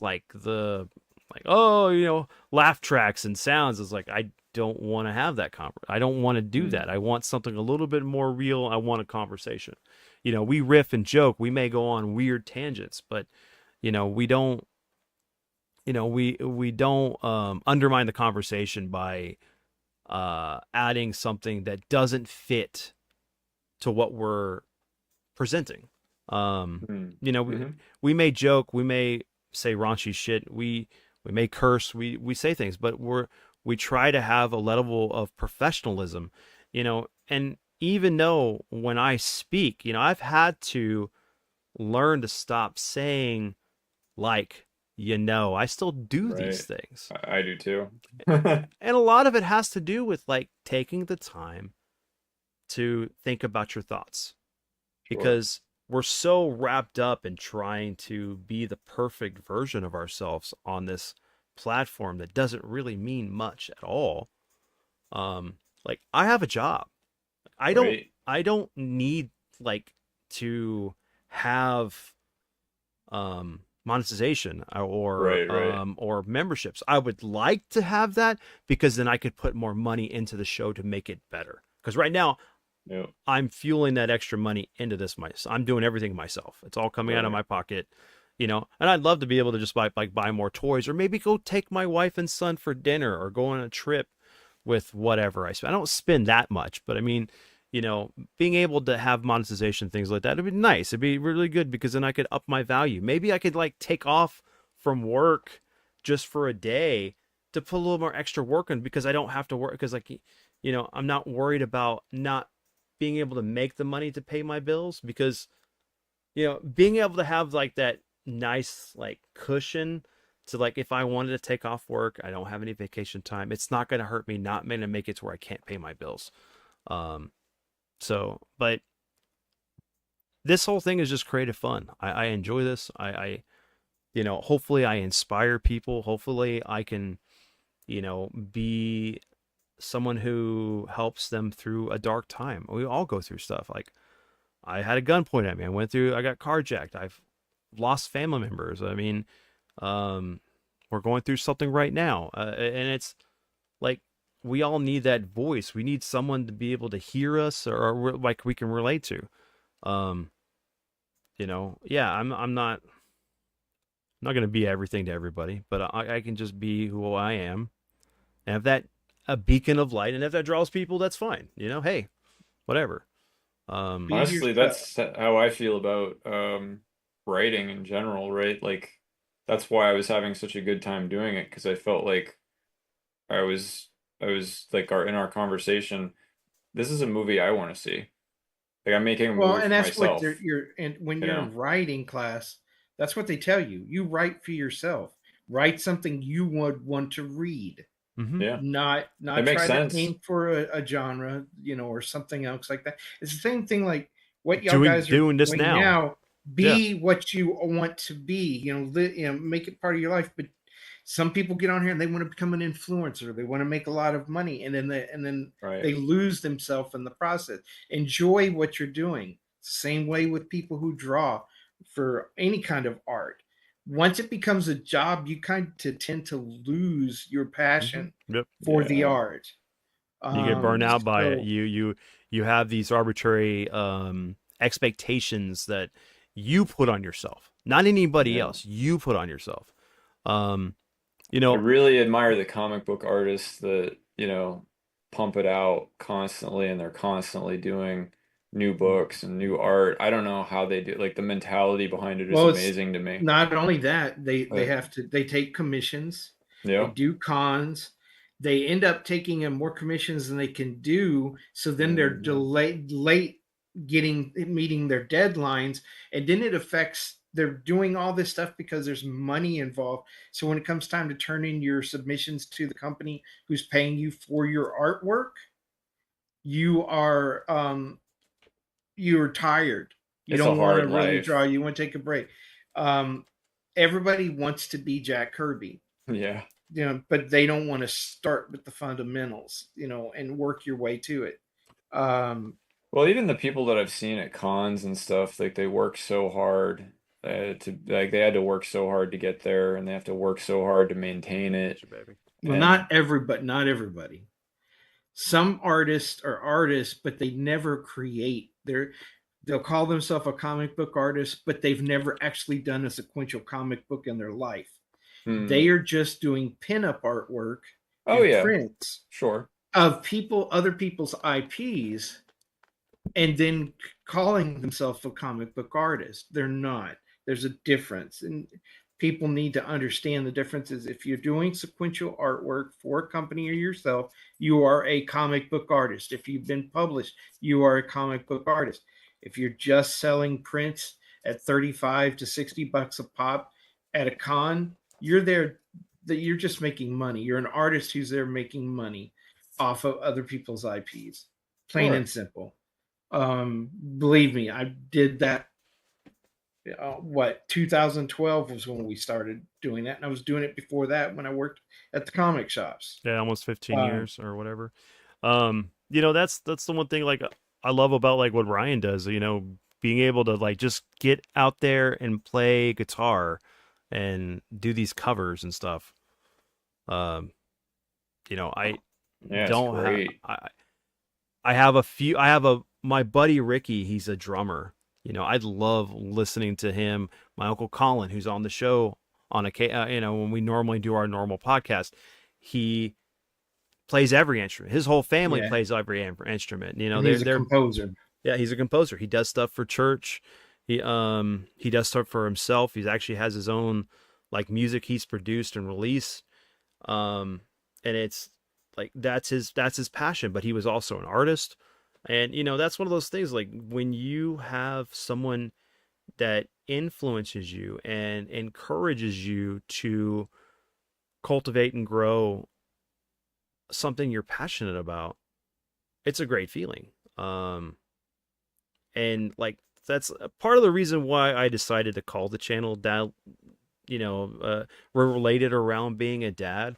So dad level, I tied it into like I reached that level of dad like because I play RPGs.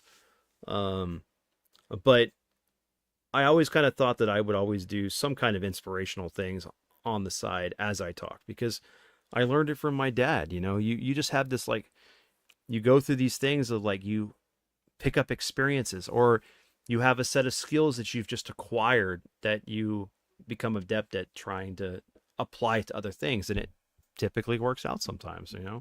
But fear is one of the biggest things that stops us from doing it, and the expectations of others. Like there are expectations of how people feel that you should be doing things on YouTube, and it's like it's your own thing. Do what you want to do. If you Want to want to, do? Yeah. don't let anybody stifle your creativity, your passion, because you're going to get burnt out. Oh Because yeah. And you've got to have a certain amount of vulnerability. You have to Mhm. not be afraid to put yourself out there. Yep. Some people never do anything because they're afraid of failing. Well, you're never going to do anything until you try. And, succeed or fail, it starts with those first steps. And um, you can't be afraid of being critiqued by certain people. Take the lessons that they're giving it to you, but also understand who they are and where they're coming from, because some people are going to hate on you just because they don't like you or their fears are showing. or they're But then there are envious. people out They're there who envious want to too. help you and they're going to give you advice.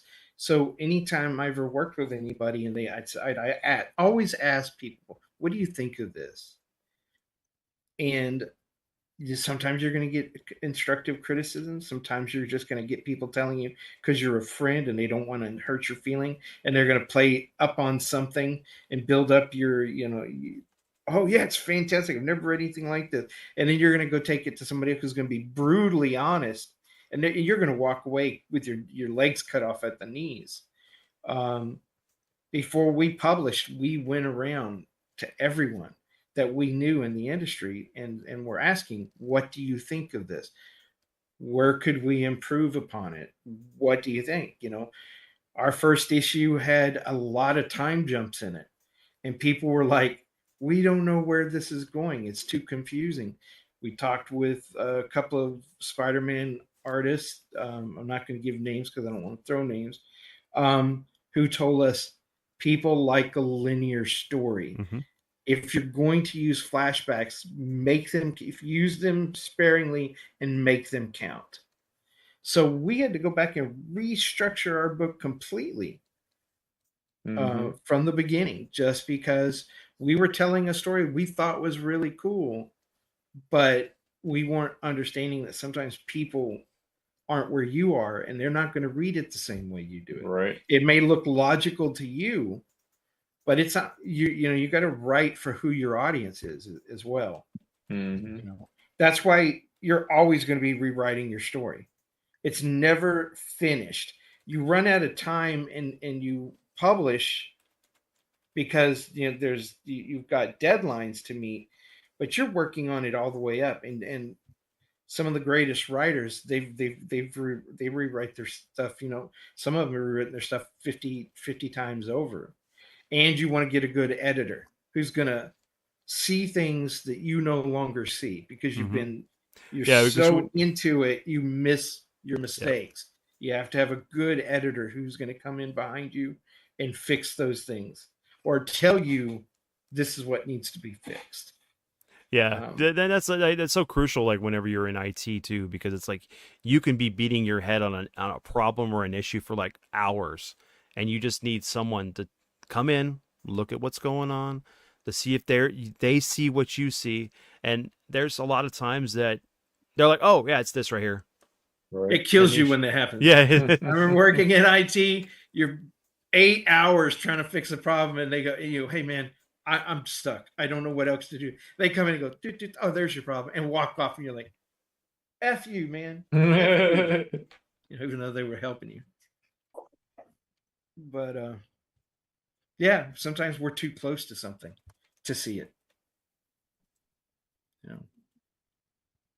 But it all starts with writing something that you would enjoy yourself. Ryan, like for you, man, like what I know you're big into music. You're still here with us, right? You're back? Yeah. Okay. You're big into music. I know like one of the things you love is when you get to do the cover songs and stuff on your streams and everything. Like how does that make you feel? Like when we're all sitting there like listening and it's awesome and like because that's a total different thing. Like performing a task outside of like just having a conversation is a completely different feeling, especially live. Yeah, I'm just trying to keep the dust off. Like, I'm trying to, make sure that I'm testing myself every week, trying new songs that I haven't tried before, helping me stay inspired to keep writing my own songs too. Which I have 25 studio recordings on my channel, all that I've written and produced. But I usually play covers because I know there'll be songs that people remember, and just putting my own little spin on it. But yeah, I enjoy the art of performing live, and the instant response from the live chat on stream, if people remember the song or they dig it. Mm-hmm. Did you ever play any other instruments beside guitar? I mean, I can play bass. For drums, I can't play drums very well on a set, but I can make the loops that I put in the production for the songs that I record. I wouldn't mind over time maybe picking up piano a little bit. That's one of the things I wanted to be able to do for my son is start pay for him to get piano lessons. Just so that I can have the chords to back fill out the songs a little bit, like in the background, have a little piano on there. If you're gonna get the grandson started playing piano, you need to start it soon. No, we're going to, because it gets much harder the older you get. Mm-hmm. No, because like for me, right, I didn't play any instruments. My sister tried to play guitar for a period of time, and then she still can. She can play chords. She can play bass. I'm proud that it's the one thing I've continued to do. I mean, I started at 13. I'm still doing it. Mm-hmm. And I could tell you so many people I know that just quit music. And I'm going to always do it till I'm dead. And like, I won't stop because it's like, getting my soul out there when I'm writing something and it's from the heart and it's something I'm going through. I can't write songs about just shit that I don't know. I know so some writing people lyrics do and that. stuff, yeah. My shit, that's my fucking life in the songs, dude. There's no ifs, ands, or buts. Like, I don't know how to write, because the way I know how to write a good song, or at least to the best of my ability, to what I think is a good song, is if I'm the highs and lows I go through, whether it's being in love, being down, being up, whatever, the extremes, I put that in a song, hopefully make them relatable as I can, because I'm feeling it, I'm living it, and then I think that that's the only way to make somebody else relate to it because it's genuine. Mm-hmm. You know, I don't know how to write fictional stories. I mean, I can reference like other people's issues and stuff in my own stuff, but I can't. It has to be personal for me, or I can't write it. Yeah. You know, I 'cause mean, that's what I turn to. I turn to it my in my darkest moments. I'll pick up the guitar, or my happiest moments. I'll pick up the guitar, and I got just some shit that, you know, it's like connecting with. I'm not religious, but it's connecting with a higher power because something takes over, some other thing inside you, and just you got a paper full of lyrics in like sometimes 10 minutes, or sometimes it takes a couple days to finish it, but it's definitely a higher power takes over, and it's magic. You know, like when you're in the zone when you're writing, like I'm sure like you guys felt when you were working on the script. But you know, what I love about music though is you know, I can go from writing it to performing it to full production to having it recorded within a matter of hours, and then I got a tangible artifact to share out, and I can throw it on YouTube, and all these subscribers can hear it instantly. It's really cool to have that platform, and people didn't used to, man. Right? We're lucky in right. that aspect. Mm-hmm. No, I agree. Like I Yeah, didn't. you're right. Go ahead, Wes. Something does take over for sure in the process. I think Stephen King talks about that too in his book on writing, about how um, people would ask him, how do you create these stories and these characters and things? He's like, I have no idea.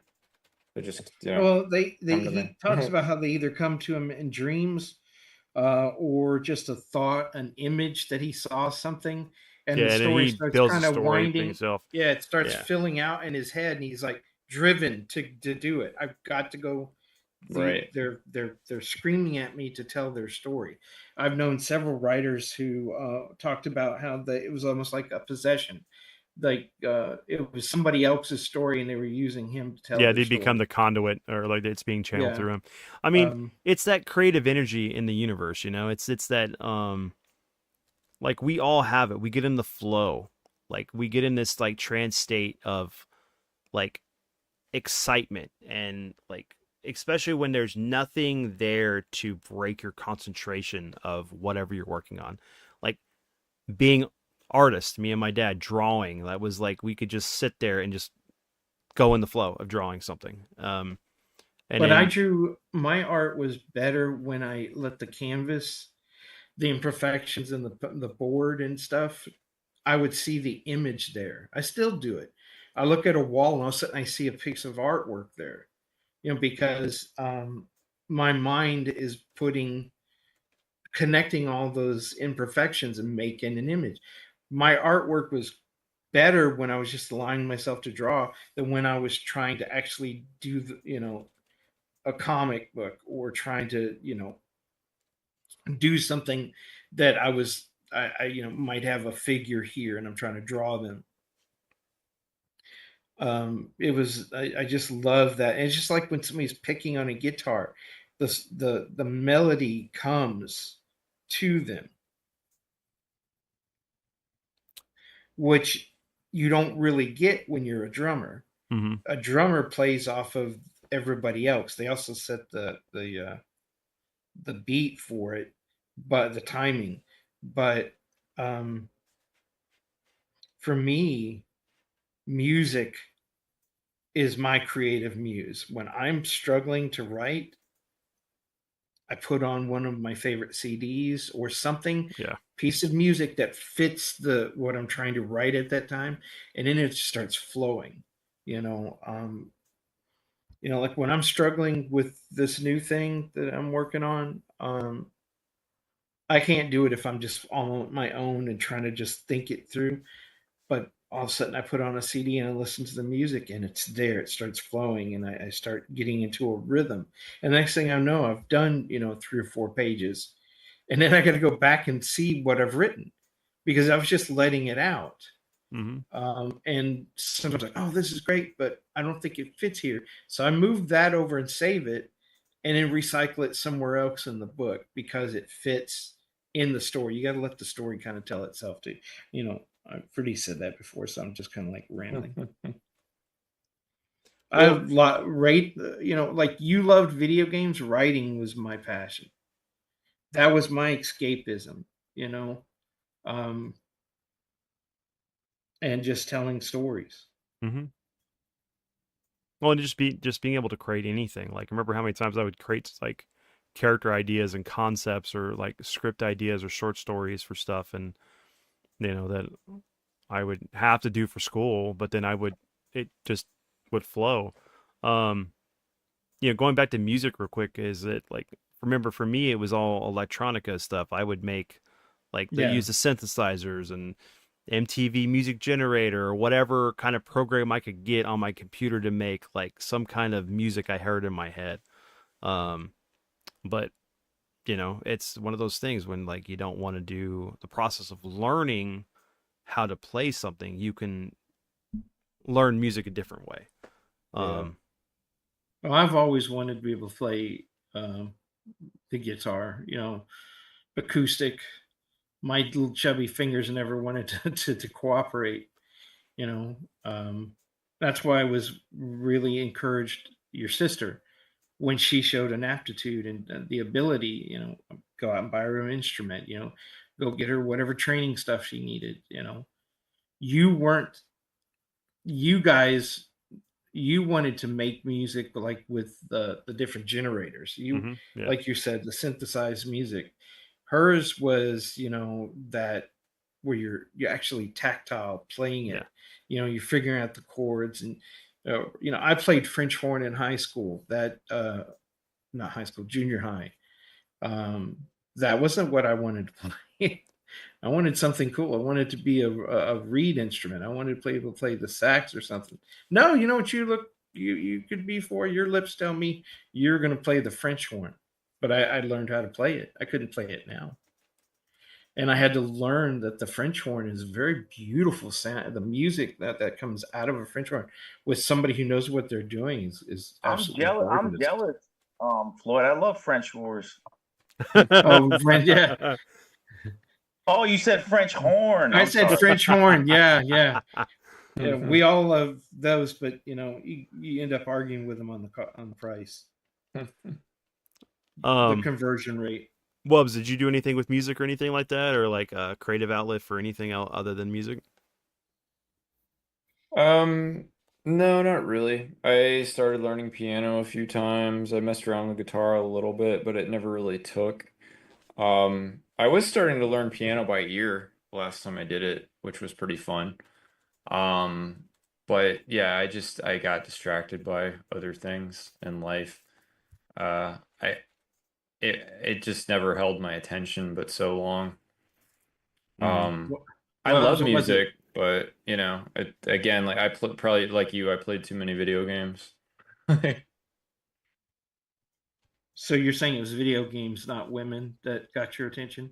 Oh, well, I mean, depending on the year. It was virtual women, right? Tifa Virtual Lockhart. women. It was Right. He cheated. It took the best of both worlds. Jill Valentine, Claire Redfield, right? Yeah. Yeah, there were a lot of those. I will say I have fonder thoughts overall Love of women Island. from video games in real life, but that's just my story.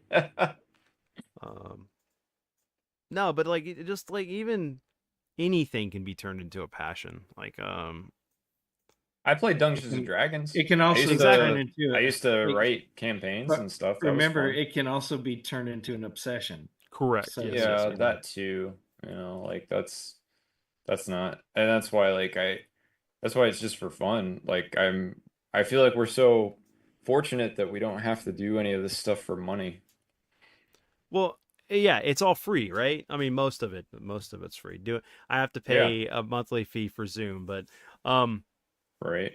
the cool thing is like that we have this technology to be able to be more connected. It is a double-edged sword, to be sure. But like to be able to talk to two guys that are across like different spectrums of the U.S. or at any given time, or even in Canada or Mexico, like, is so cool. Like I Right. couldn't even fathom like this process. Like, it was like back in the day in high school, it was like, I'm gonna go phone my friends up, and we're either gonna go to my house or his house or somebody else's house. We're gonna game and do stuff. Um, it's Get off the game and go out. Go to the mall. Go You're see a looking a movie. little pale there, son. You Go need to on go a get date. some Right, vitamin right. D. No. Son, you look like a vampire. Get some sun. All of our youth was just pre-gaming for COVID, Vince. Like Right? that's Yeah, all it exactly. was. Right, right. I've built up this massive amount of stuff to occupy my time So you were prepping when the apocalypse before happens. before prepping actually was a thing. Okay. I was so much better prepared for COVID than the average person. It's not even funny. Like it not through no intention. I wasn't like intending to like, oh yeah, one day I'll have to, like not leave the house for like months on end or whatever. But it's just it worked out that by the time we had the technology we had, I was fine. Didn't really change my life very much at all. It's funny, you hear people saying you need people. Isolation destroys you, makes you go crazy, Right. makes you talk to yourself. Well, some of the best conversations are when you talk to yourself. Yeah, Right, right. right. Especially when But when you're talking to different versions of yourself. Schizophrenia, right? Yeah. Yeah. yeah, that sounds like some of our old Marvel games when I would have to be like 4 or 5 characters in it, and all of a sudden have to have a conversation with myself and then play each character's role. That was another thing we were talking about this earlier before we started. Um, you had to be in character, Mhm. Oh and yeah, yeah. so if you said something out of character, I made that in character, and it would get people in trouble. Mhm. But I also made people act like the characters they were playing.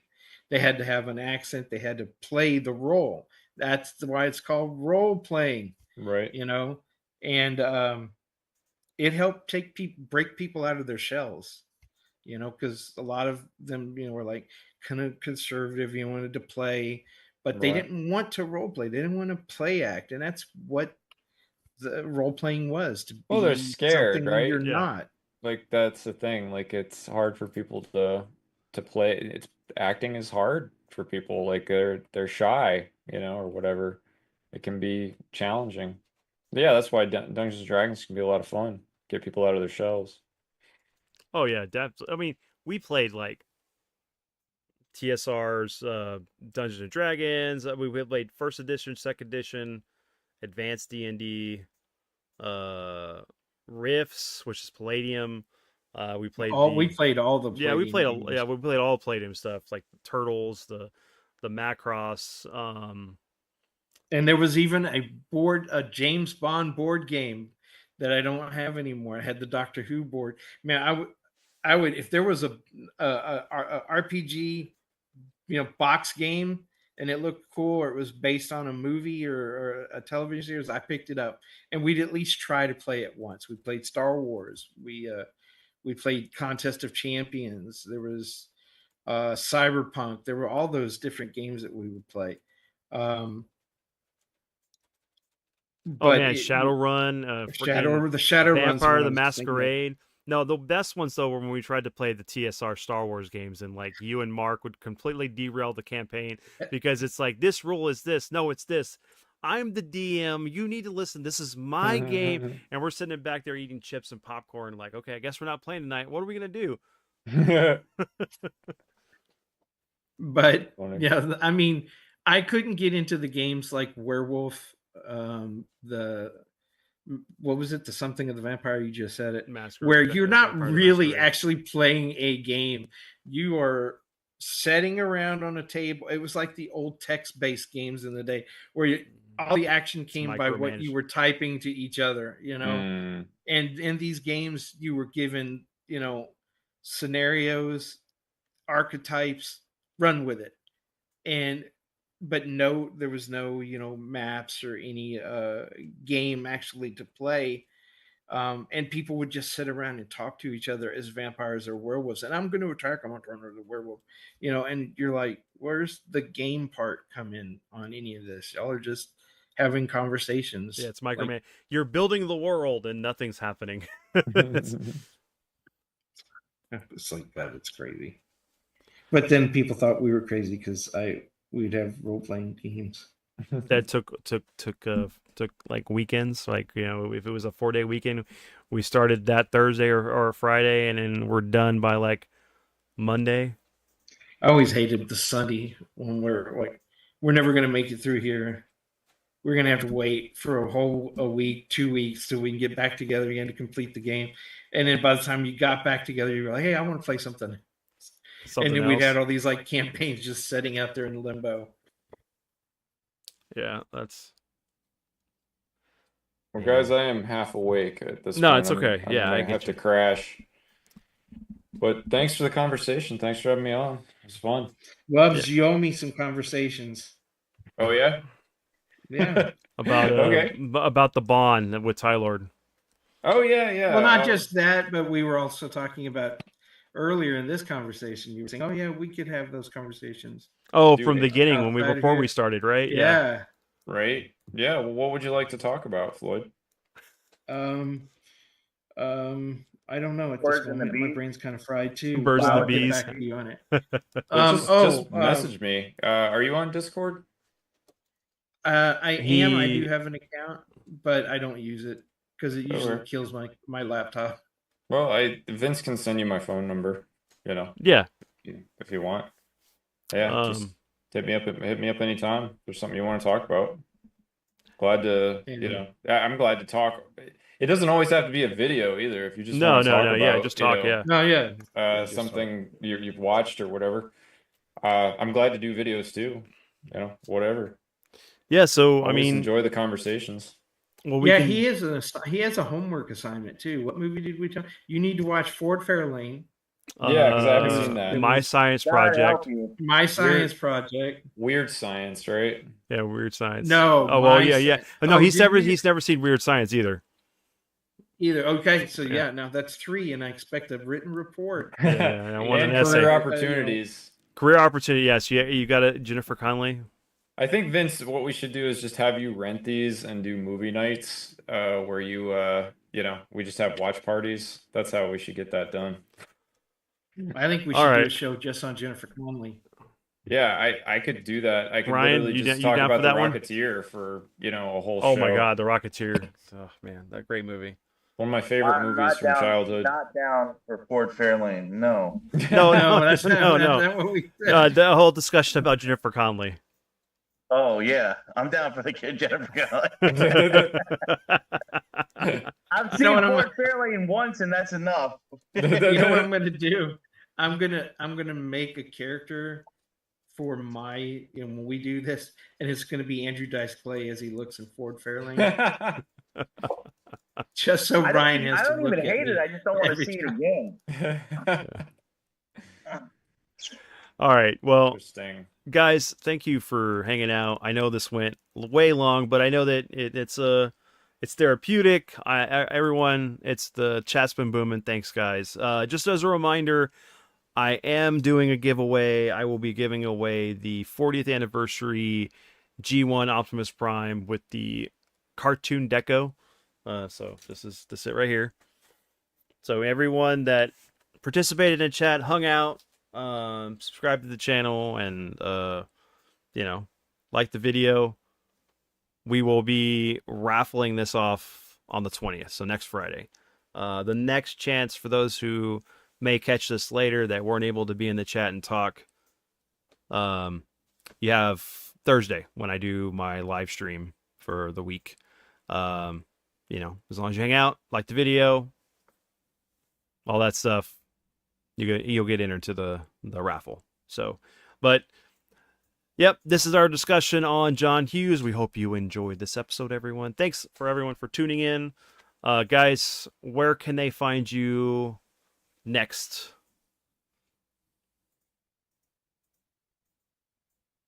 Ryan? What do you got going on just as your outro here? I got my Christmas compilation dropping this week. I'll do it live on stream. A bunch of cozy Christmas ads of yesteryear from the 80s and 90s of sugar plum fairies, dancing in your head, and not really, but like chocolates and everything that's good, like candy ones you remember, the good old Coca-Cola ones, some of the a lot of the ones that I haven't done in the previous two, but it'll be it's gonna put you right in the nostalgic mood for Christmas coming in hot. So yeah, be there to see that live premiered Tuesday, 10:30 p.m. Eastern Standard. The Coca-Cola polar bears were my favorites when I was a Yeah. kid. Yeah, my Yep, dad too. I have a bunch of them around the house. Polar bears are my favorite. And then, so Wubs, when can people see your next My Top 5 episode? Yeah, it's gonna be well, it's currently in production. It's probably not gonna release in for a week or two, I'd say, Okay. at this point. But it's gonna be another top five games, unless something else comes up before that. But I think it's gonna be another top five game episode. Tylord is also working on the editing for our Live and Let Die review and The Man with the Golden Gun currently, and I'm not sure when those are going to come out, but I think he was trying to get them, in the next week or two, maybe. I think he wanted to get them at least one of them out before the end of the year. So, but if not, that's coming soon regardless. And after I do this next episode, I'm probably gonna do another, I might do another Bond related thing, or I might do a Mission Impossible film review because I just watched the whole series again. And I think that would be kind of fun to do as kind of a spin-off of the Bond stuff. So, anybody a big Mission Impossible fan here? I am. Yeah, I'm actually gonna say some shit that'll make you defriend me Oh, really? because I like the Mission Impossible Tom Cruise movies better than a bunch of the Bond movies. No, I'm that guy. I'm a I think weirdo. that's fair. I mean, they're really good movies, so and Tom Cruise does all of his own stunts. own Yeah, stunts, because man. Yeah. yeah, his stunts are unmatched, dude. pretty Now you cool. said the whole Stunts are- series, the newest one, the last one in the series hasn't come out, right? Yeah, I mean they've done part one of Dead Reckoning. Part Yeah, two's coming out next year. Yeah, next year. So yeah, I'm Well, waiting on that one. We still need to do the Miami Vice series breakdown with you, me, and Yes, I definitely want to Tylord. do that. Yeah. Yeah, Yeah. y'all should do it with shoulder pads and white. No, I'm gonna jackets go get and- my my Right. pastel blue suit with his regular T-shirt. I'm gonna go get my Don Johnson haircut and stuff. Right. That's why I've been growing it out and stuff. And Right. See, Phil Collins. if Elon had been on the ball, I'd already have my Gina bot that could be in Gina that bot? video. Oh my but gosh, yes. Elon has not been on the ball. He's been wasting time with useless bullshit. Yeah. like ruining Twitter, calling it Right. X. you know what? He's gonna buy another company and call it X2, so that it'll be triple X. Now the next thing he's going to ruin is the next thing in sights for him to ruin is America. Yeah. Oh, But all right, everyone, we hope you enjoyed this episode. If you don't see me or see us, have a Merry Christmas, Happy Holiday, Happy New Year, whatever you're doing. Be safe, have fun, eat food. I hope you get what you want for Christmas. And Ho ho ho. we'll see you next episode. Peace out.